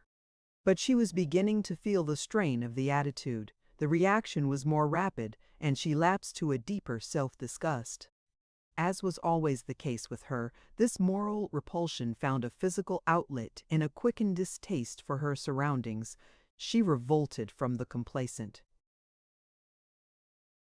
ugliness of Mrs. Peniston's black walnut, from the slippery gloss of the vestibule tiles, and the mingled odor of sapolio and furniture polish that met her at the door.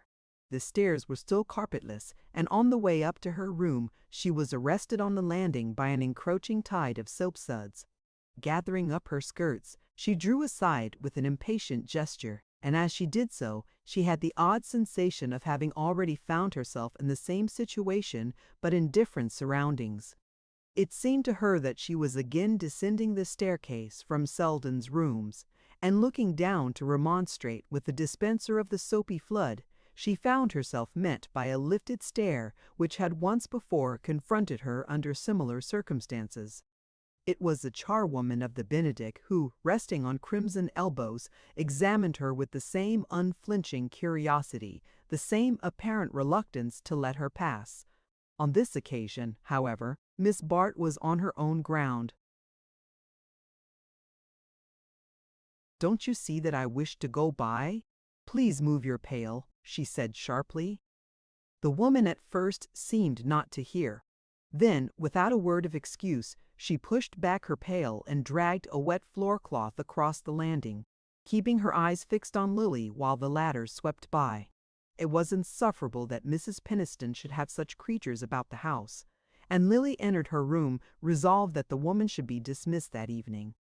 Mrs. Peniston, however, was at the moment inaccessible to remonstrance. Since early morning she had been shut up with her maid, going over her furs, a process which formed the culminating episode in the drama of household renovation. In the evening also Lily found herself alone, for her aunt, who rarely dined out, had responded to the summons of a Van Alstyne cousin who was passing through town. The house, in its state of unnatural immaculateness and order, was as dreary as a tomb, and as Lily, turning from her brief repast between shrouded sideboards, wandered into the newly uncovered glare of the drawing-room, she felt as though she were buried alive in the stifling limits of Mrs. Peniston's existence. She usually contrived to avoid being at home during the season of domestic renewal. On the present occasion, however, a variety of reasons had combined to bring her to town, and foremost among them was the fact that she had fewer invitations than usual for the autumn. She had so long been accustomed to pass from one country house to another, till the close of the holidays brought her friends to town, that the unfilled gaps of time confronting her produced a sharp sense of waning popularity. It was as she had said to Selden: people were tired of her. They would welcome her in a new character, but as Miss Bart, they knew her by heart. She knew herself by heart too, and was sick of the old story. There were moments when she longed blindly for anything different, anything strange, remote, and untried, but the utmost reach of her imagination did not go beyond picturing her usual life in a new setting. She could not figure herself as anywhere but in a drawing-room, diffusing elegance as a flower sheds perfume. Meanwhile, as October advanced, she had to face the alternative of returning to the Trenners or joining her aunt in town.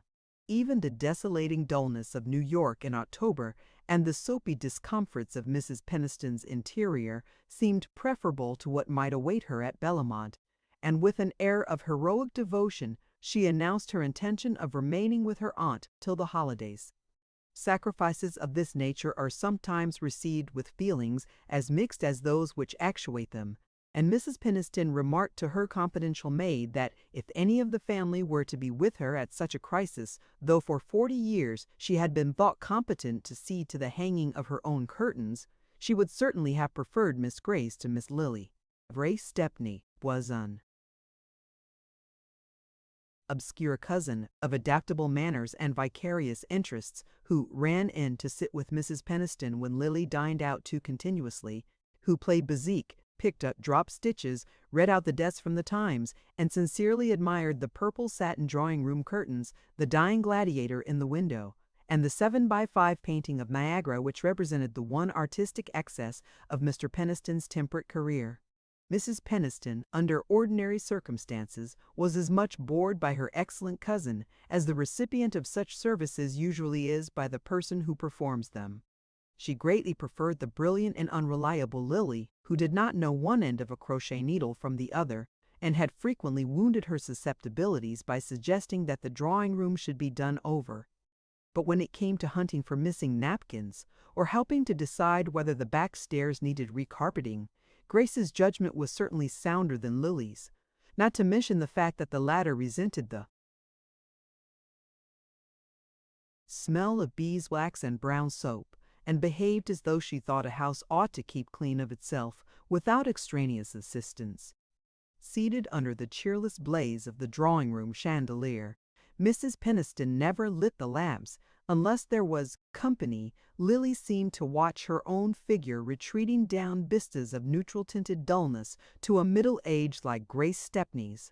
When she ceased to amuse Judy Trenner and her friends, she would have to fall back on amusing Mrs. Peniston. Whichever way she looked, she saw only a future of servitude to the whims of others, never the possibility of asserting her own eager individuality. A ring at the doorbell sounding emphatically through the empty house roused her suddenly to the extent of her boredom. It was as though all the weariness of the past months had culminated in the vacuity of that interminable evening. If only the ring meant a summons from the outer world, a token that she was still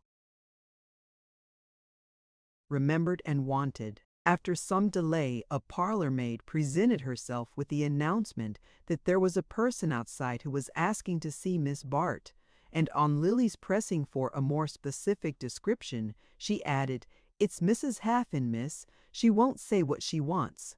Lily, to whom the name conveyed nothing, opened the door upon a woman in a battered bonnet who stood firmly planted under the hall light. The glare of the unshaded gas shone familiarly on her pockmarked face and the reddish baldness visible through thin strands of straw-colored hair. Lily looked at the charwoman in surprise. "Do you wish to see me?" she asked. "I should like to say a word to you, miss." The tone was neither aggressive nor conciliatory. It revealed nothing of the speaker's errand. Nevertheless, some precautionary instinct warned Lily to withdraw beyond earshot of the hovering parlor-maid. She signed to Mrs. Haffin to follow her into the drawing-room and closed the door when they had entered. "What is it that you wish?" she inquired. The charwoman, after the manner of her kind, stood with her arms folded in her shawl. Unwinding the latter, she produced a small parcel wrapped in dirty newspaper. "I have something here that you might like to see, Miss Bart." She spoke the name with an unpleasant emphasis, as though her knowing it made a part of her reason for being there. To Lily, the intonation sounded like a threat. "You have found something belonging to me?" she asked, extending her hand. Mrs. Haffin drew back. "Well, if it comes to that, I guess it's mine as much as anybody's," she returned. Lily looked at her perplexedly. She was sure now that her visitor's manner conveyed a threat. But, expert as she was in certain directions, there was nothing in her experience to prepare her for the exact significance of the present scene. She felt, however, that it must be ended as promptly as possible. "I don't understand. If this parcel is not mine, why have you asked for me?" The woman was unabashed by the question. She was evidently prepared to answer it, but like all her class, she had to go a long way back to make a beginning, and it was only after a pause that she replied, "My husband was janitor to the Benedict till the 1st of the month. Since then he can't get nothing to do." Lily remained silent, and she continued. It wasn't no fault of her own, neither. The agent had another man he wanted the place for, and we was put out, bag and baggage, just to suit his fancy. I had a long sickness last winter, and an operation that ate up all we'd put by. And it's hard for me and the children, Haffen being so long out of a job. After all then, she had come only to ask Miss Bart to find a place for her husband, or, more probably, to seek the young lady's intervention with Mrs. Peniston. Lily had such an air of always getting what she wanted that she was used to being appealed to as an intermediary, and, relieved of her vague apprehension, she took refuge in the conventional formula. "I am sorry you have been in trouble," she said. "Oh, that we have, miss, and it's on'y just beginning. If on'y we'd got another situation. But the agent, he's dead against us. It ain't no fault of ours, neither." But at this point Lily's impatience overcame her. "If you have anything to say to me," she interposed. The woman's resentment of the rebuff seemed to spur her lagging ideas. "Yes, miss, I'm coming to that," she said. She paused again, with her eyes on Lily, and then continued in a tone of diffuse narrative. "When we was at the Benedick, I had charge of some of the gentlemen's rooms. Leastways, I sweep 'em out on Saturdays. Some of the gentlemen got the greatest sight of letters. I never saw the like of it. Their waste paper baskets to be fairly brimming, and papers falling over on the floor. Maybe having so many is how they get so careless. Some of 'em is worse than others. Mr. Selden, Mr. Lawrence Selden, he was always one of the carefulest, burnt his letters in winter and tore 'em in little bits in summer, but sometimes he'd have so many he'd just bunch 'em together the way the others did, and tear the lot through once like this." While she spoke she had loosened the string from the parcel in her hand, and now she drew forth a letter which she laid on the table between Miss Bart and herself. As she had said, the letter was torn in two, but with a rapid gesture she laid the torn edges together and smoothed out the page. A wave of indignation swept over Lily. She felt herself in the presence of something vile, as yet but dimly conjectured the kind of vileness of which people whispered, but which she had never thought of as touching her own life. She drew back with a motion of disgust, but her withdrawal was checked by a sudden discovery. Under the glare of Mrs. Peniston's chandelier, she had recognized the handwriting of the letter. It was a large, disjointed hand, with a flourish of masculinity which but slightly disguised its rambling weakness, and the words, scrawled in heavy ink on pale-tinted notepaper, smote on Lily's ear as though she had heard them spoken. At first she did not grasp the full import of the situation. She understood only that before her lay a letter written by Bertha Dorset and addressed, presumably, to Lawrence Selden. There was no date, but the blackness of the ink proved the writing to be comparatively recent. The packet in Mrs. Haffen's hand doubtless contained more letters of the same kind. A dozen, Lily conjectured from its thickness. The letter before her was short, but its few words, which had leapt into her brain before she was conscious of reading them, told a long history, a history over which, for the last 4 years, the friends of the writer had smiled and shrugged, viewing it merely as one among the countless good situations of the mundane comedy. Now the other side presented itself to Lily, the volcanic nether side of the surface over which conjecture and innuendo glide so lightly till the first fissure turns their whisper to a shriek. Lily knew that there is nothing society resents so much as having given its protection to those who have not known how to profit by it. It is for having betrayed its connivance that the body social punishes the offender who is found out, and in this case there was no doubt of the issue. The code of Lily's world decreed that a woman's husband should be the only judge of her conduct. She was technically above suspicion, while she had the shelter of his approval, or even of his indifference. But with a man of George Dorset's temper there could be no thought of condonation. The possessor of his wife's letters could overthrow with a touch the whole structure of her existence. And into what hands Bertha Dorset's secret had been delivered. For a moment The irony of the coincidence tinged Lily's disgust with a confused sense of triumph, but the disgust prevailed all her instinctive resistances of taste, of training, of blind inherited scruples rose against the other feeling. Her strongest sense was one of personal contamination. She moved away as though to put as much distance as possible between herself and her visitor. "I know nothing of these letters," she said. "I have no idea why." "You have brought them here." Mrs. Haffan faced her steadily. "I'll tell you why, miss. I brought 'em to you to sell, because I ain't got no other way of raising money. And if we don't pay our rent by tomorrow night, we'll be put out. I never done anything of the kind before, and if you'd speak to Mr. Selden or to Mr. Rosedale about getting Haffan taken on again at the Benedict, I seen you talking to Mr. Rosedale on the steps that day you come out of Mr. Selden's rooms." The blood rushed to Lily's forehead. She understood now. Mrs. Haffan supposed her to be the writer of the letters. In the first leap of her anger, she was about to ring and order the woman out. But an obscure impulse restrained her. The mention of Selden's name had started a new train of thought. Bertha Dorset's letters were nothing to her. They might go where the current of chance carried them. But Selden was inextricably involved in their fate. Men do not at worst suffer much from such exposure, and in this instance the flash of divination which had carried the meaning of the letters to Lily's brain had revealed also that they were appeals repeated and therefore probably unanswered for the renewal of a tie which time had evidently relaxed. Nevertheless, the fact that the correspondence had been allowed to fall into strange hands would convict Selden of negligence in a matter where the world holds it least pardonable, and there were graver risks to consider where a man of Dorset's ticklish balance was concerned. If she weighed all these things, it was unconsciously. She was aware only of feeling that Selden would wish the letters rescued, and that therefore she must obtain possession of them.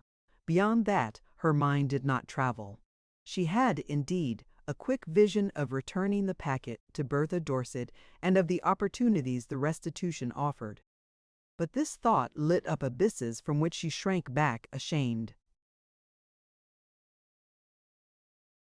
Meanwhile, Mrs. Haffan, prompt to perceive her hesitation, had already opened the packet and ranged its contents on the table. All the letters had been pieced together with strips of thin paper. Some were in small fragments, the others merely torn in half. Though there were not many, thus spread out, they nearly covered the table. Lily's glance fell on a word here and there. Then she said in a low voice, "What do you wish me to pay you?" Mrs. Haffan's face reddened with satisfaction. It was clear that the young lady was badly frightened, and Mrs. Haffan was the woman to make the most of such fears. Anticipating an easier victory than she had foreseen, she named an exorbitant sum. But Miss Bart showed herself a less ready prey than might have been expected from her imprudent opening. She refused to pay the price named, and after a moment's hesitation met it by a counter-offer of half the amount. Mrs. Haffan immediately stiffened. Her hand traveled toward the outspread letters, and folding them slowly, she made as though to restore them to their wrapping. "I guess they're worth more to you than to me, miss, but the poor has got to live as well as the rich," she observed sententiously. Lily was throbbing with fear, but the insinuation fortified her resistance. "You are mistaken," she said indifferently. "I have offered all I am willing to give for the letters, but there may be other ways of getting them." Mrs. Haffan raised a suspicious glance. She was too experienced not to know that the traffic she was engaged in had perils as great as its rewards, and she had a vision of the elaborate machinery of revenge which a word of this commanding young lady's might set in motion. She applied the corner of her shawl to her eyes and murmured through it that no good came of bearing too hard on the poor, but that for her part she had never been mixed up in such a business before, and that on her honor as a Christian all she and Haffan had thought of was that the letters mustn't go any farther. Lily stood motionless, keeping between herself and the charwoman the greatest distance compatible with the need of speaking in low tones. The idea of bargaining for the letters was intolerable to her, but she knew that if she appeared to weaken, Mrs. Haffan would at once increase her original demand. She could never afterward recall how long the duel lasted, or what was the decisive stroke which finally, after a lapse of time, recorded in minutes by the clock, and hours by the precipitate beat of her pulses, put her in possession of the letters. She knew only that the door had finally closed, and that she stood alone, with the packet in her hand. She had no idea of reading the letters. Even to unfold Mrs. Haffan's dirty newspaper would have seemed degrading. But what did she intend to do with its contents? The recipient of the letters had meant to destroy them, and it was her duty to carry out his intention. She had no right to keep them. To do so was to lessen whatever merit lay in having secured their possession. But how destroy them so effectually that there should be no second risk of their falling in such hands? Mrs. Peniston's icy drawing-room grate shone with a forbidding luster. The fire, like the lamps, was never lit except when there was company. Miss Bart was turning to carry the letters upstairs when she heard the opening of the outer door, and her aunt entered the drawing-room. Mrs. Peniston was a small, plump woman with a colorless skin lined with trivial wrinkles. Her gray hair was arranged with precision, and her clothes looked excessively new and yet slightly old-fashioned. They were always black and tightly fitting, with an expensive glitter. She was the kind of woman who wore jet at breakfast. Lily had never seen her when she was not cuirassed in shining black, with small tight boots and an air of being packed and ready to start. Yet she never started. She looked about the drawing-room with an expression of minute scrutiny. I saw a streak of light under one of the blinds as I drove up. It's extraordinary that I can never teach that woman to draw them down evenly.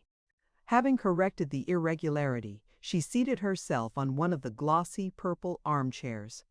Mrs. Peniston always sat on a chair, never in it. Then she turned her glance to Miss Bart. "My dear, you look tired. I suppose it's the excitement of the wedding." Cornelia Van Alstyne was full of it. Molly was there, and Gertie Farish ran in for a minute to tell us about it. I think it was odd, they're serving melons before the consommé. A wedding breakfast should always begin with consommé. Molly didn't care for the bridesmaids' dresses. She had it straight from Julia Melson that they cost $300 apiece at Celeste's, but she says they didn't look it. I'm glad you decided not to be a bridesmaid. That shade of salmon pink wouldn't have suited you. Mrs. Peniston delighted in discussing the minutest details of festivities in which she had not taken part. Nothing would have induced her to undergo the exertion and fatigue of attending the Van Osburgh wedding, but so great was her interest in the event that, having heard 2 versions of it, she now prepared to extract a third from her niece. Lily, however, had been deplorably careless in noting the particulars of the entertainment. She had failed to observe the color of Mrs. Van Osburgh's gown, and could not even say whether the old Van Osburgh severs had been used at the bride's table. Mrs. Peniston, in short, found that she was of more service as a listener than as a narrator. "Really, Lily, I don't see why you took the trouble to go to the wedding, if you don't remember what happened or whom you saw there. When I was a girl, I used to keep the MEU of every dinner I went to and write the names of the people on the back. And I never threw away my cotillion favors till after your uncle's death, when it seemed unsuitable to have so many colored things about the house. I had a whole closet full, I remember, and I can tell to this day what balls I got them at. Molly Van Alstyne reminds me of what I was at that age. It's wonderful how she notices. She was able to tell her mother exactly how the wedding dress was cut, and we knew at once from the fold in the back that it must have come from Paquin." Mrs. Peniston rose abruptly, and, advancing to the ormolu clock surmounted by a helmeted Minerva, which throned on the chimney-piece between 2 malachite vases, passed her lace handkerchief between the helmet and its visor. "I knew it, the parlor-maid never dusts there," she exclaimed triumphantly, displaying a minute spot on the handkerchief. Then, reseating herself, she went on, Molly thought Mrs. Dorset the best-dressed woman at the wedding.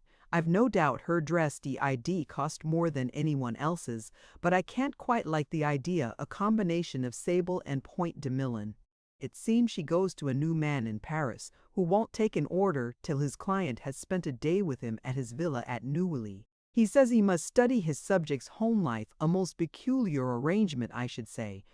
But Mrs. Dorset told Molly about it herself. She said the villa was full of the most exquisite things, and she was really sorry to leave. Molly said she never saw her looking better. She was in tremendous spirits, and said she had made a match between Evie Van Osburgh and Percy Gryce. She really seems to have a very good influence on young men. I hear she is interesting herself now in that silly Silverton boy, who has had his head turned by Carrie Fisher and has been gambling so dreadfully. Well, as I was saying, Evie is really engaged. Mrs. Dorset had her to stay with Percy Gryce, and managed it all, and Grace Van Osburgh is in the seventh heaven. She had almost despaired of marrying Evie. Mrs. Peniston again paused, but this time her scrutiny addressed itself, not to the furniture but to her niece. Cornelia Van Alstyne was so surprised she had heard that you were to marry young Gryce. She saw the Wetheralls just after they had stopped with you at Bellamont, and Alice Wetherall was quite sure there was an engagement. She said that when Mr. Gryce left unexpectedly one morning, they all thought he had rushed to town for the ring. Lily rose and moved toward the door. "I believe I am tired. I think I will go to bed," she said, and Mrs. Peniston, suddenly distracted by the discovery that the easel sustaining the late Mr. Peniston's crayon portrait was not exactly in line with the sofa in front of it, presented an absent-minded brow to her kiss. In her own room, Lily turned up the gas jet and glanced toward the grate. It was as brilliantly polished as the one below, but here at least she could burn a few papers with less risk of incurring her aunt's disapproval. She made no immediate motion to do so, however, but dropping into a chair looked wearily about her. Her room was large and comfortably furnished. It was the envy and admiration of poor Grace Stepney, who boarded, but, contrasted with the light tints and luxurious appointments of the guest rooms where so many weeks of Lily's existence were spent, it seemed as dreary as a prison. The monumental wardrobe and bedstead of black walnut had migrated from Mr. Peniston's bedroom, and the magenta flock wallpaper, of a pattern dear to the early 60s, was hung with large steel engravings of an anecdotic character. Lily had tried to mitigate this charmless background by a few frivolous touches in the shape of a lace decked toilet table and a little painted desk surmounted by photographs, but the futility of the attempt struck her as she looked about the room. What a contrast to the subtle elegance of the setting she had pictured for herself, an apartment which should surpass the complicated luxury of her friend's surroundings by the whole extent of that artistic sensibility which made her feel herself their superior, in which every tint and line should combine to enhance her beauty and give distinction to her leisure. Once more the haunting sense of physical ugliness was intensified by her mental depression, so that each piece of the offending furniture seemed to thrust forth its most aggressive angle. Her aunt's words had told her nothing new, but they had revived the vision of Bertha Dorset, smiling, flattered, victorious, holding her up to ridicule by insinuations intelligible to every member of their little group. The thought of the ridicule struck deeper than any other sensation. Lily knew every turn of the elusive jargon which could flay its victims without the shedding of blood. Her cheek burned at the recollection, and she rose and caught up the letters. She no longer meant to destroy them. That intention had been effaced by the quick corrosion of Mrs. Peniston's words. Instead, she approached her desk, and lighting a taper, tied and sealed the packet. Then she opened the wardrobe, drew out a dispatch box, and deposited the letters within it. As she did so, it struck her with a flash of irony that she was indebted to Gus Trenor for the means of buying them. Chapter 10. The autumn dragged on monotonously. Miss Bart had received one or two notes from Judy Trinner, reproaching her for not returning to Bellamont, but she replied evasively, alleging the obligation to remain with her aunt. In truth, however, she was fast wearying of her solitary existence with Mrs. Penniston, and only the excitement of spending her newly acquired money lightened the dullness of the days. All her life, Lily had seen money go out as quickly as it came in, and whatever theories she cultivated as to the prudence of setting aside a part of her gains, she had unhappily no saving vision of the risks of the opposite course. It was a keen satisfaction to feel that, for a few months at least, she would be independent of her friend's bounty, that she could show herself abroad without wondering whether some penetrating eye would detect in her dress the traces of Judy Trinner's refurbished splendor. The fact that the money freed her temporarily from all minor obligations obscured her sense of the greater one it represented. And having never before known what it was to command so large a sum, she lingered delectably over the amusement of spending it. It was on one of these occasions that, leaving a shop where she had spent an hour of deliberation over a dressing case of the most complicated elegance, she ran across Miss Farish, who had entered the same establishment with the modest object of having her watch repaired. Lily was feeling unusually virtuous. She had decided to defer the purchase of the dressing case till she should receive the bill for her new opera cloak, and the resolve made her feel much richer than when she had entered the shop. In this mood of self-approval, she had a sympathetic eye for others, and she was struck by her friend's air of dejection. Miss Farish, it appeared, had just left the committee meeting of a struggling charity in which she was interested. The object of the association was to provide comfortable lodgings with a reading room and other modest distractions where young women of the class employed in downtown offices might find a home when out of work or in need of rest, and the first year's financial report showed so deplorably small a balance that Miss Farish, who was convinced of the urgency of the work, felt proportionately discouraged by the small amount of interest it aroused. The other regarding sentiments had not been cultivated in Lily, and she was often bored by the relation of her friend's philanthropic efforts, but today her quick dramatizing fancy seized on the contrast between her own situation and that represented by some of Gertie's cases. These were young girls, like herself, some perhaps pretty, some not without a trace of her finer sensibilities.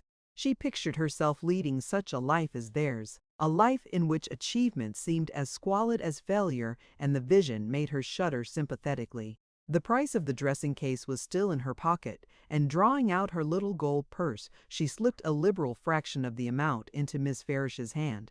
The satisfaction derived from this act was all that the most ardent moralist could have desired. Lily felt a new interest in herself as a person of charitable instincts. She had never before thought of doing good with the wealth she had so often dreamed of possessing, but now her horizon was enlarged by the vision of a prodigal philanthropy. Moreover, by some obscure process of logic, she felt that her momentary burst of generosity had justified all previous extravagances and excused any in which she might subsequently indulge.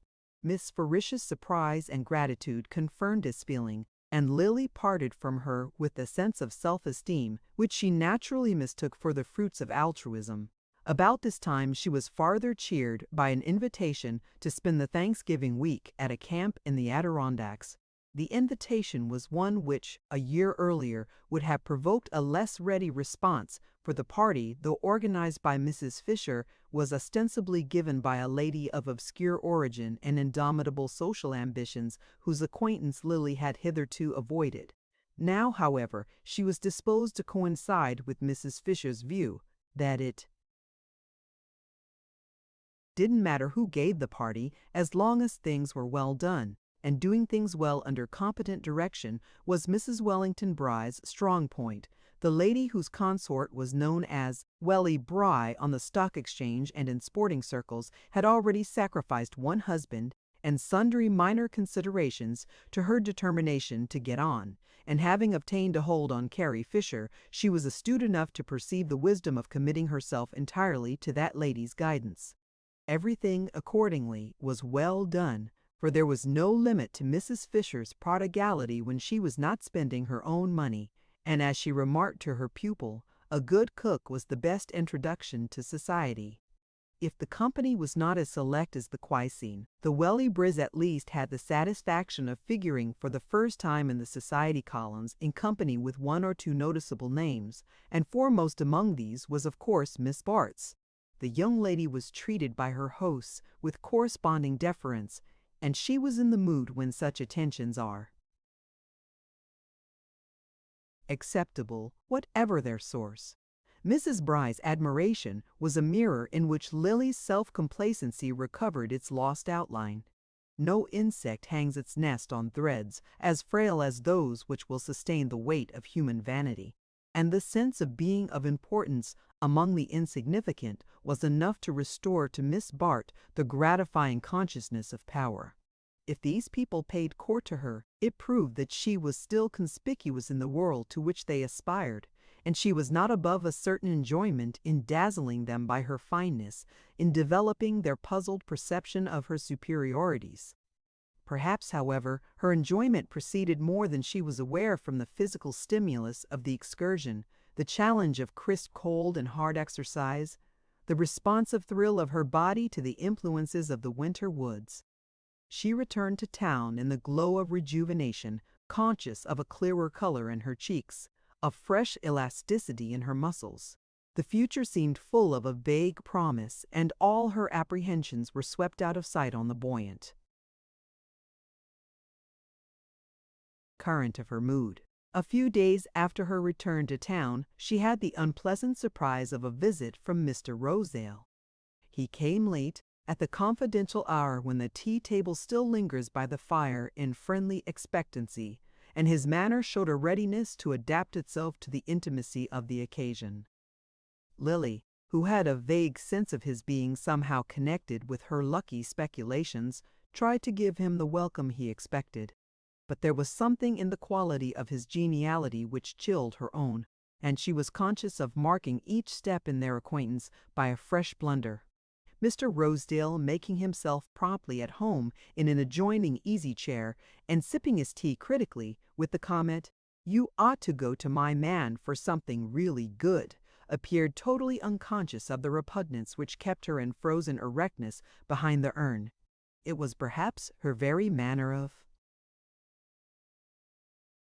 holding herself aloof that appealed to his collector's passion for the rare and unattainable. He gave at any rate no sign of resenting it, and seemed prepared to supply in his own manner all the ease that was lacking in hers. His object in calling was to ask her to go to the opera in his box on the opening night, and seeing her hesitate, he said persuasively, "Mrs. Fisher is coming, and I've secured a tremendous admirer of yours who'll never forgive me if you don't accept." As Lily's silence left him with this illusion on his hands, he added with a confidential smile, "Gus Trenor has promised to come to town on purpose.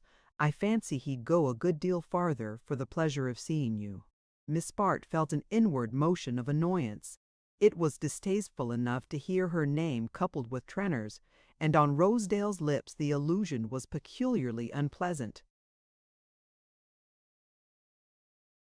"The Trenors are my best friends. I think we should all go a long way to see each other," she said, absorbing herself in the preparation of fresh tea. Her visitor's smile grew increasingly intimate.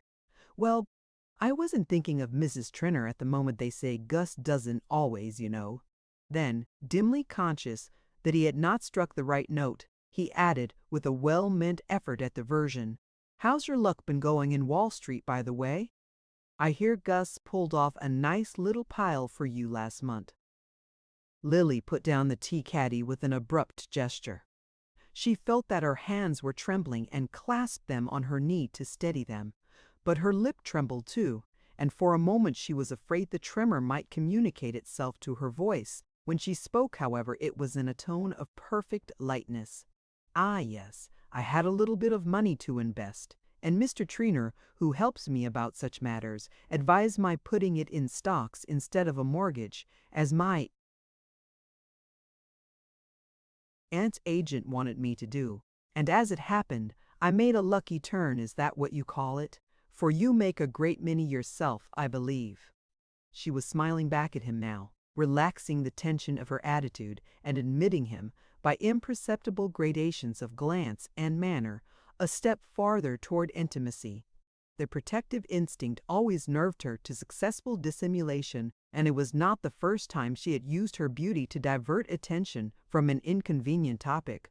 When Mr. Rosedale took leave, he carried with him not only her acceptance of his invitation, but a general sense of having comported himself in a way calculated to advance his cause. He had always believed he had a light touch and a knowing way with women, and the prompt manner in which Miss Bart, as he would have phrased it, had come into line, confirmed his confidence in his powers of handling this skittish sex, her way of glossing over the transaction.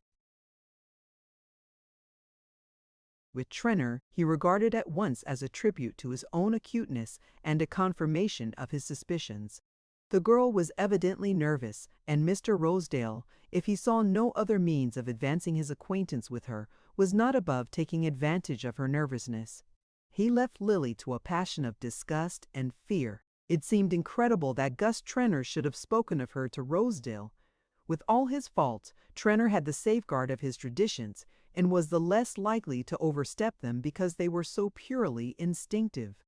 But Lily recalled with a pang that there were convivial moments when, as Judy had confided to her, Gus talked foolishly. In one of these, no doubt, the fatal word had slipped from him. As for Rosedale, she did not, after the first shock, greatly care what conclusions he had drawn. Though usually adroit enough where her own interests were concerned, she made the mistake, not uncommon to persons in whom the social habits are instinctive, of supposing that the inability to acquire them quickly implies a general dullness.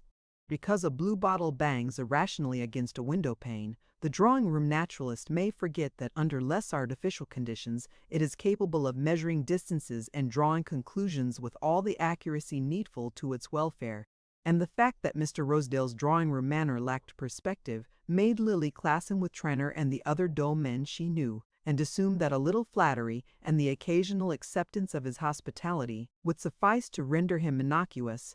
However, there could be no doubt of the expediency of showing herself in his box on the opening night of the opera, and after all, since Judy Trenor had promised to take him up that winter, it was as well to reap the advantage of being first in the field. For a day or two after Rosedale's visit, Lily's thoughts were dogged by the consciousness of Trenor's shadowy claim, and she wished she had a clearer notion of the exact nature of the transaction which seemed to have put her in his power.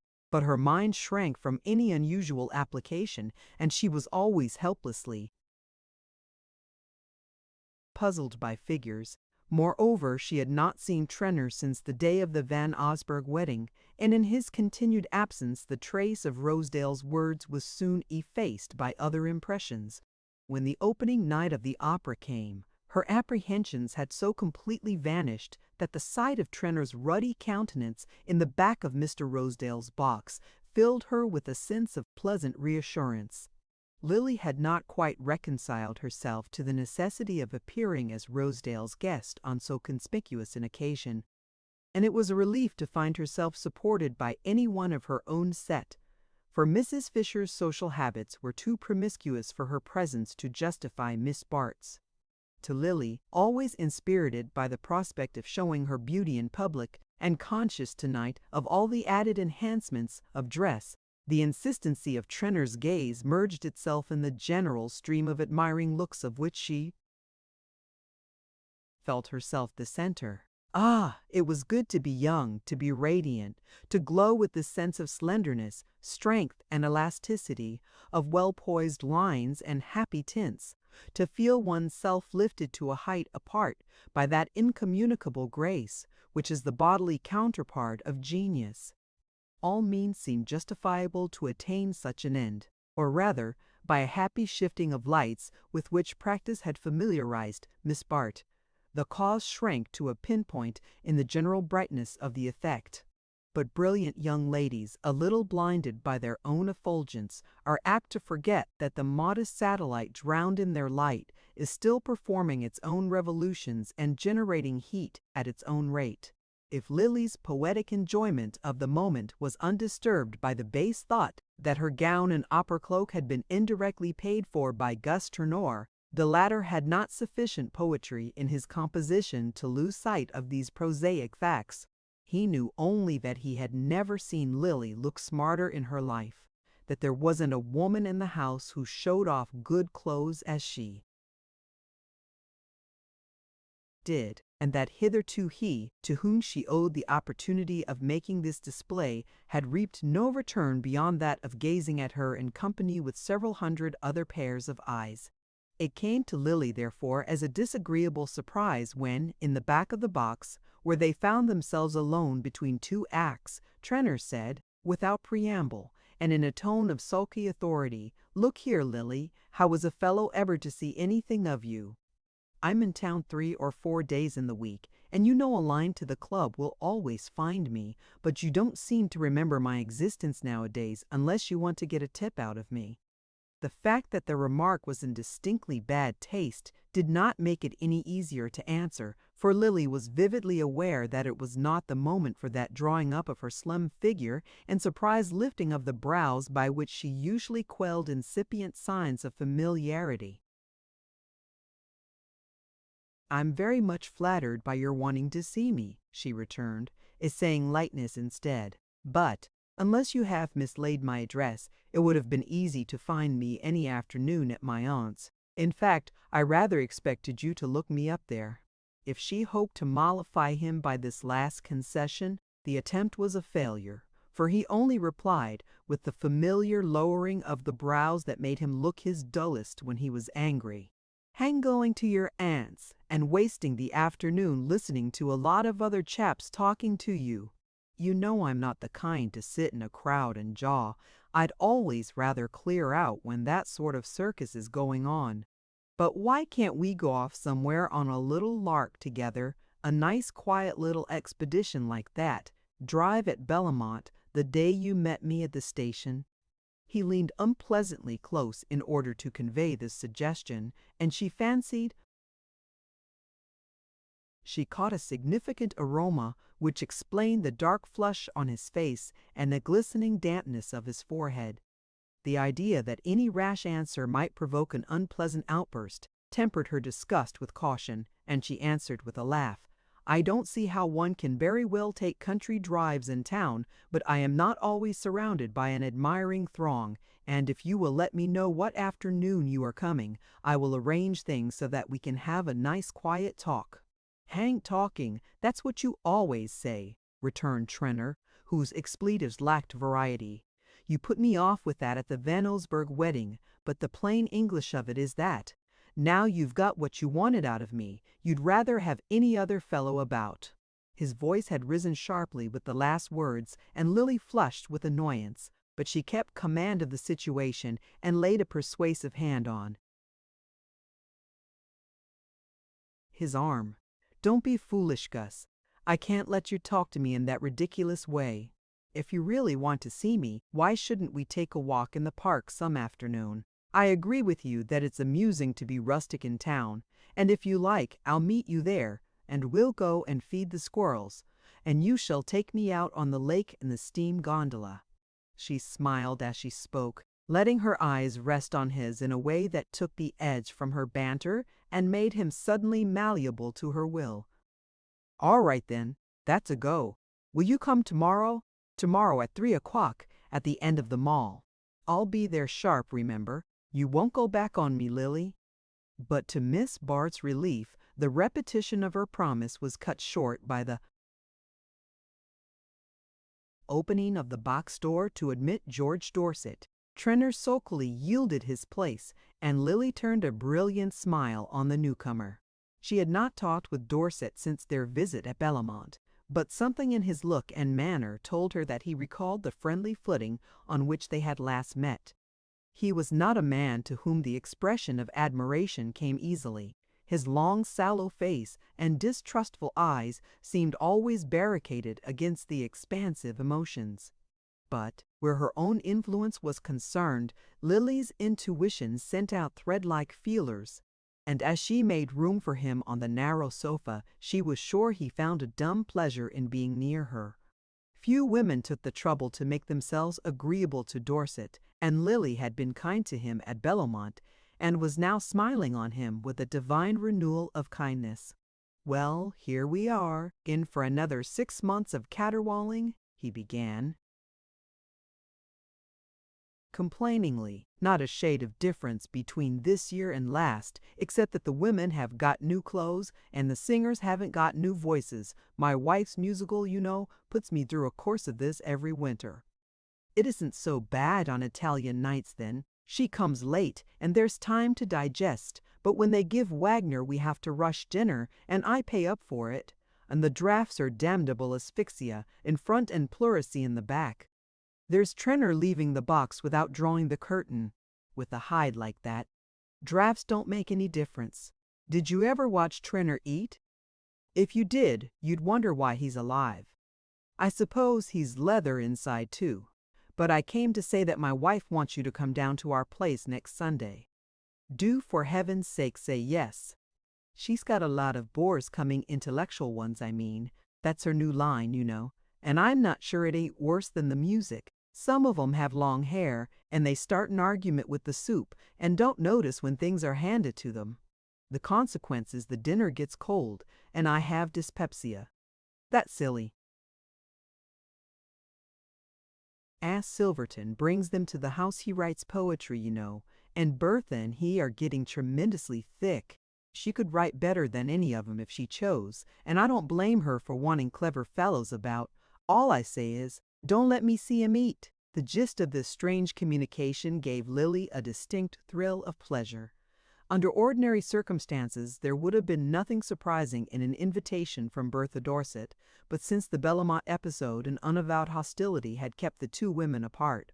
Now, with a start of inner wonder, Lily felt that her thirst for retaliation had died out.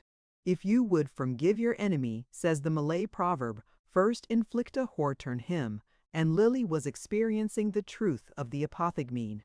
If she had destroyed Mrs. Dorset's letters, she might have continued to hate her, but the fact that they remained in her possession had fed her resentment to satiety. She uttered a smiling acceptance, hailing in the renewal of the tie and escape from Trenner's importunities. Chapter 11. Meanwhile, the holidays had gone by and the season was beginning. Fifth Avenue had become a nightly torrent of carriages surging upward to the fashionable quarters about the park, where illuminated windows and outspread awnings betokened the usual routine of hospitality.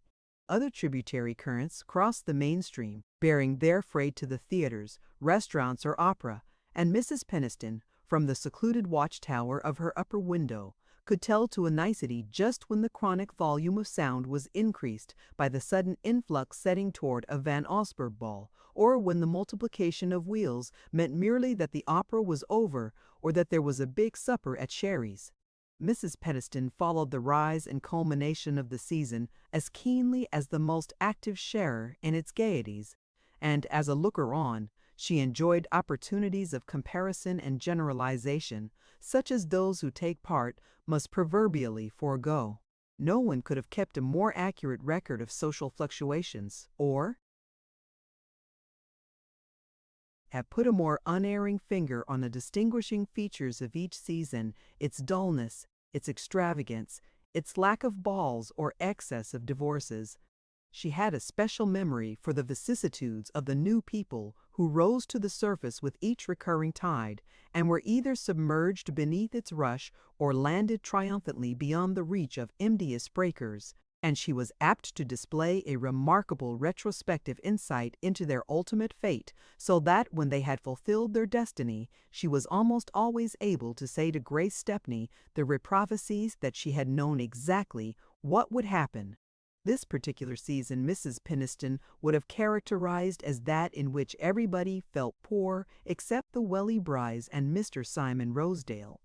It had been a bad autumn in Wall Street, where prices fell in accordance with that peculiar law which proves railway stocks and bales of cotton to be more sensitive to the allotment of executive power than many estimable citizens trained to all the advantages of self-government, even fortunes supposed to be independent of the market either betrayed a secret dependence on it or suffered from a sympathetic affection. Fashion sulked in its country houses or came to town incognito. General entertainments were discountenanced, and informality and short dinners became the fashion.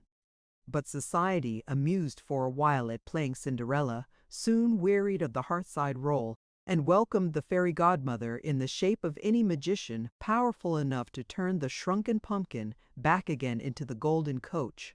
The mere fact of growing richer at a time when most people's investments are shrinking is calculated to attract envious attention, and according to Wall Street rumors, Welly Bart and Rosedale had found the secret of performing this miracle.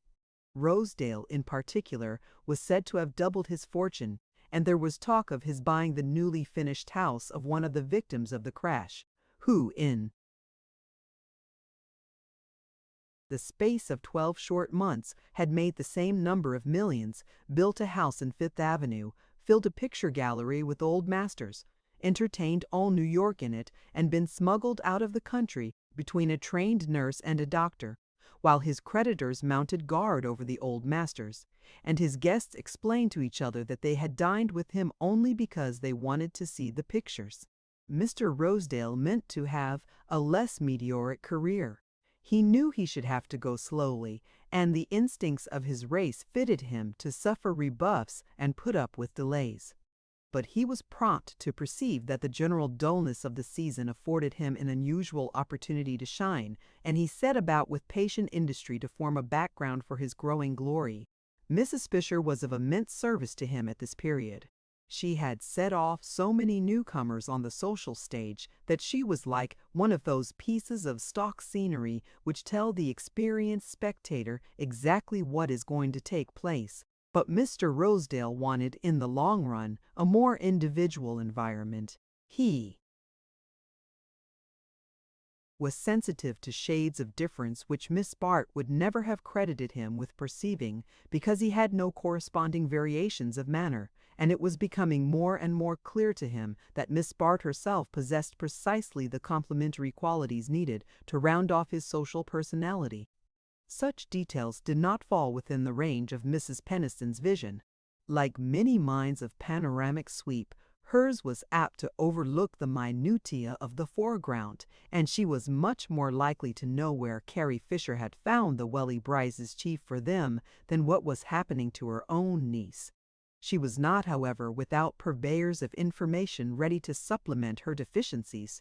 Grace Stepney's mind was like a kind of moral fly-paper, to which the buzzing items of gossip were drawn by a fatal attraction, and where they hung fast in the toils of an inexorable memory.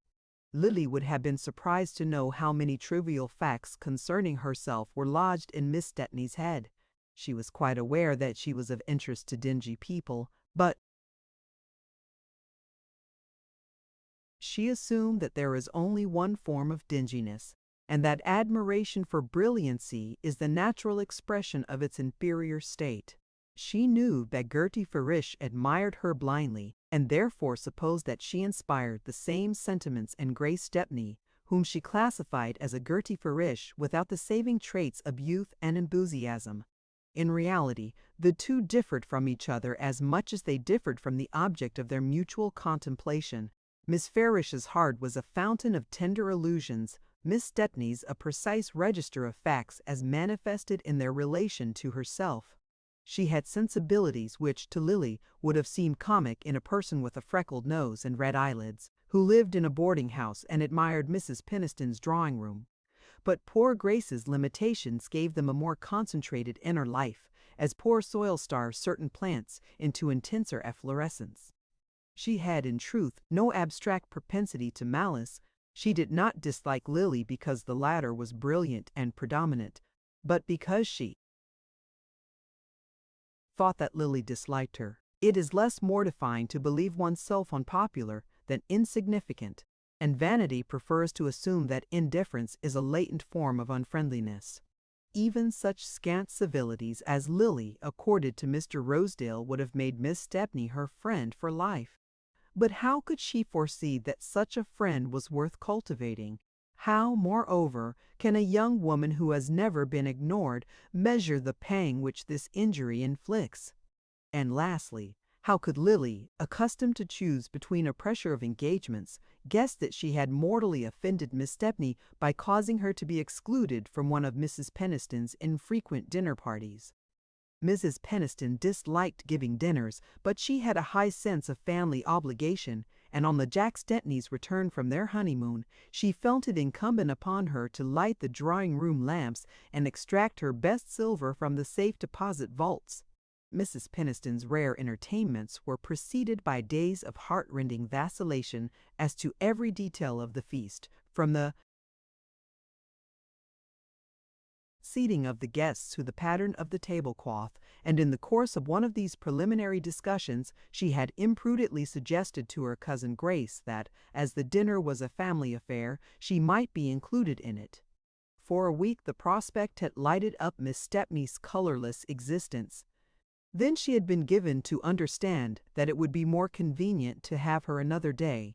Miss Stepney knew exactly what had happened. Lily, to whom family reunions were occasions of unalloyed dullness, had persuaded her aunt that a dinner of smart people would be much more to the taste of the young couple, and Mrs. Peniston, who leaned helplessly on her niece in social matters, had been prevailed upon to pronounce Grace's exile. After all, Grace could come any other day. Why should she mind being put off?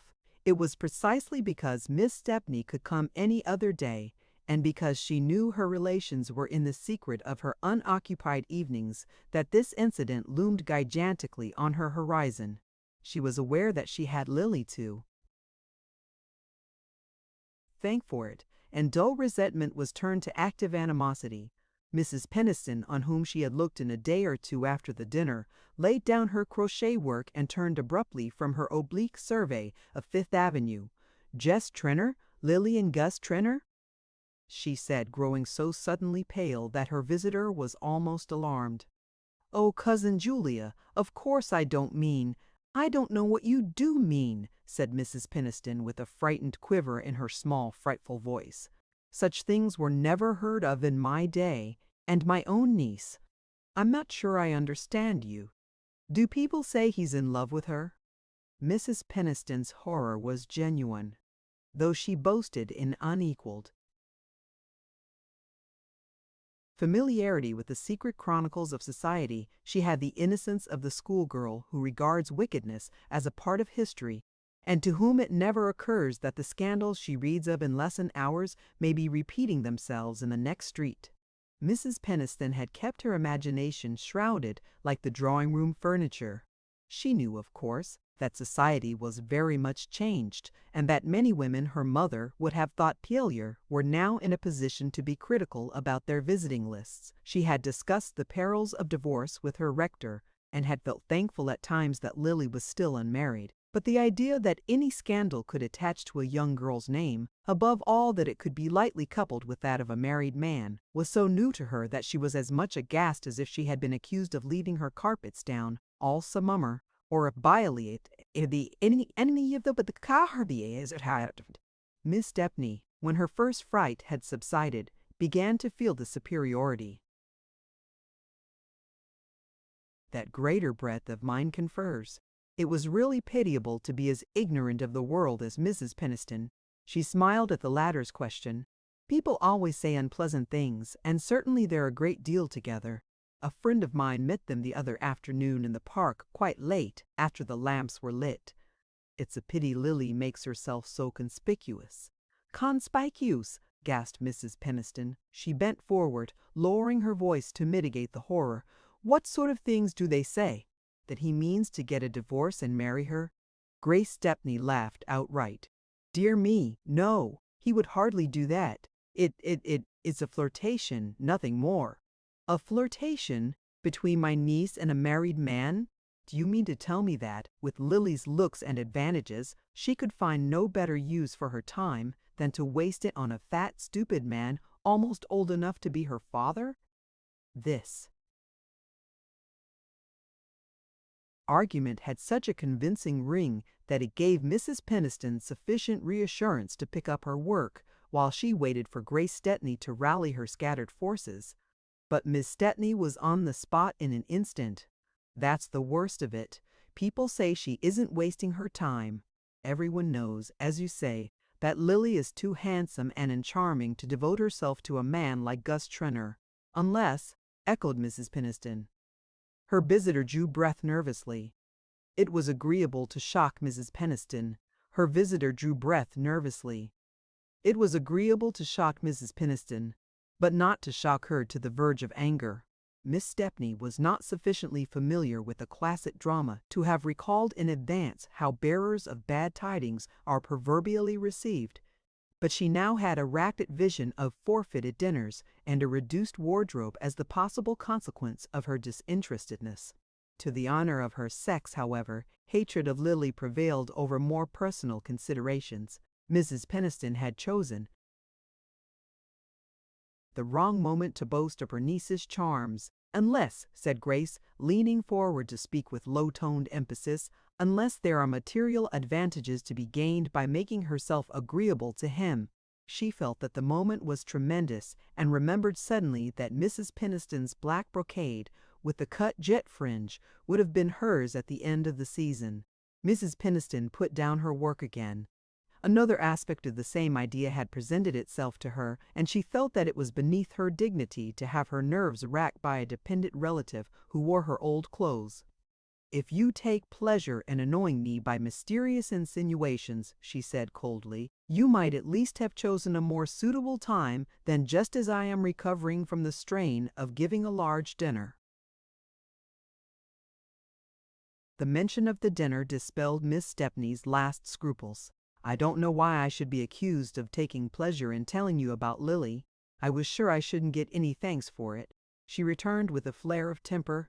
"But I have some family feeling left, and as you are the only person who has any authority over Lily, I thought you ought to know what is being said of her." "Well," said Mrs. Peniston, "what I complain of is that you haven't told me yet what is being said." "I didn't suppose I should have to put it so plainly. People say that Gus Trenor pays her bills." "Pays her bills, her bills?" Mrs. Peniston broke into a laugh. "I can't imagine where you can have picked up such rubbish. Lily has her own income and I provide for her very handsomely." "Oh, we all know that," interposed Miss Stepney dryly, "but Lily wears a great many smart gowns. I like her to be well dressed. It's only suitable, certainly. But then there are her gambling debts besides." Miss Stepney, in the beginning, had not meant to bring up this point, but Mrs. Peniston had only her own incredulity to blame. She was like the stiff-necked unbelievers of Scripture, who must be annihilated to be convinced. "Gambling debts, Lily?" Mrs. Peniston's voice shook with anger and bewilderment. She wondered whether Grace Stepney had gone out of her mind. "What do you mean by her gambling debts?" "Simply that if one plays bridge for money and Lily set one, is liable to lose a great deal, and I don't suppose Lily always wins." "Who told you that my niece played cards for money? Mercy, Cousin Julia, don't look at me as if I were trying to turn you against Lily. Everybody knows she is crazy about bridge. Mrs. Gryce told me herself that it was her gambling that frightened Percy Gryce. It seems he was really taken with her at first, but, of course, among Lily's friends it's quite the custom for girls to play for money. In fact, people are inclined to excuse her on that account." "To excuse her for what?" "For being hard up and accepting attentions from men like Gus Trenor and George Dorset." Mrs. Peniston gave another cry. "George Dorset? Is there anyone else? I should like to know the worst, if you please." "Don't put it in that way, Cousin Julia. Lately Lily has been a good deal with the Dorsets, and he seems to admire her, but of course that's only natural. And I'm sure there is no truth in the horrid things people say. but she has been spending a great deal of money this winter. E.B. Van Osburgh was at Celeste's ordering her trousseau the other day. Yes, the marriage takes place next month, and she told me that Celeste showed her the most exquisite things she was just sending home to Lily. And people say that Judy Trenner has quarreled with her on account of Gus. But I'm sure I'm sorry I spoke, though I only meant it as a kindness.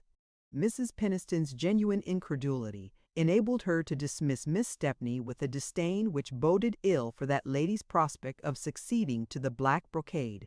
But minds impenetrable to reason have generally some crack through which suspicion filters, and her visitor's insinuations did not glide off as easily as she had expected.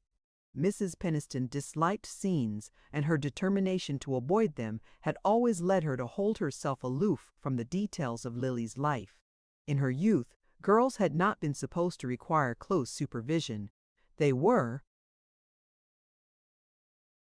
generally assumed to be taken up with the legitimate business of courtship and marriage, and interference in such affairs on the part of their natural guardians was considered as a Motions and Peniston's early experience, but their fastness, at worst even in Mrs. Peniston's early experience, but their fastness at worst was understood to be a mere excess of animal spirits, against which there could be no graver charge than that of being unladylike. The modern fastness appeared synonymous with a more baby.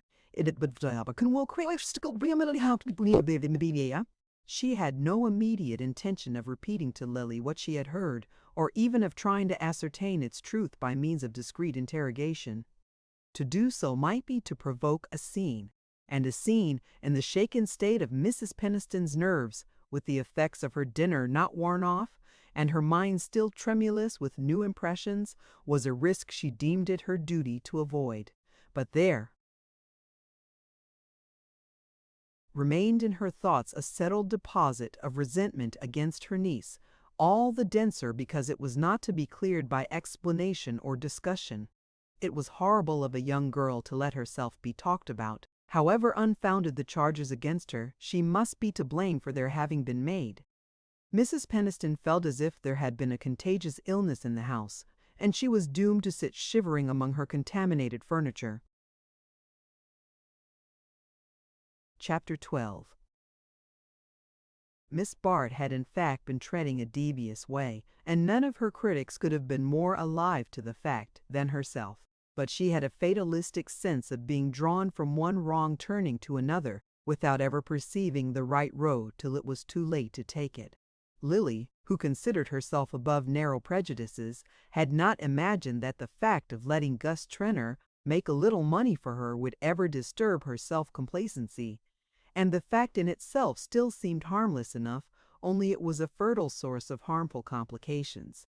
As she exhausted the amusement of spending the money, these complications became more pressing, and Lily, whose mind could be severely logical in tracing the causes of her ill luck to others, justified herself by the thought that she owed all her troubles to the enmity of Bertha Dorset. This enmity, however, had apparently expired in a renewal of friendliness between the two women.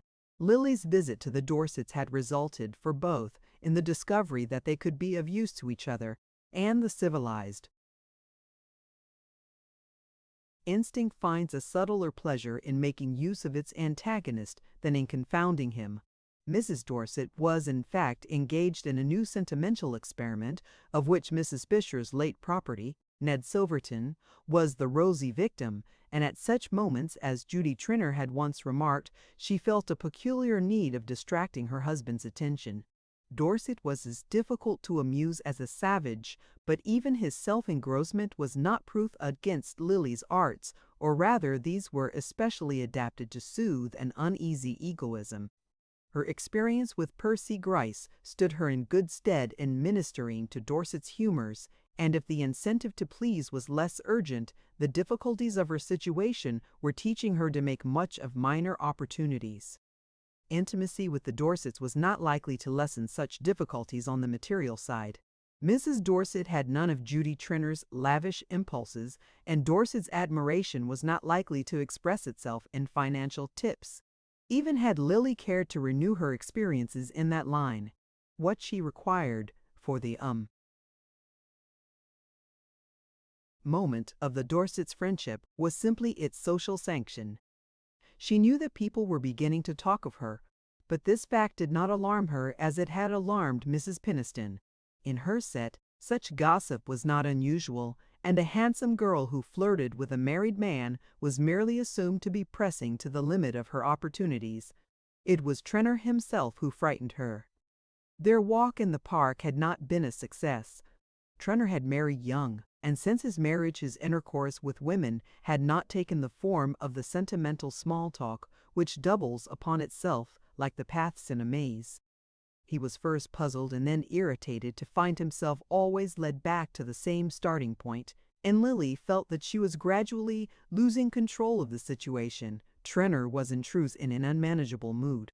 In spite of his understanding with Rosedale, he had been somewhat heavily touched by the fallen stocks. His household expenses weighed on him, and he seemed to be meeting on all sides a sullen opposition to his wishes instead of the easy good luck he had hitherto encountered. Mrs. Trenor was still at Bellamont, keeping the town-house open and descending on it now and then for a taste of the world, preferring the recurrent excitement of week-end parties to the restrictions of a dull season. Since the holidays she had not urged Lily to return to Bellamont, and the first time they met in town Lily fancied there was a shade of coldness in her manner. Was it merely the expression of her displeasure at Miss Bart's neglect, or had disquieting rumors reached her mum? The latter contingency seemed improbable, yet Lily was not without a sense of uneasiness. If her roaming sympathies had struck root anywhere, it was in her friendship with Judy Trenor.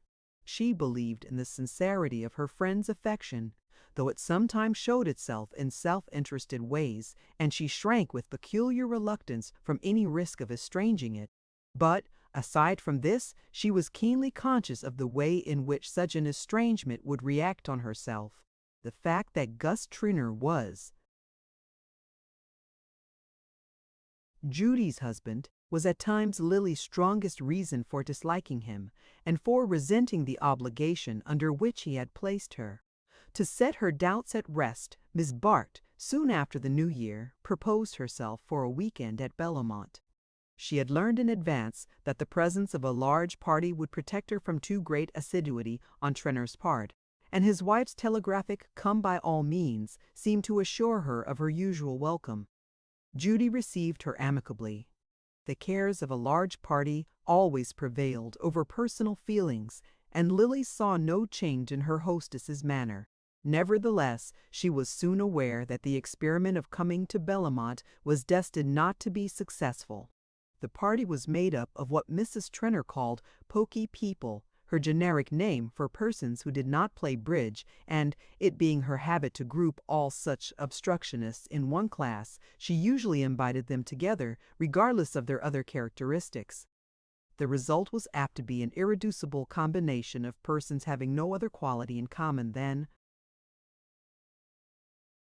their abstinence from bridge, and the antagonisms developed in a group lacking the one taste which might have amalgamated them were in this case aggravated by bad weather and by the ill-concealed boredom of their host and hostess.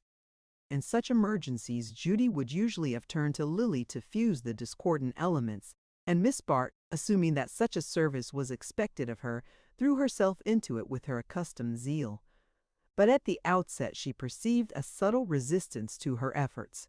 If Mrs. Trenor's manner toward her was unchanged, there was certainly a faint coldness in that of the other ladies.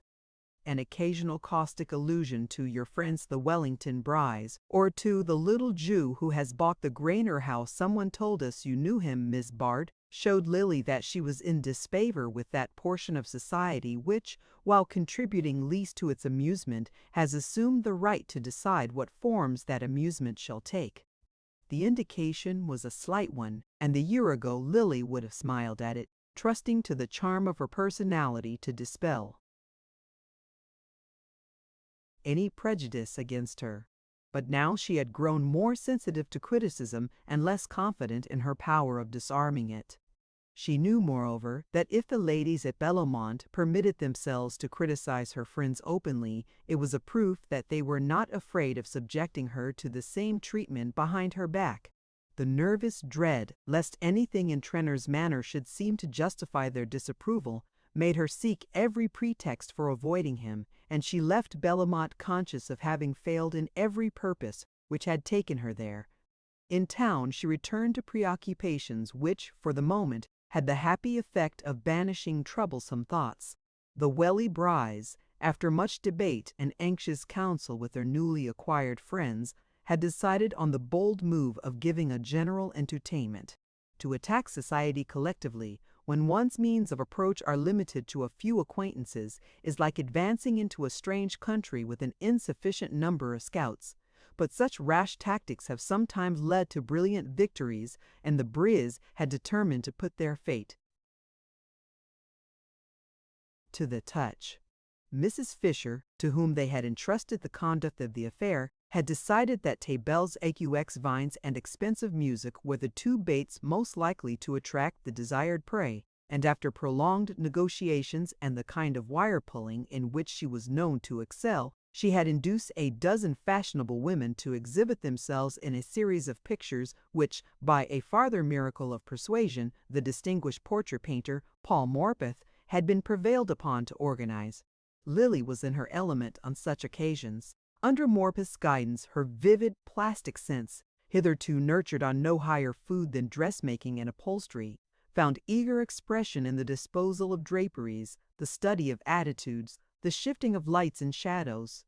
Her dramatic instinct was roused by the choice of subjects, and the gorgeous reproductions of historic dress stirred an imagination which only visual impressions could reach. But keenest of all was the exhilaration of displaying her own beauty under a new aspect, of showing that her loveliness was no mere fixed quality, but an element shaping all emotions to fresh forms of grace. Mrs. Fisher's measures had been well taken, and society, surprised in a dull moment, succumbed to the temptation of Mrs. Bry's hospitality.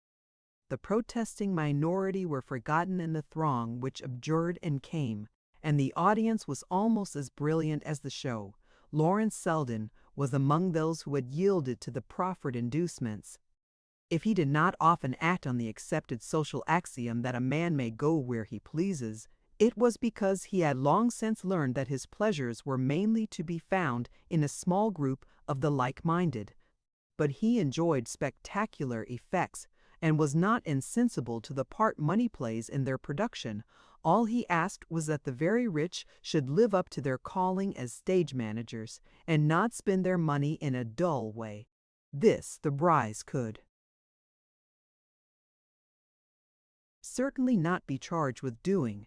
Their recently built house, whatever it might lack as a frame for domesticity, was almost as well designed for the display of a festal assemblage as one of those airy pleasure halls which the Italian architects improvised to set off the hospitality of princes.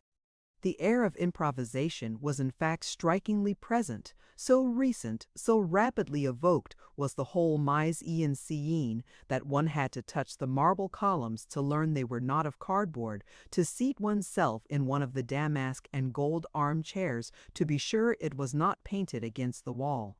Selden, who had put one of these seats to the test, found himself, from an angle of the ballroom, surveying the scene with frank enjoyment.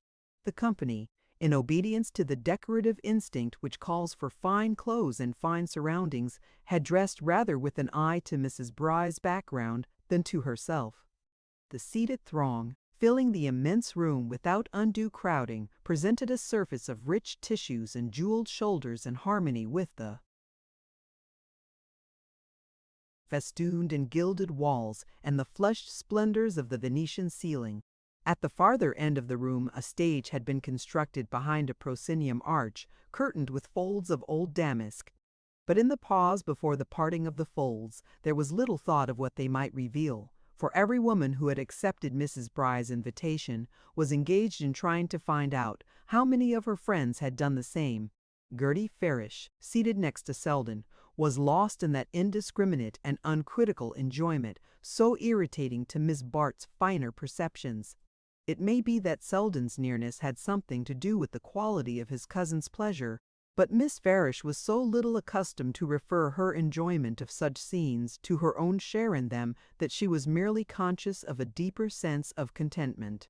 Wasn't it dear of Lily to get me an invitation? Of course it would never have occurred to Carrie Fisher to put me on the list, and I should have been so sorry to miss seeing it all, and especially Lily herself. Someone told me the ceiling was by Veronese. You would know, of course, Lawrence. I suppose it's very beautiful, but his women are so dreadfully fat. Goddesses?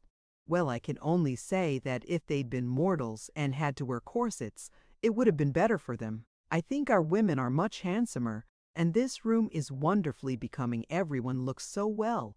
Did you ever see such jewels? Do look at Mrs. George Dorset's pearls. I suppose the smallest of them would pay the rent of our girls' club for a year. Not that I ought to complain about the club. Everyone has been so wonderfully kind. Did I tell you that Lily had given us $300? Wasn't it splendid of her? And then she collected a lot of money from her friends. Mrs. Bry gave us $500 and Mr. Rosedale $1,000. I wish Lily were not so nice to Mr. Rosedale, but she says it's no use being rude to him because he doesn't see the difference. She really can't bear to hurt people's feelings. It makes me so angry when I hear her called cold and conceited. The girls at the club don't call her that. Do you know she's been there with me twice? Yes, Lily, and you should have seen their eyes.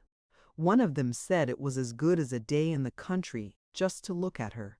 And she sat there and laughed and talked with them, not a bit as if she were being charitable, you know, but as if she liked it as much as they did.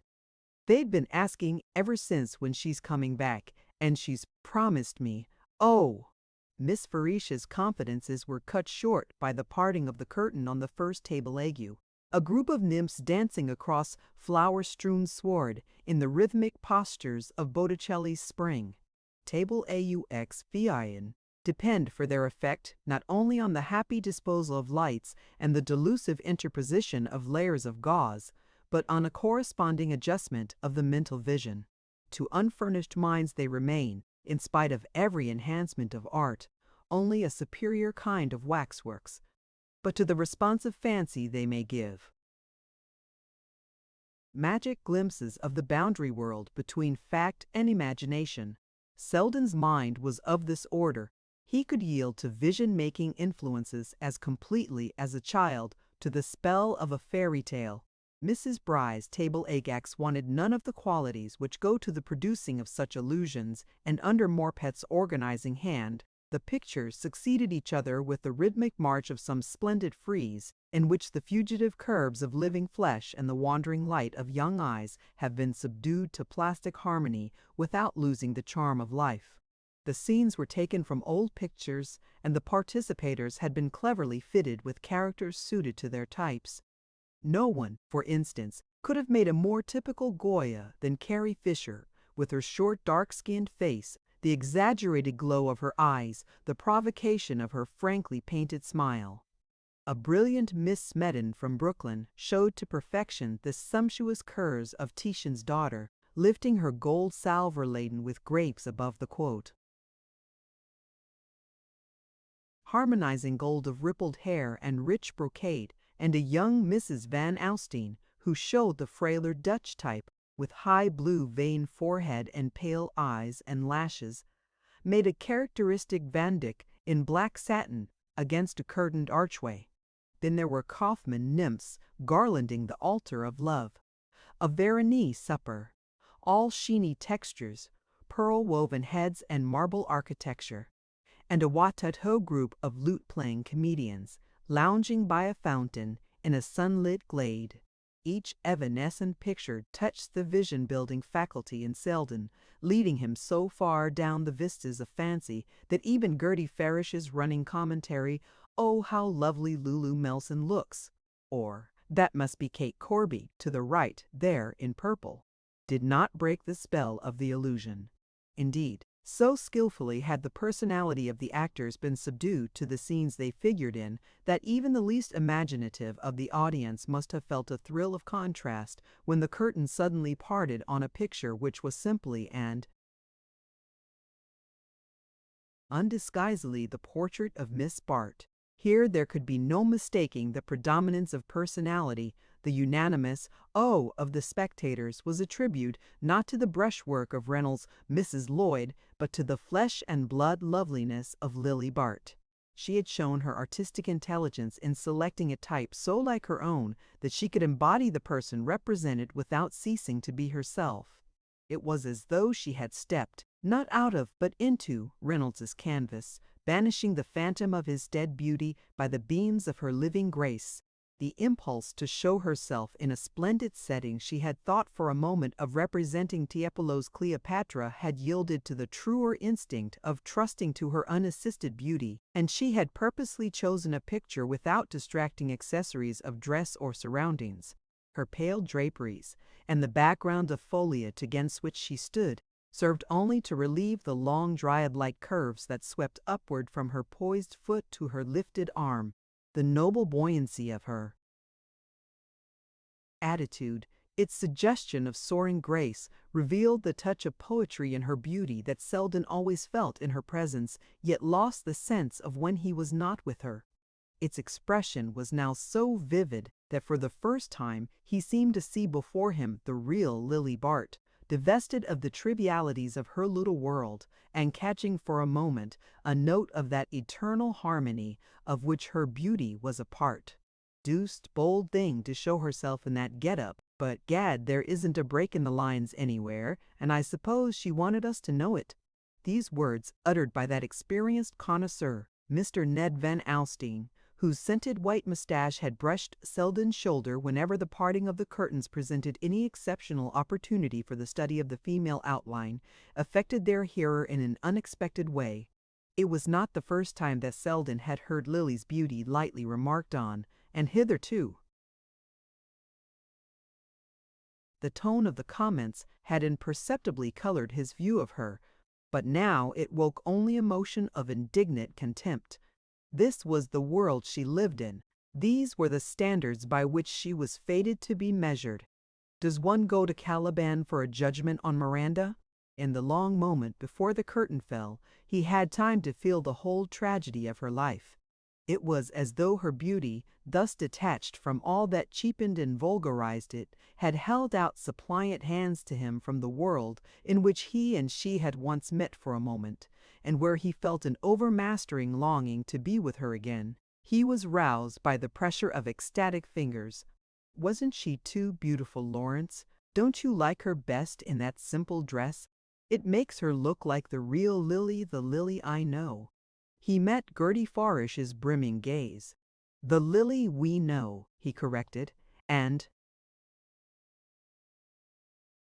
his cousin, beaming at the implied understanding, exclaimed joyfully, "I'll tell her that. She always says you dislike her." The performance over, Selden's first impulse was to seek Miss Bart. During the interlude of music which succeeded the TeEux, the actors had seated themselves here and there in the audience, diversifying its conventional appearance by the varied picturesqueness of their dress. Lily, however, was not among them, and her absence served to protract the effect she had produced on Selden. It would have broken the spell to see her too soon in the surroundings from which accident had so happily detached her. They had not met since the day of the Van Osburgh wedding, and on his side the avoidance had been intentional.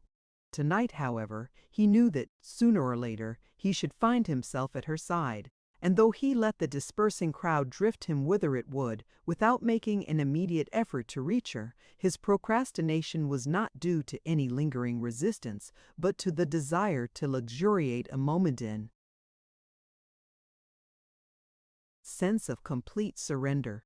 Lily had not an instant's doubt as to the meaning of the murmur greeting her appearance. No other tableau had been received with that precise note of approval. It had obviously been called forth by herself, and not by the picture she impersonated. She had feared at the last moment that she was risking too much in dispensing with the advantages of a more sumptuous setting, and the completeness of her triumph gave her an intoxicating sense of recovered power. Not caring to diminish the impression she had produced, she held herself aloof from the audience till the movement of dispersal before supper, and thus had a second opportunity of showing herself to advantage as the throng poured slowly into the empty drawing-room where she was standing. She was soon the center of a group which increased and renewed itself as the circulation became general, and the individual comments on her success were a delightful prolongation of the collective applause. At such moments she lost something of her natural fastidiousness and cared less for the quality of the admiration received than for its quantity. Differences of personality were merged in a warm atmosphere of praise, in which her beauty expanded like a flower in sunlight, and if Selden had approached a moment or two sooner, he would have seen her turning on Ned Van Alstyne and George Dorset the look he had dreamed of capturing for himself. Fortune willed, however, that the hurried approach of Mrs. Fisher, as whose aide-de-camp Van Alstyne was acting, should break up the group before Selden reached the threshold of the room. One or two of the men wandered off in search of their partners for supper, and the others, noticing Selden's approach, gave way to him in accordance with the tacit freemasonry of the ballroom. Lily was therefore standing alone when he reached her, and finding the expected look in her eye, he had the satisfaction of supposing he had kindled it. The look did indeed deepen as it rested on him, for even in that moment of self-intoxication Lily felt the quicker beat of life that his nearness always produced. She read, too, in his answering gaze, the delicious confirmation of her triumph, and for the moment it seemed to her that it was for him only she cared to be beautiful. Selden had given her his arm without speaking. She took it in silence, and they moved away, not toward the supper-room, but against the tide which was setting thither. The faces about her flowed by like the streaming images of sleep. She hardly noticed where Selden was leading her, till they passed through a glass doorway at the end of the long suite of rooms and stood suddenly in the fragrant hush of a garden. Gravel grated beneath their feet, and about them was the transparent dimness of a midsummer night. Hanging lights made emerald caverns in the depths of foliage and whitened the spray of a fountain falling among lilies. The market place was deserted. There was no sound but the splash of the water on the lily pads and the distant drift of music that might have been blown across a sleeping lake. Selden and Lily stood still, accepting the unreality of the scene as a part of their own dream-like sensations. It would not have surprised them to feel a summer breeze on their faces or to see the lights among the boughs reduplicated in the arch of a starry sky. The strange solitude about them was no stranger than the sweetness of being alone in it together. At length Lily withdrew her hand and moved away a step, so that her white-robed slimness was outlined against the dusk of the branches. Selden followed her, and still without speaking, they seated themselves on a bench beside the fountain. Suddenly she raised her eyes with the beseeching earnestness of a child. "You never speak to me. You think hard things of me," she murmured. "I think of you at any rate, God knows," he said. "Then why do we never see each other? Why can't we be friends? You promised once to help me," she continued in the same tone, as though the words were drawn from her unwillingly.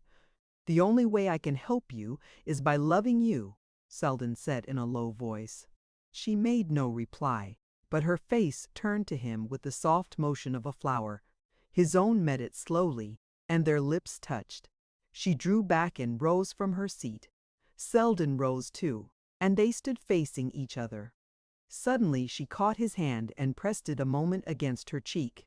"Ah, love me, but don't tell me so," she sighed with her eyes in his, and before he could speak she had turned and slipped through the arch of boughs, disappearing in the brightness of the room beyond. Selden stood where she had left him. He knew too well the transiency of exquisite moments to attempt to follow her, but presently he re-entered the house and made his way through the deserted rooms to the door. A few sumptuously cloaked ladies were already gathered in the marble vestibule, and in the coat room he found Van Alstyne and Gus Traynor. The former, at Selden's approach, paused in the careful selection of a cigar from one of the silver boxes invitingly set out near the door. "Hello, Selden, going to? You're an Epicurean like myself, I see. You don't want to see all those goddesses gobbling terrapin. Gad, what a show of good-looking women, but not one of 'em could touch that little cousin of mine. Talk of jewels. What's a woman want with jewels when she's got herself to show? The trouble is that all these foul balls they wear cover up their figures when they've got 'em. I never knew till tonight what an outline Lily has." "It's not her fault if everybody don't know it now," growled Trenor, flushed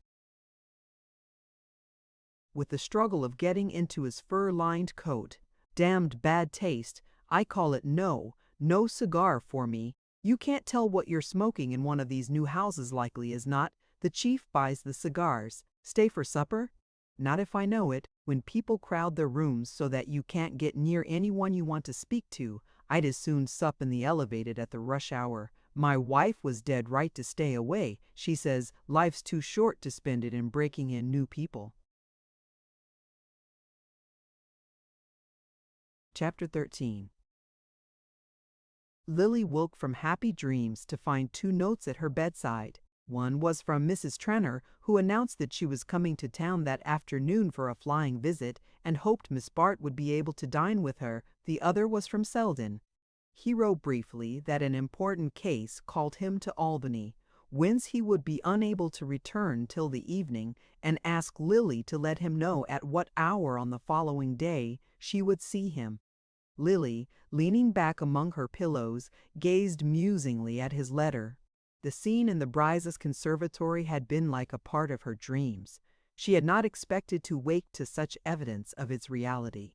Her first movement was one of annoyance. This unforeseen act of Selden's added another complication to life. It was so unlike him to yield to such an irrational impulse. Did he really mean to ask her to marry him? She had once shown him the impossibility of such a hope, and his subsequent behavior seemed to prove that he had accepted the situation with a reasonableness somewhat mortifying to her vanity. It was all the more agreeable to find that this reasonableness was maintained only at the cost of not seeing her. But, though nothing in life was as sweet as the sense of her power over him, she saw the danger of allowing the episode of the previous night to have a sequel. Since she could not marry him, it would be kinder to him, as well as easier for herself, to write a line amicably evading his request to see her. He was not the man to mistake such a hint, and when next they met it would be on their usual friendly footing. Lily sprang out of bed and went straight to her desk. She wanted to write at once, while she could trust to the strength of her resolve. She was still languid from her brief sleep and the exhilaration of the evening, and the sight of Selden's writing brought back the culminating moment of her triumph, the moment when she had read in his eyes that no philosophy was proof against her power. It would be pleasant to have that sensation again. No one else could give it to her in its fullness, and she could not bear to mar her mood of luxurious retrospection by an act of definite refusal. She took up her pen and wrote hastily, "Tu quotemero efforidsi," murmuring to herself as she slipped the sheet into its envelope, "I can easily put him off when tomorrow comes." Judy Trenor's summons was very welcome to Lily. It was the first time she had received a direct communication from Bellamont since the close of her last visit there, and she was still visited by the dread of having incurred Judy's displeasure. But this characteristic command seemed to re-establish their former relations, and Lily smiled at the thought that her friend had probably summoned her in order to hear about the Bryce entertainment. Mrs. Trenor had absented herself from the feast, perhaps for the reason so frankly enunciated by her husband, perhaps because, as Mrs. Fisher somewhat differently put it, she couldn't bear new people when she hadn't discovered them herself. At any rate, though she remained haughtily a Belmont, Lily suspected in her a devouring eagerness to hear of what she had missed, and to learn exactly in what measure Mrs. Wellington Bry had surpassed all previous competitors for social recognition. Lily was quite ready to gratify this curiosity, but it happened that she was dining out. She determined, however, to see Mrs. Trenner for a few moments, and ringing for her maid, she dispatched a telegram to say that she would be with her friend that evening at 10. She was dining with Mrs. Fisher, who had gathered at an informal feast a few of the performers of the previous evening. There was to be plantation music in the studio after dinner, for Mrs. Fisher, despairing of the Republic, had taken up modeling and annexed to her small crowded house a spacious apartment, which, whatever its uses in her hours of plastic inspiration, served at other times for the exercise of an indefatigable hospitality. Lily was reluctant to leave, for the dinner was amusing and she would have liked to lounge over a cigarette and hear a few songs, but she could not break her engagement with Judy, and shortly after 10, she asked her hostess to ring for a hansom and drove up Fifth Avenue to the Trenners'. She waited long enough on the doorstep to wonder that Judy's presence in town was not signalized by a greater promptness in admitting her, and her surprise was increased when, instead of the expected footman pushing his shoulders into a tardy coat, a shabby caretaking person in calico led her into the shrouded hall. Trenner, however, appeared at once on the threshold of the drawing-room, welcoming her with unusual volubility while he relieved her of her cloak and drew her into the room. "Come along to the den. It's the only comfortable place in the house. Doesn't this room look as if it was waiting for the body to be brought down? Can't see why Judy keeps the house wrapped up in this awful slippery white stuff. It's enough to give a fellow pneumonia to walk through these rooms on a cold day. You look a little pinched yourself, by the way. It's rather a sharp night out. I noticed it walking up from the club. Come along, and I'll give you a nip of brandy, and you can toast yourself over the fire and try some of my new Egyptians that little Turkish chap at the embassy put me on to a brand that I want you to try, and if you like 'em, I'll get out a lot for you. They don't have 'em here yet, but I'll cable." He led her through the house to the large room at the back, where Mrs. Trenner usually sat, and where, even in her absence, there was an air of occupancy. Here, as usual, were flowers, newspapers, a littered writing table, and a general aspect of lamplit familiarity, so that it was a surprise not to see Judy's energetic figure start up from the armchair near the fire. It was apparently Trenner himself who had been occupying the seat in question, for it was overhung by a cloud of cigar smoke, and near it stood one of those intricate folding tables which British ingenuity has devised to facilitate the circulation of tobacco and spirits. The sight of such appliances in a drawing-room was not unusual in Lily's set, where smoking and drinking were unrestricted by considerations of time and place, and her first movement was to help herself to one of the cigarettes recommended by Trenner, while she checked his loquacity by asking, with a surprised glance, "Where's Judy?" Trenner, a little heated by his unusual flow of words, and perhaps by prolonged propinquity with the decanters, was bending over the latter to decipher their silver labels. "Here now, Lily, just a drop of cognac and a little fizzy water. You do look pinched, you know. I swear the end of your nose is red. I'll take another glass to keep you company. Judy? Why, you see, Judy's got a devil of a headache, quite knocked out with it, poor thing. She asked me to explain.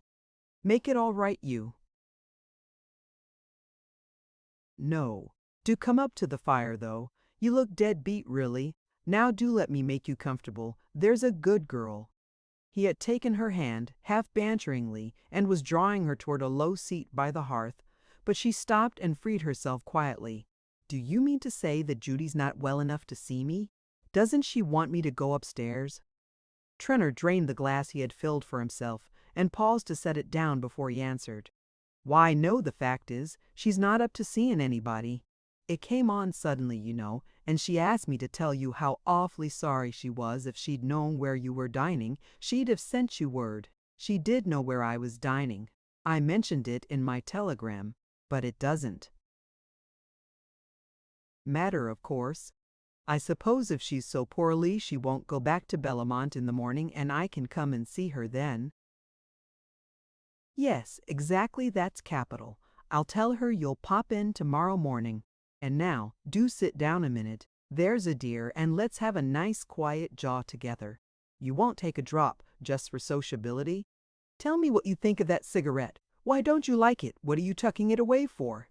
I am chucking it away because I must go, if you'll have the goodness to call a cab for me, Lily returned with a smile. She did not like Trenner's unusual excitability, with its too evident explanation, and the thought of being alone with him, with her friend out of reach upstairs, at the other end of the great empty house, did not conduce to a desire to prolong their tete-a-tete. But Trenner, with a promptness which did not escape her, had moved between herself and the door. Why must you go? I should like to know. If Judy been here, you'd have sat gossiping till all hours, and you can't even give me 5 minutes. It's always the same story.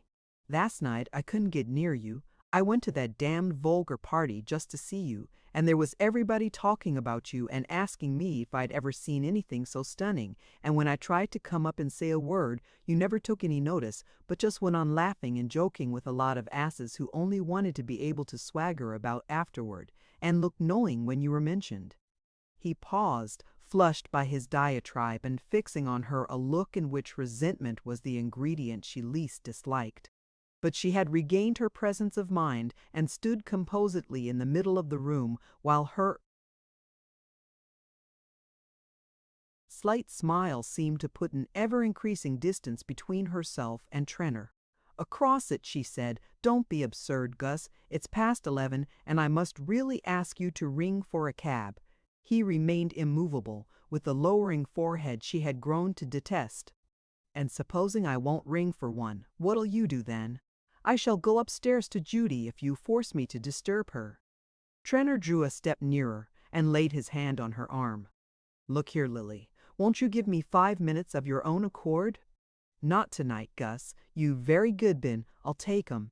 And as many more as I want." He had squared himself on the threshold, his hands thrust deep in his pockets. He nodded toward the chair on the hearth. "Go and sit down there, please. I've got a word to say to you." Lily's quick temper was getting the better of her fears. She drew herself up and moved toward the door. "If you have anything to say to me, you must say it another time. I shall go up to Judy unless you call a cab for me at once." He burst into a laugh. "Go upstairs and welcome, my dear, but you won't find Judy. She ain't there." Lily cast a startled look upon him. "Do you mean that Judy is not in the house, not in town?" she exclaimed. "That's just what I do mean," returned Trenner, his bluster sinking to sullenness under her look. "Nonsense! I don't believe you. I am going upstairs," she said impatiently. He drew unexpectedly aside, letting her reach the threshold unimpeded. "Go up and welcome, but my wife is at Belmont." But Lily had a flash of reassurance. "If she hadn't come, she would have sent me word. She did. She telephoned me this afternoon to let you know. I received no message. I didn't send any." The two measured each other for a moment, but Lily still saw her opponent through a blur of scorn that made all other considerations indistinct. "I can't imagine your object in playing such a stupid trick on me, but if you have fully gratified your peculiar sense of humor, I must again ask you to send for a cab." It was the wrong note, and she knew it as she spoke. To be stung by irony, it is not necessary to understand it, and the angry streaks on Trenner's face might have been raised by an actual lash. "Look here, Lily, don't take that high and mighty tone with me." He had again moved toward the door, and in her instinctive shrinking from him, she let him regain command of the threshold. "I did play a trick on you. I own up to it, but if you think I'm ashamed, you're mistaken. Lord knows I've been patient enough. I've hung round and looked like an ass. And all the while you were letting a lot of other fellows make up to you, letting 'em make fun of me, I dare say. I'm not sharp, and can't dress my friends up to look funny as you do, but I can tell when it's being done to me. I can tell fast enough when I'm made a fool of." "Ah, I shouldn't have thought that," flashed from Lily, but her laugh dropped to silence under his look. "No, you wouldn't have thought it, but you'll know better now. That's what you're here for tonight. I've been waiting for a quiet time to talk things over, and now I've got it. I mean to make you hear me out." His first rush of inarticulate resentment had been followed by a steadiness and concentration of tone more disconcerting to Lily than the excitement preceding it. For a moment her presence of mind forsook her. She had more than once been in situations where a quick swordplay of wit had been needful to cover her retreat, but her frightened heart throbs told her that here such skill would not avail. To gain time, she repeated, "I don't understand what you want." Trenor had pushed a chair between herself and the door. He threw himself in it and leaned back, looking up at her. "I'll tell you what I want. I want to know just where you and I stand. Hang it, the man who pays for the dinner is generally allowed to have a seat at table." She flamed with anger and abasement and the sickening need of having to conciliate where she longed to humble. "I don't know what you mean, but you must see, Gus, that I can't stay here talking to you at this hour. Gad, you go to men's houses fast enough in broad daylight. Strikes me you're not always so deuced careful of appearances." The brutality of the thrust gave her the sense of dizziness that follows on a physical blow. Rosedale had spoken then. This was the way men talked of her. She felt suddenly weak and defenseless. There was a throb of self-pity in her throat. But all the while another self was sharpening her to vigilance, whispering the terrified warning that every word and gesture must be measured. "If you have brought me here to say insulting things," she began. Trenor laughed. "Don't talk stage rot. I don't want to insult you. But a man's got his feelings, and you've played with mine too long. I didn't begin this business, kept out of the way, and let the track clear for the other chaps, till you rummaged me out and set to work to make an ass of me, and an easy job you had of it too. That's the trouble, it was too easy for you. You got reckless, thought you could turn me inside out and chuck me in the gutter like an empty purse. But by gad, that ain't playing fair. That's dodging the rules of the game. Of course I know now what you wanted. It wasn't my beautiful eyes you were after, but I tell you what, Miss Lily, you've got to pay up for making me think so." He rose, squaring his shoulders aggressively, and stepped toward her with a reddening brow, but she held her footing, though every nerve tore at her to retreat as he advanced. "Pay up?" she faltered. "Do you mean that I owe you money?" He laughed again. "Oh, I'm not asking for payment in kind, but there's such a thing as fair play and interest on one's money, and hang me if I've had as much as a look from you. Your money? What have I to do with your money? You advised me how to invest mine. You must have seen I knew nothing of business. You told me it was all right. It was all right, it is, Lily. You're welcome to all of it, and 10 times more. I'm only asking for a word of thanks from you." He was closer still, with a hand that grew formidable, and the frightened self in her was dragging the other down. "I have thanked you. I've shown I was grateful. What more have you done than any friend might do, or anyone except from a friend?" Trenor caught her up with a sneer.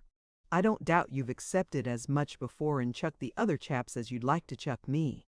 I don't care how you settled your score with them if you fooled them. I'm that much to the good. Don't stare at me like that. I know I'm not talking the way a man is supposed to talk to a girl. But hang it, if you don't like it, you can stop me quick enough. You know I'm mad about you, damn the money. There's plenty more of it, if that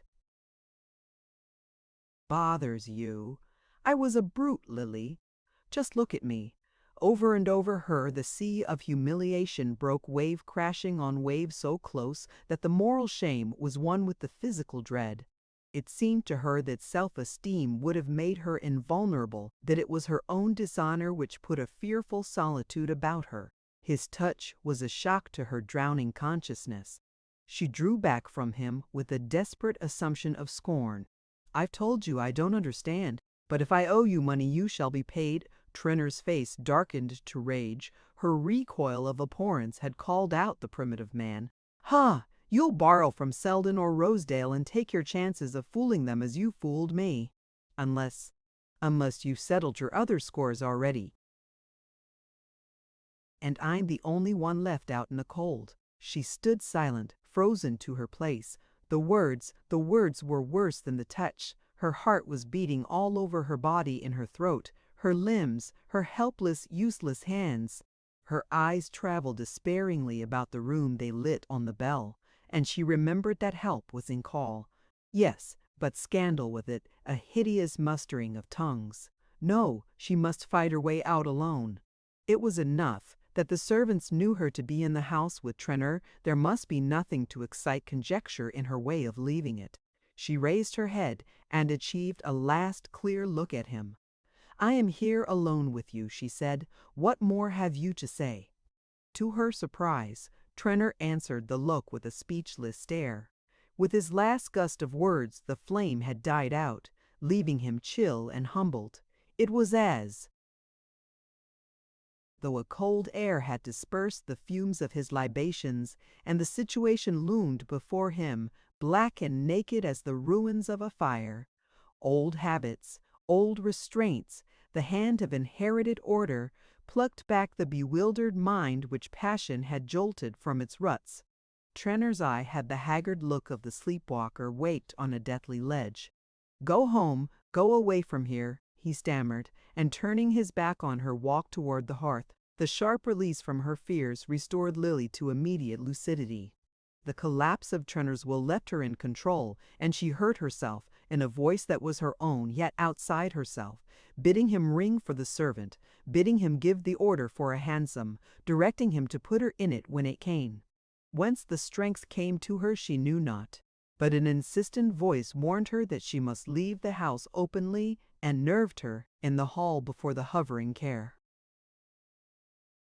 Take her, to exchange light words with Trenor, and charge him with the usual messages for Judy, while all the while she shook with inward loathing.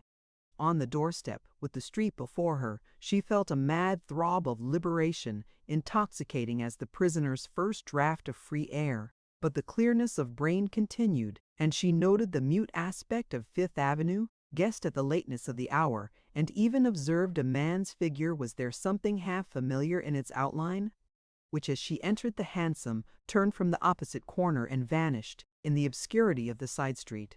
But with the turn of the wheels reaction came, and shuddering darkness closed on her.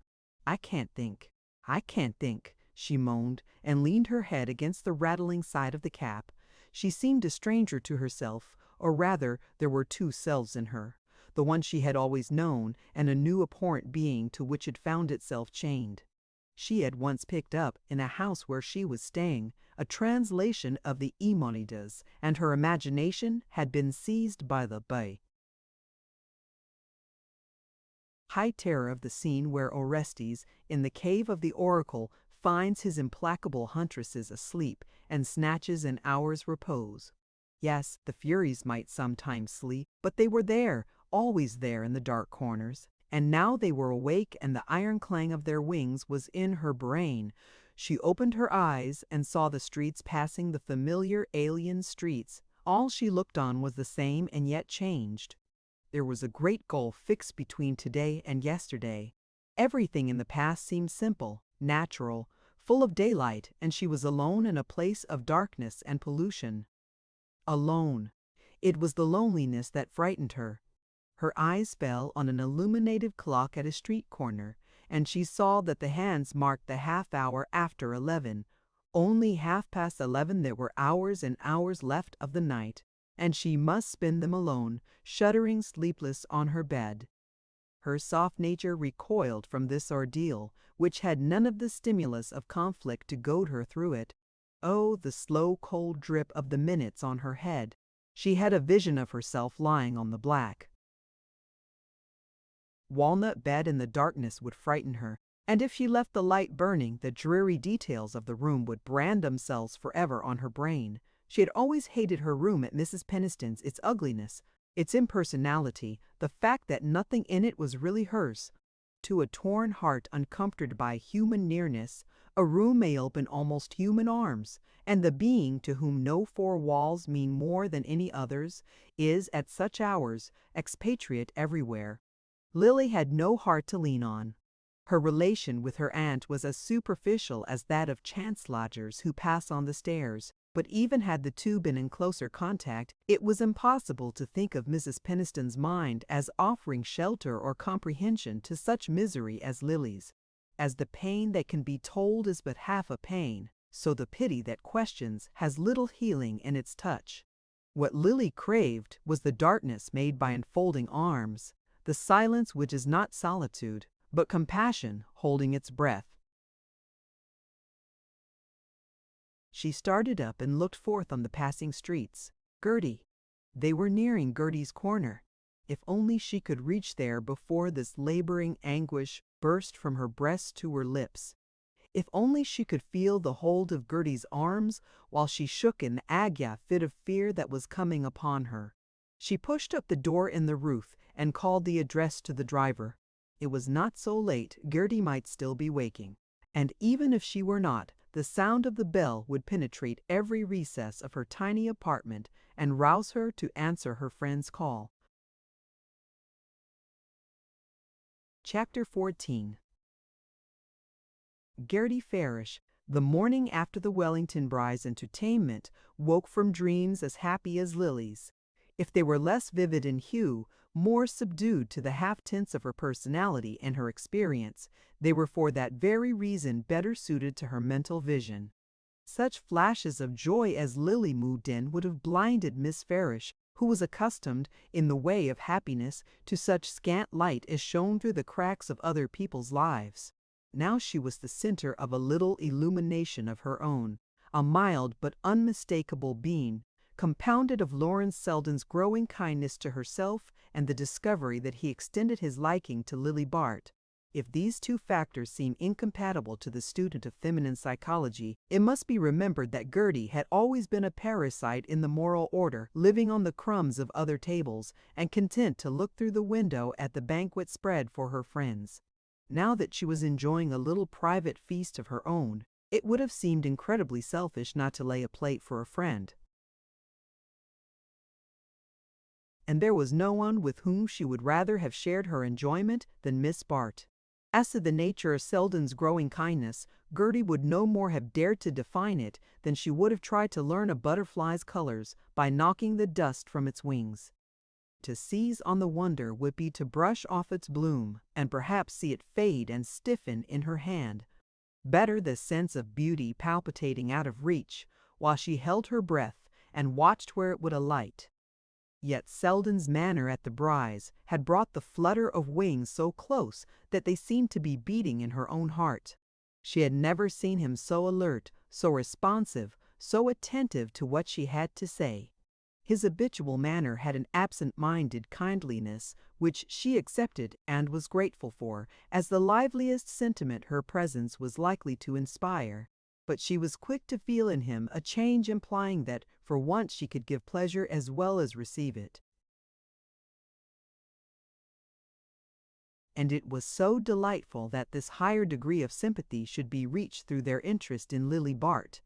Gertie's affection for her friend, a sentiment that had learned to keep itself alive on the scantiest diet, had grown to active adoration since Lily's restless curiosity had drawn her into the circle of Miss Farish's work. Lily's taste of beneficence had wakened in her a momentary appetite for well-doing. Her visit to the girls' club had first brought her in contact with the dramatic contrasts of life. She had always accepted with philosophic calm the fact that such existences as hers were pedestaled on foundations of obscure humanity. The dreary limbo of dinginess lay all around and beneath that little illuminated circle in which life reached its finest efflorescence, as the mud and sleet of a winter night enclose a hothouse filled with tropical flowers. All this was in the natural order of things, and the orchid basking in its artificially created atmosphere could round the delicate curves of its petals undisturbed by the ice on the panes. But it is one thing to live comfortably with the abstract conception of poverty, another to be brought in contact with its human embodiments. Lily had never conceived of these victims of fate otherwise than in the mass. That the mass was composed of individual lives, innumerable separate centers of sensation, with her own eager reachings for pleasure, her own fierce revulsions from pain, that some of these bundles of feeling were clothed in shapes not so unlike her own, with eyes meant to look on gladness, and young lips shaped for love. This discovery gave Lily one of those sudden shocks of pity that sometimes decentralize a life. Lily's nature was incapable of such renewal. She could feel other demands only through which were freed. But for the moment she was drawn out of herself by the interest of her direct relation with a world so unlike her own. She had supplemented her first gift by personal assistance to one or two of Miss Farish's most appealing subjects, and the admiration and interest her presence excited among the tired workers at the club ministered in the new form to her insatiable desire to please. Gertie Farish was not a close enough reader of character to disentangle the mixed threads of which Lily's philanthropy was woven.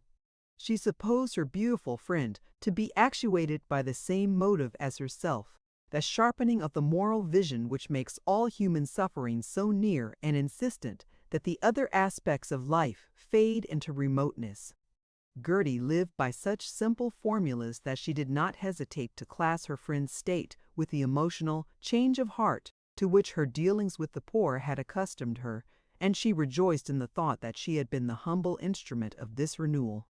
Now she had an answer to all criticisms of Lily's conduct. As she had said, she knew the real Lily, and the discovery that Selden shared her knowledge raised her placid acceptance of life to a dazzled sense of its possibilities, a sense farther enlarged in the course of the afternoon by the receipt of a telegram from Selden, asking if he might dine with her that evening. While Gertie was lost in the happy bustle which this announcement produced in her small household, Selden was at one with her in thinking with intensity of Lily Bart.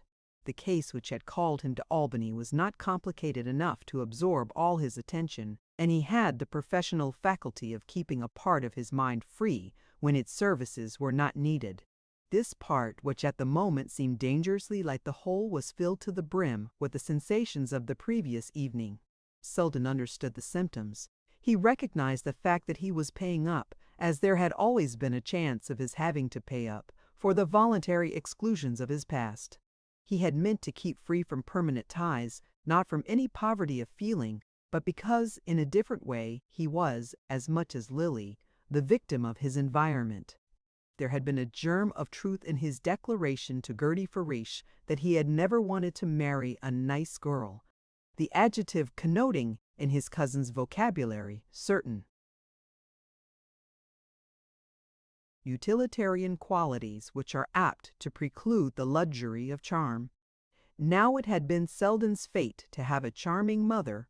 Her graceful portrait, all smiles and cashmere, still emitted a faded scent of the undefinable quality.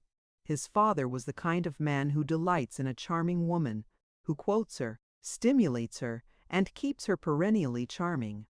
Neither one of the couple cared for money, but their disdain of it took the form of always spending a little more than was prudent. If their house was shabby, it was exquisitely kept. If there were good books on the shelves, there were also good dishes on the table. Selden Sr. had an eye for a picture, his wife an understanding of old lace, and both were so conscious of restraint and discrimination in buying that they never quite knew how it was that the bills mounted up. Though many of Selden's friends would have called his parents poor, he had grown up in an atmosphere where restricted means were felt only as a check on aimless profusion, where the few possessions were so good that their rarity gave them a merited relief, and abstinence was combined with elegance in a way exemplified by Mrs. Selden's knack of wearing her old velvet as if it were new. A man has the advantage of being delivered early from the home point of view, and before Selden left college he had learned that there are as many different ways of going without money as of spending it. Unfortunately, he found no way as agreeable as that practiced at home, and his views of womankind in especial were tinged by the remembrance of the one woman who had given him his sense of values. It was from her that he inherited his detachment from the sumptuary side of life. the Stoic's carelessness of material things combined with the Epicurean's pleasure in them. Life shorn of either feeling appeared to him a diminished thing, and nowhere was the blending of the two ingredients so essential as in the character of a pretty woman. It had always seemed to Selden that experience offered a great deal besides the sentimental adventure, yet he could vividly conceive of a love which should broaden and deepen till it became the central fact of life. What he could not accept in his own case was the makeshift alternative of a relation that should be less than this, that should leave some portions of his nature unsatisfied, while it put an undue strain on others. He would not, in other words, yield to the growth of an affection which might appeal to pity, yet leave the understanding untouched. Sympathy should no more delude him than a trick of the eyes, the grace of helplessness than a curve of the cheek. But now that little "but" passed like a sponge over all his vows. His reasoned-out resistances seemed for the moment so much less important than the question as to when Lily would receive his note. He yielded himself to the charm of trivial preoccupations, wondering at what hour her reply would be sent, with what words it would begin. As to its import, he had no doubt he was as sure of her surrender as of his own. And so he had leisure to muse on all its exquisite details, as a hard worker on a holiday morning might lie still and watch the beam of light travel gradually across his room. But if the new light dazzled, it did not blind him. He could still discern the outline of facts, though his own relation to them had changed. He was no less conscious than before of what was said of Lily Bart, but he could separate the woman he knew from the vulgar estimate of her. His mind turned to Gertie Farish's words, and the wisdom of the world seemed a groping thing beside the insight of innocence. Blessed are the Persian heart, for there shall seek God, even the hidden God, in their neighbor's breast. Selden was in the state of impassioned self-absorption that the first surrender to love produces. His craving was for the companionship of one whose point of view should justify his own, who should confirm, by deliberate observation, the truth to which his intuitions had leaped. He could not wait for the midday recess, but seized a moment's leisure in court to scribble his telegram to Gertie Farish. Reaching town, he was driven direct to his club, where he hoped a note from Miss Bart might await him. But his box contained only a line of rapturous assent from Gertie, and he was turning away disappointed when he was hailed by a voice from the smoking room. "Hello, Lawrence. Dining here? Take a bite with me. I've ordered a canvas back." He discovered Trenor, in his day clothes, sitting with a tall glass at his elbow, behind the folds of a sporting journal. Selden thanked him, but pleaded an engagement. "Hang it, I believe every man in town has an engagement tonight. I shall have the club to myself. You know how I'm living this winter, rattling round in that empty house. My wife meant to come to town today, but she's put it off again, and how is a fellow to dine alone in a room with the looking-glasses covered and nothing but a bottle of Harvey sauce on the sideboard? I say, Lawrence, chuck your engagement and take pity on me. It gives me the blue devils to dine alone, and there's nobody but that canting-ass Wetherall in the club. Sorry, Gus, I can't do it." As Selden turned away, he noticed the dark flush on Trenor's face, the unpleasant moisture of his intensely white forehead, the way his jeweled rings were wedged in the creases of his fat red fingers. Certainly the beast was predominating, the beast at the bottom of the glass. And he had heard this man's name coupled with Lily's. Bah! The thought sickened him. All the way back to his rooms he was haunted by the sight of Trenor's fat, creased hands. On his table lay the note. Lily had sent it to his rooms. He knew what was in it before he broke the seal, a gray seal with beyond, beneath a flying ship. Ah! He would take her beyond the ugliness, the pettiness, the attrition, and corrosion of the soul. Gertie's little sitting room sparkled with welcome when Selden entered it. Its modest effects, compact of enamel paint and ingenuity, spoke to him in the language just then sweetest to his ear. It is surprising how little narrow walls and a low ceiling matter when the roof of the soul has suddenly been raised. Gertie sparkled too, or at least shone with a tempered radiance. He had never before noticed that she had points, really. Some good fellow might do worse. Over the little dinner, and here, again, the effects were wonderful. He told her she ought to marry. He was in a mood to pair off the whole world. She had made the caramel custard with her own hands. It was sinful to keep such gifts to herself. He reflected with a throb of pride that Lily could trim her own hats. She had told him so the day of their walk at Belomont. He did not speak of Lily till after dinner. During the little repast, he kept the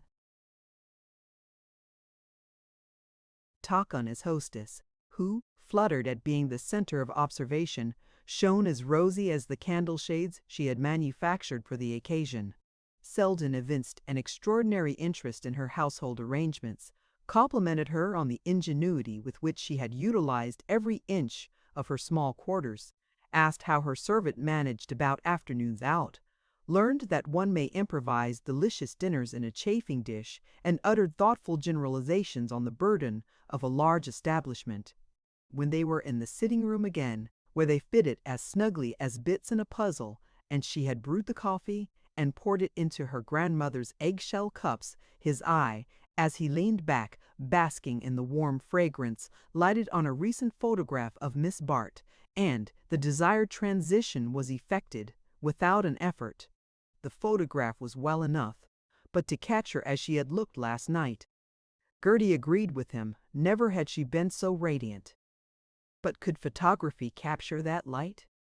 There had been a new look in her face.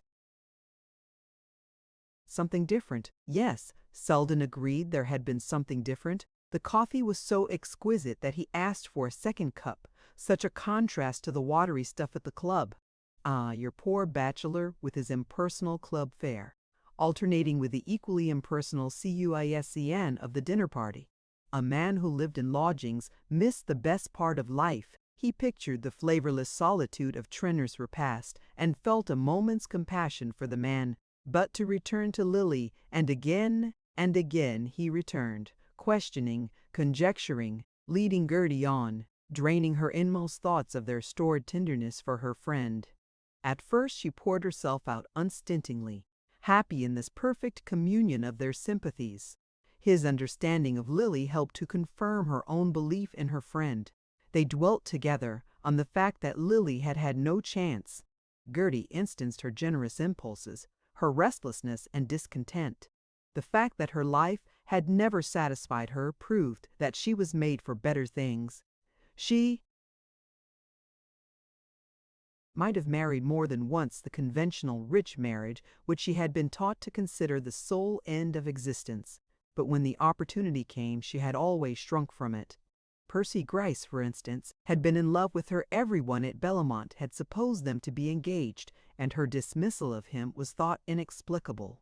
This view of the Gryce incident chimed too well with Selden's mood not to be instantly adopted by him, with a flash of retrospective contempt for what had once seemed the obvious solution. If rejection there had been, and he wondered now that he had ever doubted it, then he held the key to the secret, and the hillsides of Belomont were lit up, not with sunset, but with dawn. It was he who had wavered and disowned the face of opportunity, and the joy now warming his breast might have been a familiar inmate if he had captured it in its first flight. It was at this point, perhaps, that a joy just trying its wings in Gertie's heart dropped to earth and lay still. She sat facing Selden, repeating mechanically, "No." She has never been understood, and all the while she herself seemed to be sitting in the center of a great glare of comprehension. The little confidential room, where a moment ago their thoughts had touched elbows like their chairs, grew to unfriendly vastness, separating her from Selden by all the length of her new vision of the future, and that future stretched out interminably, with her lonely figure toiling down it, a mere speck on the solitude. She is herself with a few people only, and you are one of them, she heard Selden saying. And again, "Be good to her, Gertie, won't you?" And She has it in her to become whatever she is believed to be. You'll help her by believing the best of her?"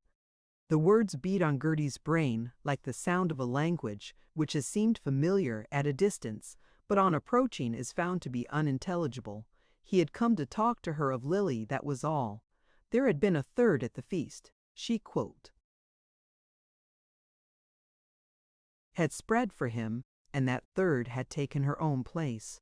She tried to follow what he was saying, to cling to her own part in the talk, but it was all as meaningless as the boom of waves in a drowning head. And she felt, as the drowning may feel, that to sink would be nothing beside the pain of struggling to keep up. Selden rose, and she drew a deep breath, feeling that soon she could yield to the blessed waves. "Mrs. Fisher's? You say she was dining there? There's music afterward. I believe I had a card from her." He glanced at the foolish pink-faced clock that was drumming out this hideous hour. 10:15? I might look in there now. The Fisher evenings are amusing. I haven't kept you up too late, Gertie. You look tired. I've rambled on and bored you. And in the unwanted overflow of his feelings, he left a cousinly kiss upon her cheek. At Mrs. Fisher's, through the cigar smoke of the studio, a dozen voices greeted Selden. A song was pending as he entered, and he dropped into a seat near his hostess, his eyes roaming in search of Miss Bart.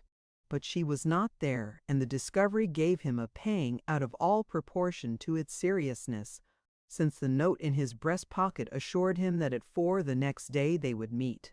To his impatience it seemed immeasurably long to wait, and half ashamed of the impulse, he leaned to Mrs. Fisher to ask, as the music ceased, if Miss Bart had not dined with her. "Lily? She's just gone. She had to run off. I forget where. Wasn't she wonderful last night?" "Who's that? Lily?" asked Jack Stepney, from the depths of a neighboring armchair. "Really, you know I'm no prude, but when it comes to a girl standing there as if she was up at auction, I thought seriously of speaking to Cousin Julia." "You didn't know Jack had become our social censor?" Mrs. Fisher said to Selden with a laugh, and Stepney spluttered amid the general derision, "But she's a cousin, hang it, and when a man's married, towny talk was full of her this morning." "Yes, lively reading that was," said Mr. Ned Van Alstyne, stroking his mustache to hide the smile behind it. "By the dirty sheet? No, of course not. Some fellow showed it to me, but I'd heard the stories before. When a girl's as good-looking as that, she'd better marry. Then no questions are asked." In our imperfectly organized society, there is no provision as yet for the young woman who claims the privileges of marriage without assuming its obligations. Well, I understand Lily is about to assume them in the shape of Mr. Rosedale, Mrs. Fisher said with a laugh. "Rosedale, good heavens!" exclaimed Van Alstyne, dropping his eyeglass. "Stepney, that's your fault for foisting the brood on us." "Oh, confound it, you know, we don't marry Rosedale in our family," Stepney languidly protested. But his wife, who sat in oppressive bridal finery at the other side of the room, quelled him with the judicial reflection, "In Lily's circumstances, it's a mistake to have too high a standard." "I hear even Rosedale has been scared by the talk lately," Mrs. Fisher rejoined. "But the sight of her last night sent him off his head. What do you think he said to me after her tabolio? My God, Mrs. Fisher, if I could get Paul Morpeth the painter like that, the picture'd appreciate 100% in 10 years. "By Jove, but isn't she about somewhere?" exclaimed Van Alstyne, restoring his glass with an uneasy glance. "No, she ran off while you were all mixing the punch downstairs. Where was she going, by the way? What's on tonight? I hadn't heard of anything." "Oh, not a party, I think," said an inexperienced young Farish who had arrived late. "I put her in her cab as I was coming in, and she gave the driver the Trenors' address." "The Trenors!" exclaimed Mrs. Jack Stepney. "Why, the house is closed. Judy telephoned me from Bellamont this evening." "Did she? That's queer. I'm sure I'm not mistaken." "Well, come now, Trenors there anyhow. Oh, well, the fact is, I've no head for numbers," he broke off, admonished by the nudge of an adjoining foot and the smile that circled the room. In its unpleasant light, Selden had risen and was shaking hands with his hostess. The air of the place stifled him, and he wondered why he had stayed in it so long. On the doorstep he stood still, remembering a phrase of Lily's, "It seems to me you spend a good deal of time in the element you disapprove of." Well, what had brought him there but the quest of her? It was her element, not his. But he would lift her out of it, take her beyond. That beyond, on her letter was like a cry for rescue. He knew that Perseus's task is not done when he has loosed Andromeda's chains, for her limbs are numb with bondage, and she cannot rise and walk, but clings to him with dragging arms as he beats back to land with his burden. Well, he had strength for both. It was her weakness which had put the strength in him. It was not, alas, a clean rush of waves they had to win through, but a clogging morass of old associations and habits, and for the moment, its vapors were in his throat. But he would see clearer, breathe freer in her presence. She was at once the dead weight at his breast and the spar which should float them to safety. He smiled at the whirl of metaphor with which he was trying to build up a defense against the influences of the last hour. It was pitiable that he, who knew the mixed motives on which social judgments depend, should still feel himself so swayed by them. How could he lift Lily to a freer vision of life if his own view of her was to be colored by any mind in which he saw her reflected? The moral oppression had produced a physical craving for air, and he strode on, opening his lungs to the reverberating coldness of the night. At the corner of Fifth Avenue, Van Alstyne hailed him with an offer of company. Walking, a good thing to blow the smoke out of one's head. Now that women have taken to tobacco, we live in a bath of nicotine. It would be a curious thing to study the effect of cigarettes on the relation of the sexes. Smoke is almost as great a solvent as divorce. Both tend to obscure the moral issue. Nothing could have been less consonant with Selden's mood than Van Alstyne's after-dinner aphorisms. But as long as the latter confined himself to generalities, his listeners' nerves were in control. Happily, Van Alstyne prided himself on his summing up of social aspects, and with Selden for audience was eager to show the sureness of his touch. Mrs. Fisher lived in an East Side street near the park, and as the two men walked down Fifth Avenue, the new architectural developments of that versatile thoroughfare invited Van Alstyne's comment. That Griner house, now a typical rung in the social ladder? The man who built it came from a millie where all the dishes are put on the table at once. His facade is a complete architectural meal. If he had omitted a style, his friends might have thought the money had given out. Not a bad purchase for Rosedale, though. Attracts attention and awes the Western sightseer. By and by he'll get out of that phase and want something that the crowd will pass and the few pause before. Especially if he marries my clever cousin. Selden dashed in with the query, "And the Wellington Bryes?" Rather clever of. Its kind, don't you think? They were just beneath the wide white facade, with its rich restraint of line, which suggested the clever corseting of a redundant figure. That's the next stage, the desire to imply that one has been to Europe, and has a standard. I'm sure Mrs. Bry thinks her house a copy of the Trianon. In America, every marble house with gilt furniture is thought to be a copy of the Trianon. What a clever chap that architect is, though how he takes his client's measure. He has put the whole of Mrs. Bry in his use of the composite order. Now for the Trenors, you remember, he chose the Corinthian, exuberant, but based on the best precedent. The Trenor house is one of his best things, doesn't look like a banqueting hall turned inside out. I hear Mrs. Trenor wants to build out a new ballroom, and that divergence from Gus on that point keeps her at Bellomont. The dimensions of the Bry's ballroom must rankle, you may be sure she knows them as well as if she'd been there last night with a yard measure. Who said she was in town, by the way? That Farish boy? She isn't, I know. Mrs. Stepney was right. The house is dark, you see. I suppose Gus lives in the back. He had halted opposite the Trenors' corner, and Selden perforce stayed his steps also. The house loomed obscure and uninhabited. Only an oblong gleam above the door spoke of provisional occupancy. They've bought the house at the back. It gives them 150 feet in the side street. There's where the ballroom's to be, with a gallery connecting it, billiard room and so on above. I suggested changing the entrance and carrying the drawing room across the whole Fifth Avenue front. You see, the front door corresponds with the windows. The walking stick, which Van Alstyne swung in demonstration, dropped to a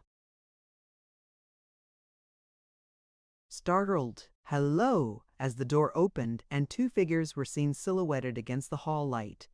At the same moment, a hansom halted at the curbstone, and one of the figures floated down to it in a haze of evening draperies, while the other, black and bulky, remained persistently projected against the light.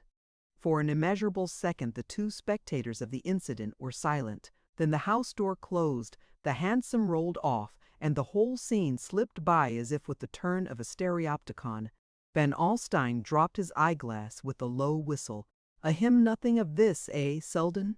As one of the family, I know I may count on you. Appearances are deceptive, and Fifth Avenue is so imperfectly lighted." "Good night," said Selden, turning sharply down the side street without seeing the other's extended hand.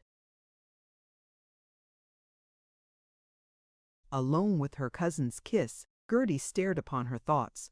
He had kissed her before, but not with another woman on his lips. If he had spared her, that she could have drowned quietly, welcoming the dark flood as it submerged her.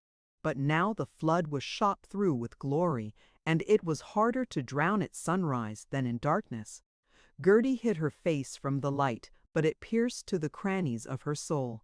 She had been so contented, life had seemed so simple and sufficient. Why had he come to trouble her with new hopes? And Lily, her best friend. Woman-like, she accused the woman. Perhaps, had it not been for Lily, her fond imagining might have become truth. Selden had always liked her, had understood and sympathized with the modest independence of her life. He, who had the reputation of weighing all things in the nice balance of fastidious perceptions, had been uncritical and simple in his view of her. His cleverness had never overawed her because she had felt at home in his heart. And now she was thrust out and the door barred against her by Lily's hand. Lily, for whose admission there she herself had pleaded. The situation was lighted up by a dreary flash of irony. She knew Selden. She saw how the force of her faith in Lily must have helped to dispel his hesitations. She remembered, too, how Lily had talked of him. She saw herself bringing the two together, making them known to each other. On Selden's part, no doubt, the wound inflicted was inconscient. He had never guessed her foolish secret, but Lily must have known.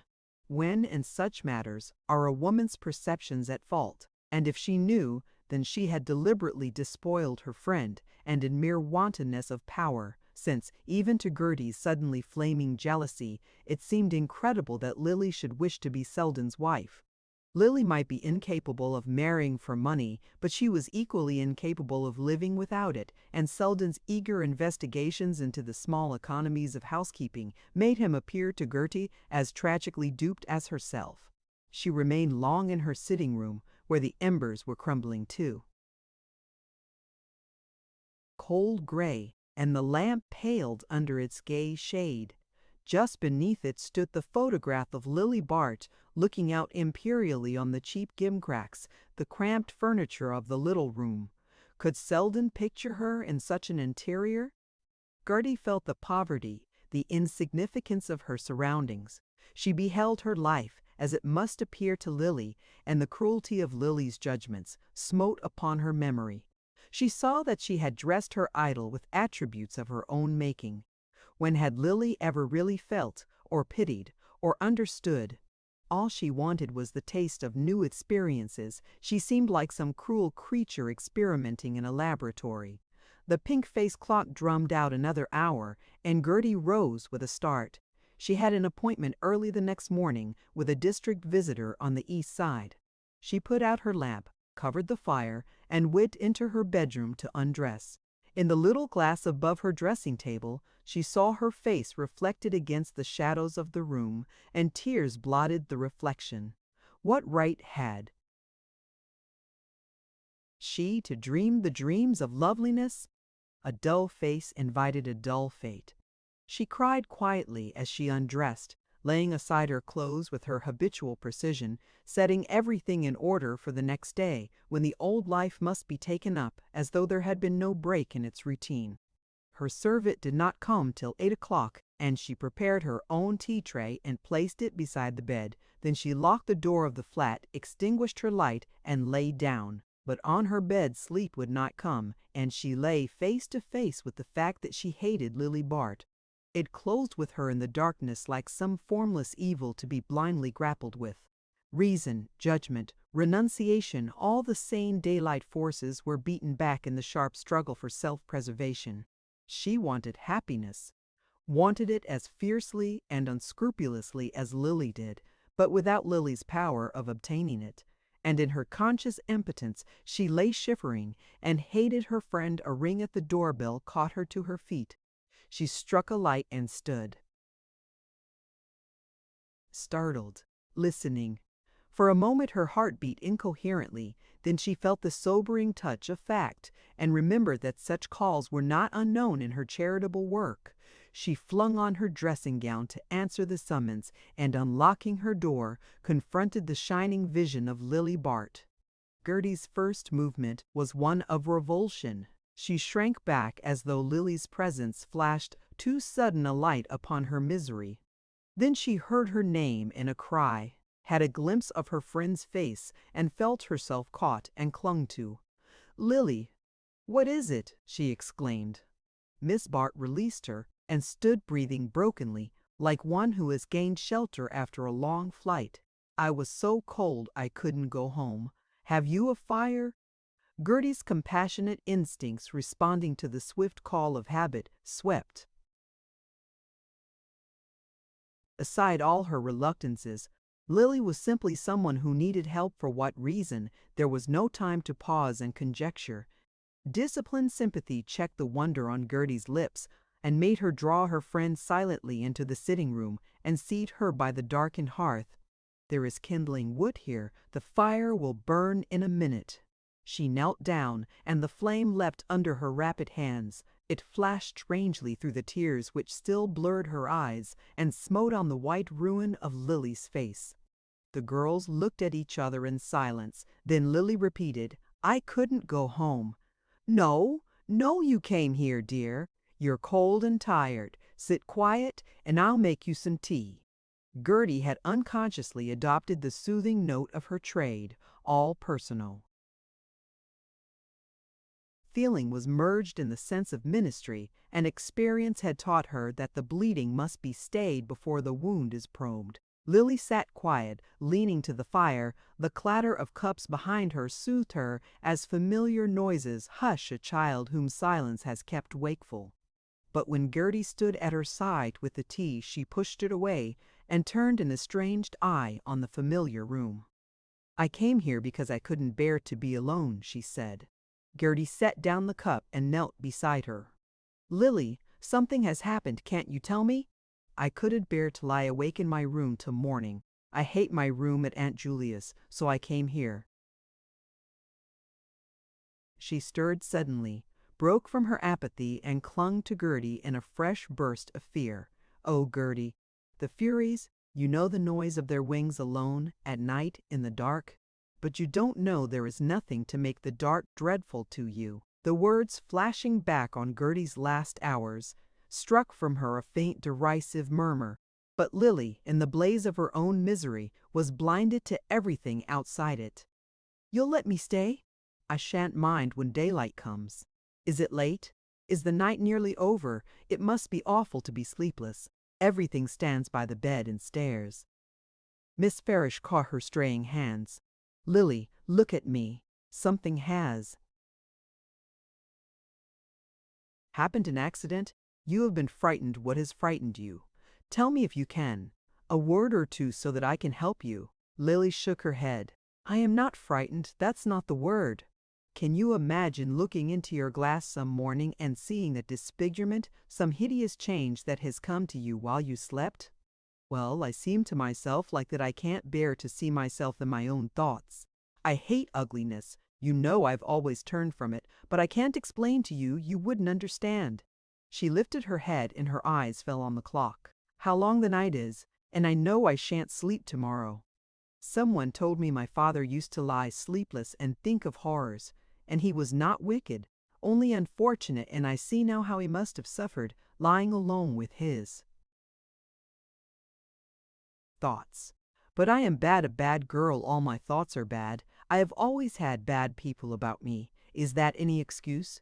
I thought I could manage my own life. I was proud, but now I'm on their level. Sobs shook her, and she bowed to them like a tree in a dry storm.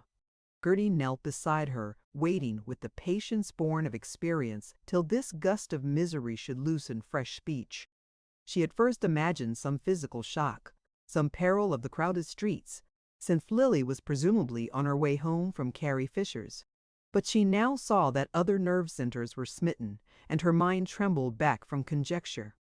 Lily's sobs ceased, and she lifted her head. There are bad girls in your slums. Tell me, do they ever pick themselves up, ever forget and feel as they did before? Lily, you mustn't speak, so you're dreaming. Don't they always go from bad to worse? There's no turning back. Your old self rejects you and shuts you out. She rose, stretching her arms as if in utter physical weariness. Go to bed, dear. You work hard and get up early. I'll watch here by the fire, and you'll leave the light and your door open. All I want is to feel that you are near me.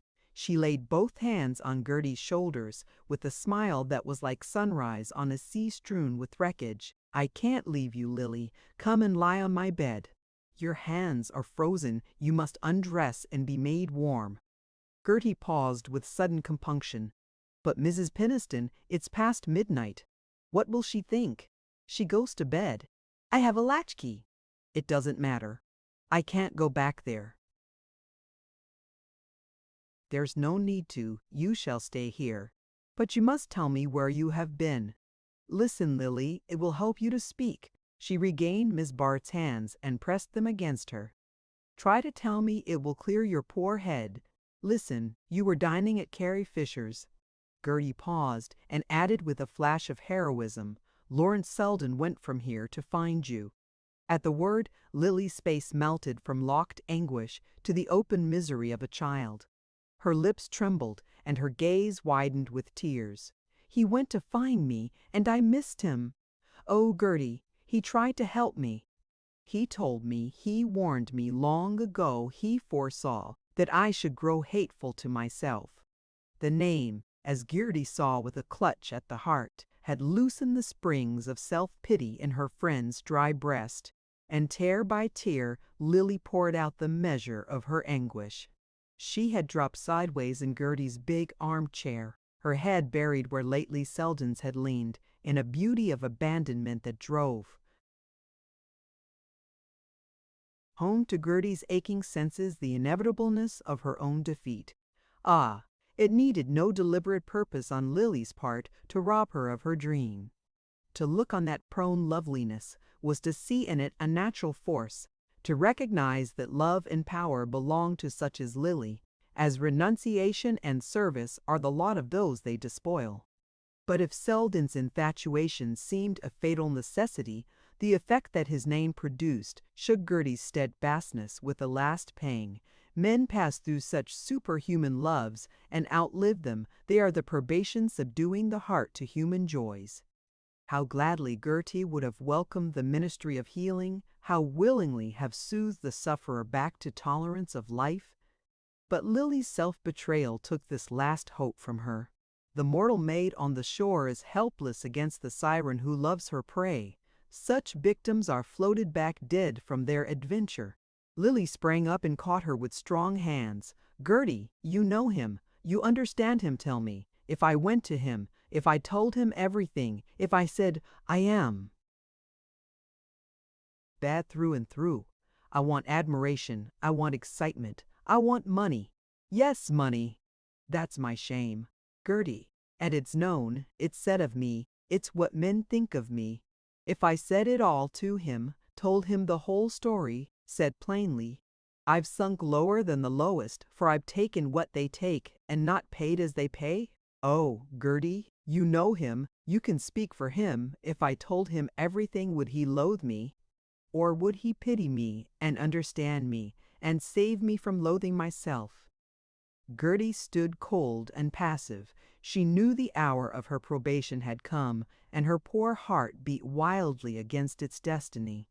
As a dark river sweeps by under a lightning flash, she saw her chance of happiness surge past under a flash of temptation. What prevented her from saying, "He is like other men"? She was not so sure of him after all, but to do so would have been like blaspheming her love. She could not put him before herself in any light but the noblest. She must trust him to the height of her own passion. Yes, I know him. He will help you, she said. And in a moment Lily's passion was weeping itself out against her breast. There was but one bed in the little flat, and the two girls lay down on it side by side when Gertie had unlaced Lily's dress and persuaded her to put her lips to the warm tea. The light extinguished, they lay still in the darkness, Gertie shrinking to the outer edge of the narrow couch to avoid contact with her bedfellow. Knowing that Lily disliked to be caressed, she had long ago learned to check her demonstrative impulses toward her friend. But tonight every fiber in her body shrank from Lily's nearness. It was torture to listen to her breathing and feel the sheets stir with it. As Lily turned and settled to completer rest, a strand of her hair swept Gertie's cheek with its fragrance. Everything about her was warm and soft and scented. Even the stains of her grief became her as raindrops do the beaten rose.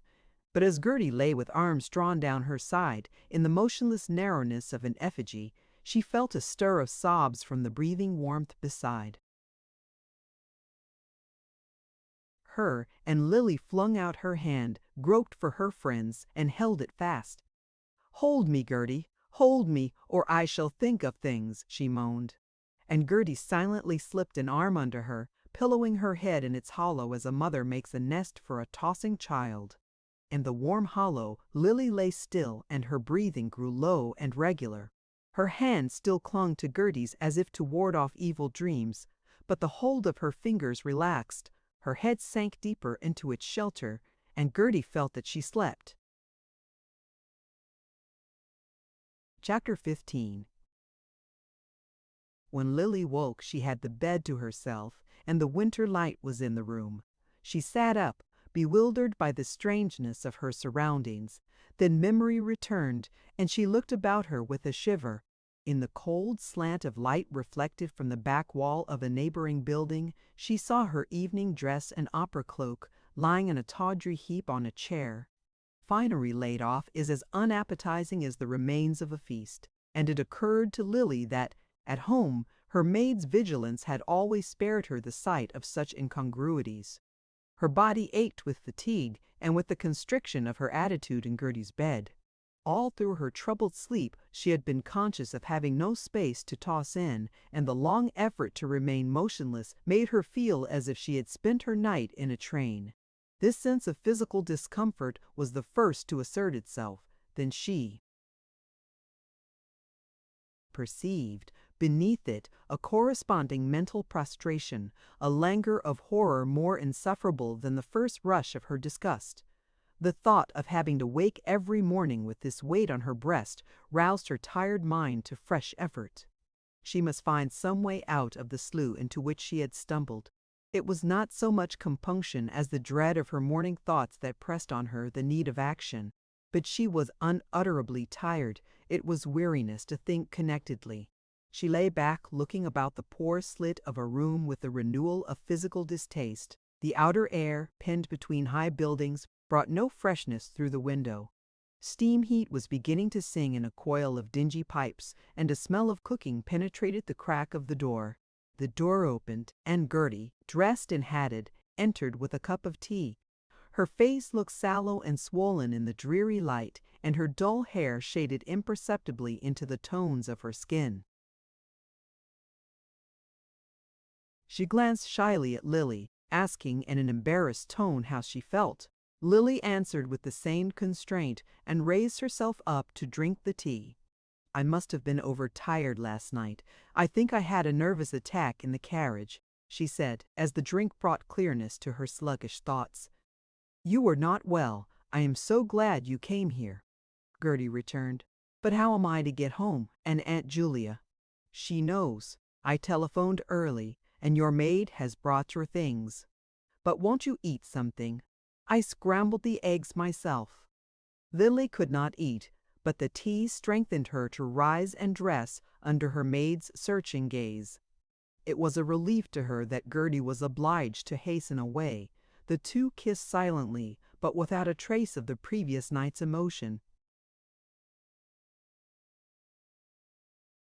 Lily found Mrs. Peniston in a state of agitation. She had sent for Grace Stepney and was taking digitalis.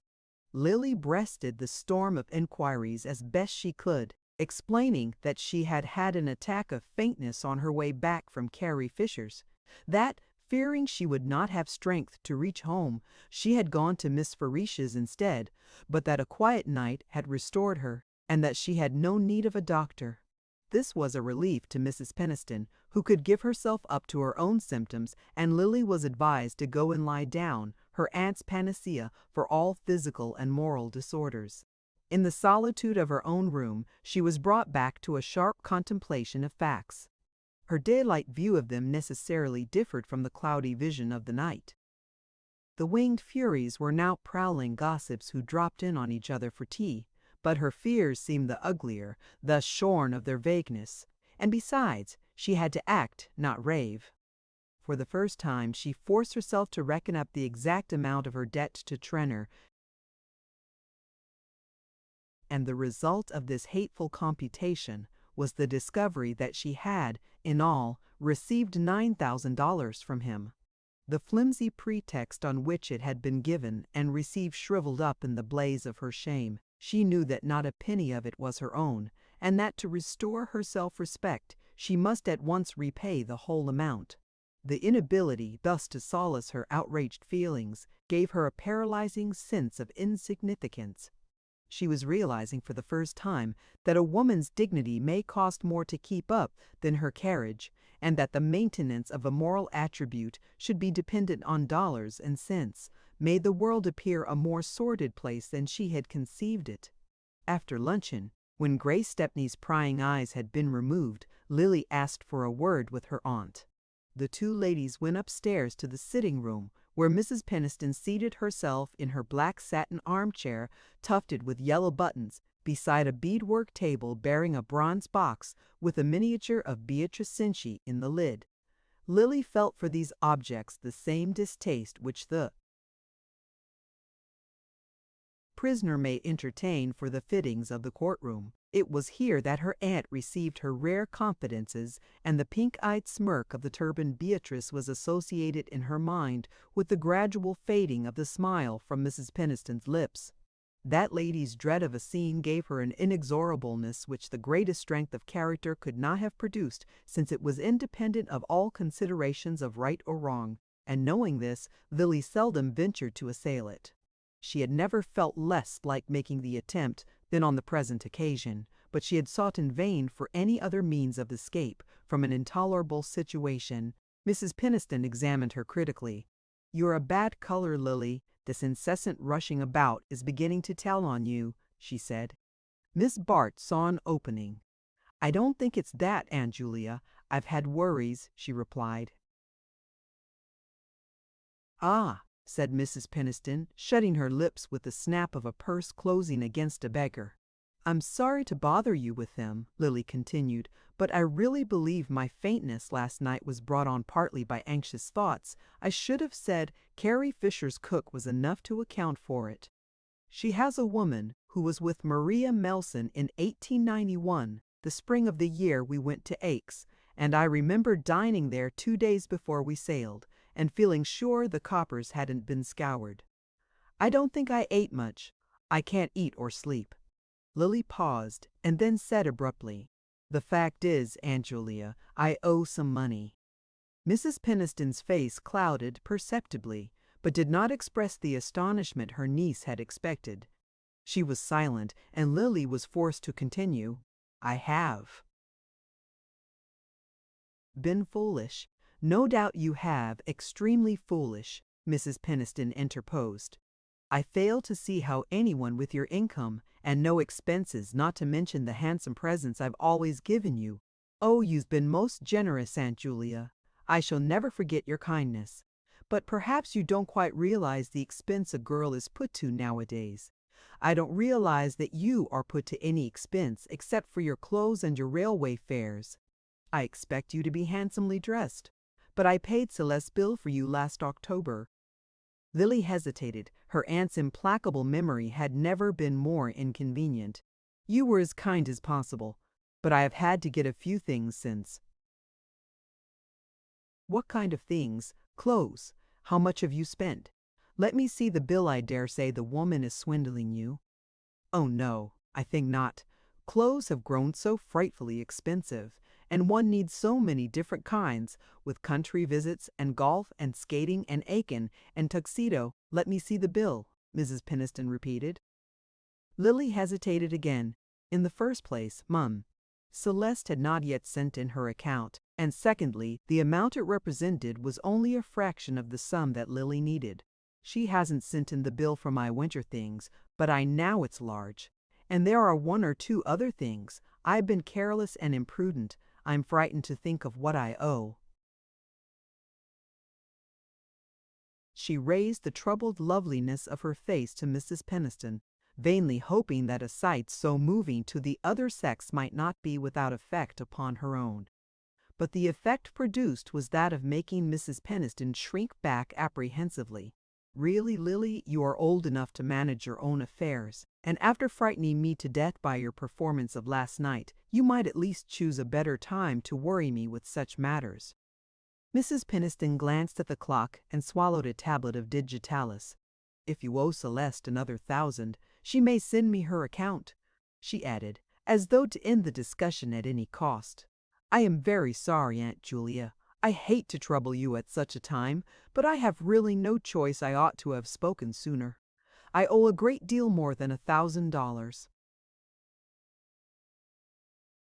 "A great deal more? Do you owe two? She must have robbed you. I told you it was not only Celeste. There are other bills more pressing that must be settled." "What on earth have you been buying? Jewelry? You must have gone off your head," said Mrs. Peniston with asperity.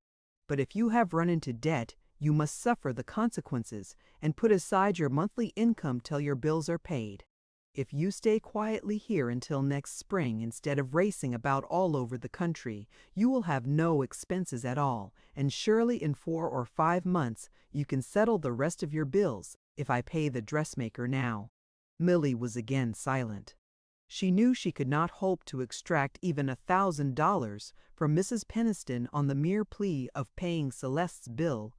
Mrs. Peniston would expect to go over the dressmaker's account, and would make out the check to her and not to Lily. And yet the money must be obtained before. The day was over. "The debts I speak of are different, not like tradesmen's bills," she began confusedly, but Mrs. Peniston's look made her almost afraid to continue. Could it be that her aunt suspected anything? The idea precipitated Lily's avowal. "The fact is, I've played cards a good deal, Bridge. The women all do it. Girls, too, it's expected. Sometimes I've won a good deal, but lately I've been unlucky, and of course such debts can't be paid off gradually." She paused. Mrs. Peniston's face seemed to be petrifying as she listened. "Cards. You've played cards for money?" "It's true then, when I was told so I wouldn't believe it. I won't ask if the other horrors I was told were true too. I've heard enough for the state of my nerves. When I think of the example you've had in this house. But I suppose it's your foreign bringing up no one knew where." "Your mother picked up her friends, and her Sundays were a scandal that I know." Mrs. Peniston wheeled round suddenly. "You play cards on Sunday?" Lily flushed with the recollection of certain rainy Sundays at Bellamont and with the Dorsets. "You're hard on me, Aunt Julia." I have never really cared for cards, but a girl hates to be thought priggish and superior, and one drifts into doing what the others do. I've had a dreadful lesson, and if you'll help me out this time, I promise you." Mrs. Peniston raised her hand warningly. "You needn't make any promises. It's unnecessary. When I offered you a home, I didn't undertake to pay your gambling debts." "Aunt Janvier, you don't mean that you won't help me?" "I shall certainly not do anything to give the impression that I countenance your behavior. If you really owe your dressmaker, I will settle with her beyond that. I recognize no obligation to assume your debts." Lily had risen and stood pale and quivering before her aunt. Pride stormed in her, but humiliation forced the cry from her lips, "Aunt Julia, I shall be disgraced." But she could go no farther. If her aunt turned such a stony ear to the fiction of the gambling debts, in what spirit would she receive the terrible avowal of the truth? "I consider that you are disgraced, Lily, disgraced by your conduct far more than by its results. You say your friends have persuaded you to play cards with them. Well, they may as well learn a lesson too. They can probably afford to lose a little money, and at any rate I am not going to waste any of mine in paying them. And now I must ask you to leave me. This scene has been extremely painful, and I have my own health to consider. Draw down the blinds, please, and tell Jennings I will see no one this afternoon but Grace Stepney." Lily went up to her own room and bolted the door. She was trembling with fear and anger. The rush of the Fury's wings was in her ears. She walked up and down the room with blind, irregular steps. The last door of escape was closed. She felt herself shut in with her dishonor. Suddenly her wild pacing brought her before the clock on the chimney-piece. Its hands stood at 3:30, and she remembered that Selden was to come to her at 4. She had meant to put him off with a word, but now her heart leaped at the thought of seeing him. Was there not a promise of rescue in his love? As she had lain at Gertie's side the night before, she had thought of his coming and of the sweetness of weeping out her pain upon his breast. Of course, she had meant to clear herself of its consequences before she met him. She had never really doubted that Mrs. Peniston would come to her aid, and she had felt, even in the full storm of her misery, that Selden's love could not be her ultimate refuge. Only it would be so sweet to take a moment's shelter there, while she gathered fresh strength to go on. But now his love was her only hope, and as she sat alone with her wretchedness, the thought of confiding in him became as seductive as the river's flow to the suicide. The first plunge would be terrible, but afterward what blessedness might come! She remembered Gertie's words, "I know him, he will help you," and her mind clung to them as a sick person might cling to a healing relic. Oh, if he really understood, if he would help her to gather up her broken life and put it together in some new semblance in which no trace of the past should remain. He had always made her feel that she was worthy of better things, and she had never been in greater need of such solace. Once and again she shrank at the thought of imperiling his love by her confession, for love was what she needed. It would take the glow of passion to weld together the shattered fragments of her self-esteem. But she recurred to Gertie's words and held fast to them.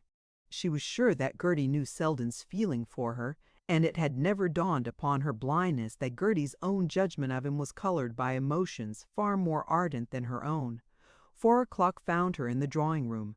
She was sure that Selden would be punctual, but the hour came, and past it moved on feverishly, measured by her impatient heartbeats. She had time to take a fresh survey of her wretchedness and to fluctuate anew between the impulse to confide in Selden and the dread of destroying his illusions. But as the minutes passed, the need of throwing herself on his comprehension became more urgent. She could not bear the weight of her misery alone. There would be a perilous moment, perhaps, but could she not trust to her beauty to bridge it over, to land her safe in the shelter of his devotion? But the hours sped on, and Selden did not come. Doubtless he had been detained, or had misread her hurriedly scrawled note, taking the 4 for a 5. The ringing of the doorbell a few minutes after 5 confirmed the supposition, and made Lily hastily resolve to write more legibly in future. The sound of steps in the hall, and of the butler's voice preceding them, poured fresh energy into her veins. She felt herself once more the alert and competent molder of emergencies, and the remembrance of her power over Selden flushed her with sudden confidence. But when the drawing-room door opened, it was Rosedale who came in. The reaction caused her a sharp pang, but after a passing movement of irritation at the clumsiness of fate, and at her own carelessness in not denying the door to all but Selden, she controlled herself and greeted Rosedale amicably. It was annoying that Selden, when he came, should find that particular visitor in possession, but Lily was mistress of the art of ridding herself of superfluous company, and to her present mood, Rosedale seemed distinctly negligible. His own view of the situation forced itself upon her after a few moments' conversation. She had caught at the Bry's entertainment as an easy impersonal subject, likely to tide them over the interval till Selden appeared, but Mr. Rosedale, tenaciously planted beside the tea-table, his hands in his pockets, his legs a little too freely extended, at once gave the topic a personal turn. Pretty well done, well, yes, I suppose it was. Willie Bry's got his back up and don't mean to let go till he's got the hang of the thing. Of course there were things here and there, things Mrs. Fisher couldn't be expected to see. To the champagne wasn't cold and the coats got mixed in the coat room. I would have spent more money on the music, but that's my character. If I want a thing, I'm willing to pay. I don't go up to the counter and then wonder if the article's worth the price. I wouldn't be satisfied to entertain like the Welly Brys. I'd want something that would look more easy and natural, more as if I took it in my stride. And it takes just 2 things to do that, Miss Bart, money and the right woman to spend it. He paused and examined her attentively while she affected to rearrange the teacups. I've got the money, he continued, clearing his throat, and what I want is the woman, and I mean to have her too.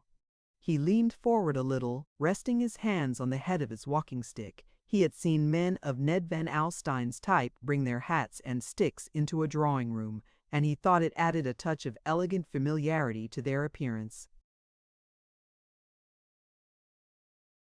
Lily was silent, smiling faintly with her eyes absently resting on his face. She was in reality reflecting that a declaration would take some time to make, and that Selden must surely appear before the moment of refusal had been reached. Her brooding look, as of a mind withdrawn yet not averted, seemed to Mr. Rosedale full of a subtle encouragement. He would not have liked any evidence of eagerness. I mean to have her too, he repeated, with a laugh intended to strengthen his self-assurance. I generally have got what I wanted in life, Miss Bart. I wanted money, and I've got more than I know how to invest. And now the money doesn't seem to be of any account unless I can spend it on the right woman.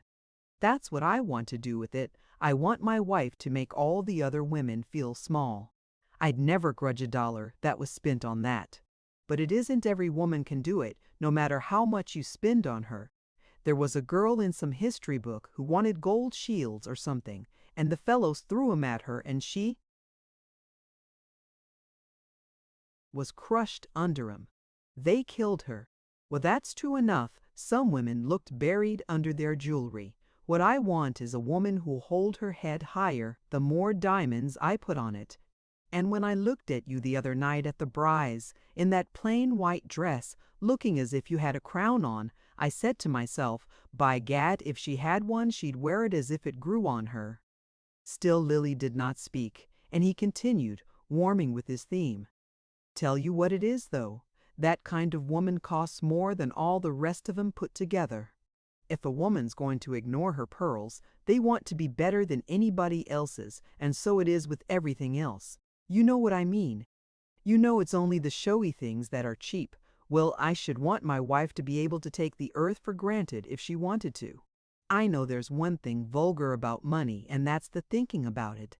And my wife would never have to demean herself in that way." He paused, and then added, with an unfortunate lapse to an earlier manner, "I guess you know the lady I've got in view, miss."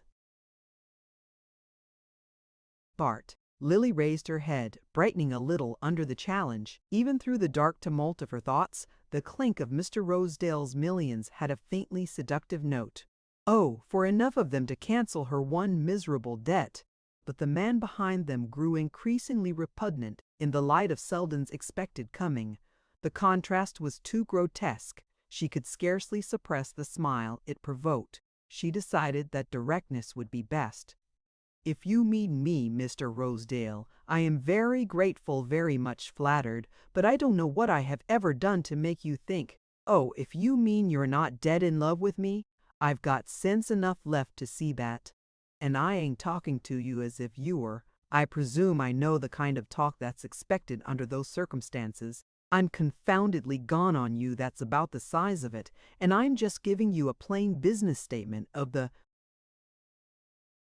consequences. You're not very fond of me yet, but you're fond of luxury and style and amusement, and of not having to worry about cash. You like to have a good time and not have to settle for it, and what I propose to do is to provide for the good time and do the settling." He paused, and she returned with a chilling smile. "You are mistaken in one point, Mr. Rosedale. Whatever I enjoy, I am prepared to settle for." She spoke with the intention of making him see that, if his words implied a tentative allusion to her private affairs, she was prepared to meet and repudiate it. But if he recognized her meaning, it failed to abash him, and he went on in the same tone. "I didn't mean to give offense. Excuse me if I've spoken too plainly. But why ain't you straight with me? Why do you put up that kind of bluff?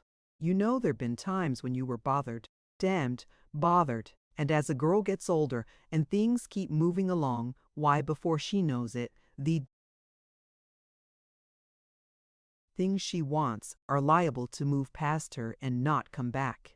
I don't say it's anywhere near that with you yet, but you've had a taste of bothers that a girl like yourself ought never to have known about, and what I'm offering you is the chance to turn your back on them once for all." The color burned in Lily's face as he ended. There was no mistaking the point he meant to make, and to permit it to pass unheeded was a fatal confession of weakness, while to resent it too openly was to risk offending him at a perilous moment. Indignation quivered on her lip, but it was quelled by the secret voice which warned her that she must not quarrel with him. He knew too much about her, and even at the moment when it was essential that he should show himself at his best, he did not scruple to let her see how much he knew.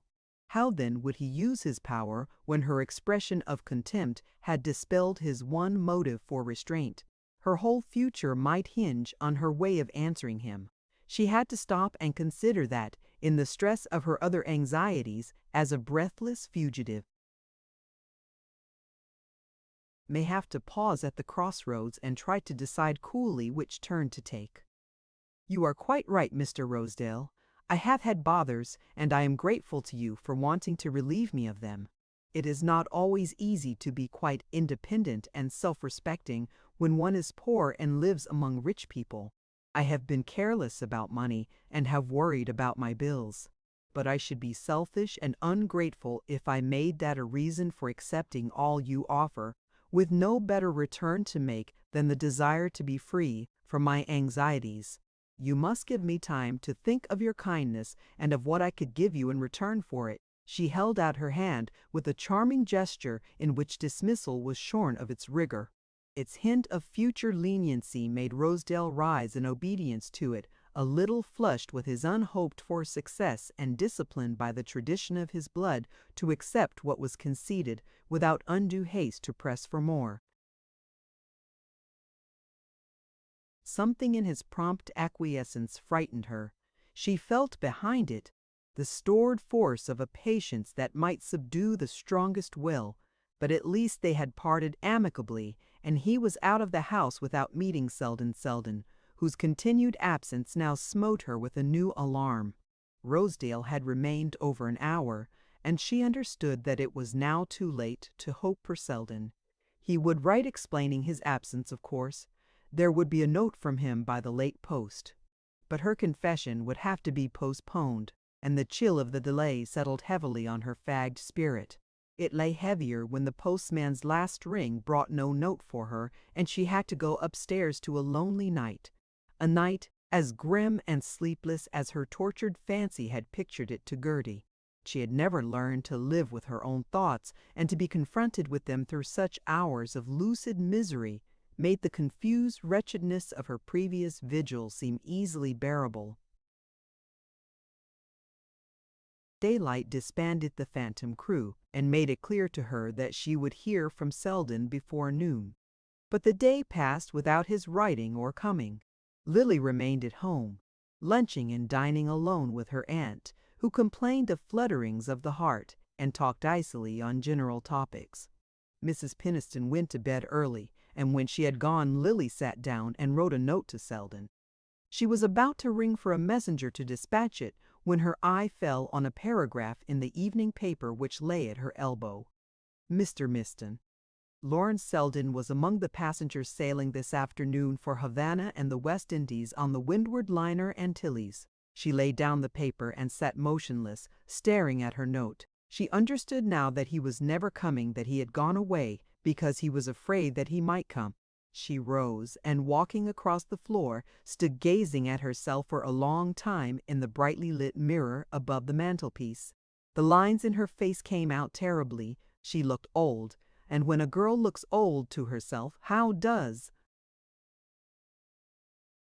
She looked to other people. She moved away and began to wander aimlessly about the room, fitting her steps with mechanical precision between the monstrous roses of Mrs. Penniston's Axminster. Suddenly, she noticed that the pen with which she had written to Selden still rested against the uncovered inkstand. She seated herself again, and taking out an envelope, addressed it rapidly to Rosedale. Then she laid out a sheet of paper and sat over it with suspended pen. It had been easy enough to write the date and "Dear Mr. Rosedale," but after that her inspiration flagged. She meant to tell him to come to her, but the words refused to shape themselves. At length she began, "I have been thinking." Then she laid the pen down and sat with her elbows on the table and her face hidden in her hands. Suddenly she started up at the sound of the doorbell. It was not late, barely 10 o'clock, and there might still be a note from Selden, or a message, or he might be there himself, on the other side of the door. The announcement of his sailing might have been a mistake. It might be another Lawrence Selden who had gone to Havana. All these possibilities had time to flash through her mind and build up the conviction that she was after all to see or hear from him before the drawing-room door opened to admit a servant carrying a telegram. Lily tore it open with shaking hands and read Bertha Dorset's name below the message, "Sailing unexpectedly tomorrow. Will you join us on a cruise in Mediterranean?" Book 2, 443. The end. Thank you for listening to this story. I hope you enjoyed the journey, the characters, and the world they carried with them. If you enjoyed this audiobook, please subscribe to the channel and leave a comment below. Your support helps keep these stories alive and allows more timeless books to be shared with listeners around the world. Until next time, thank you for listening.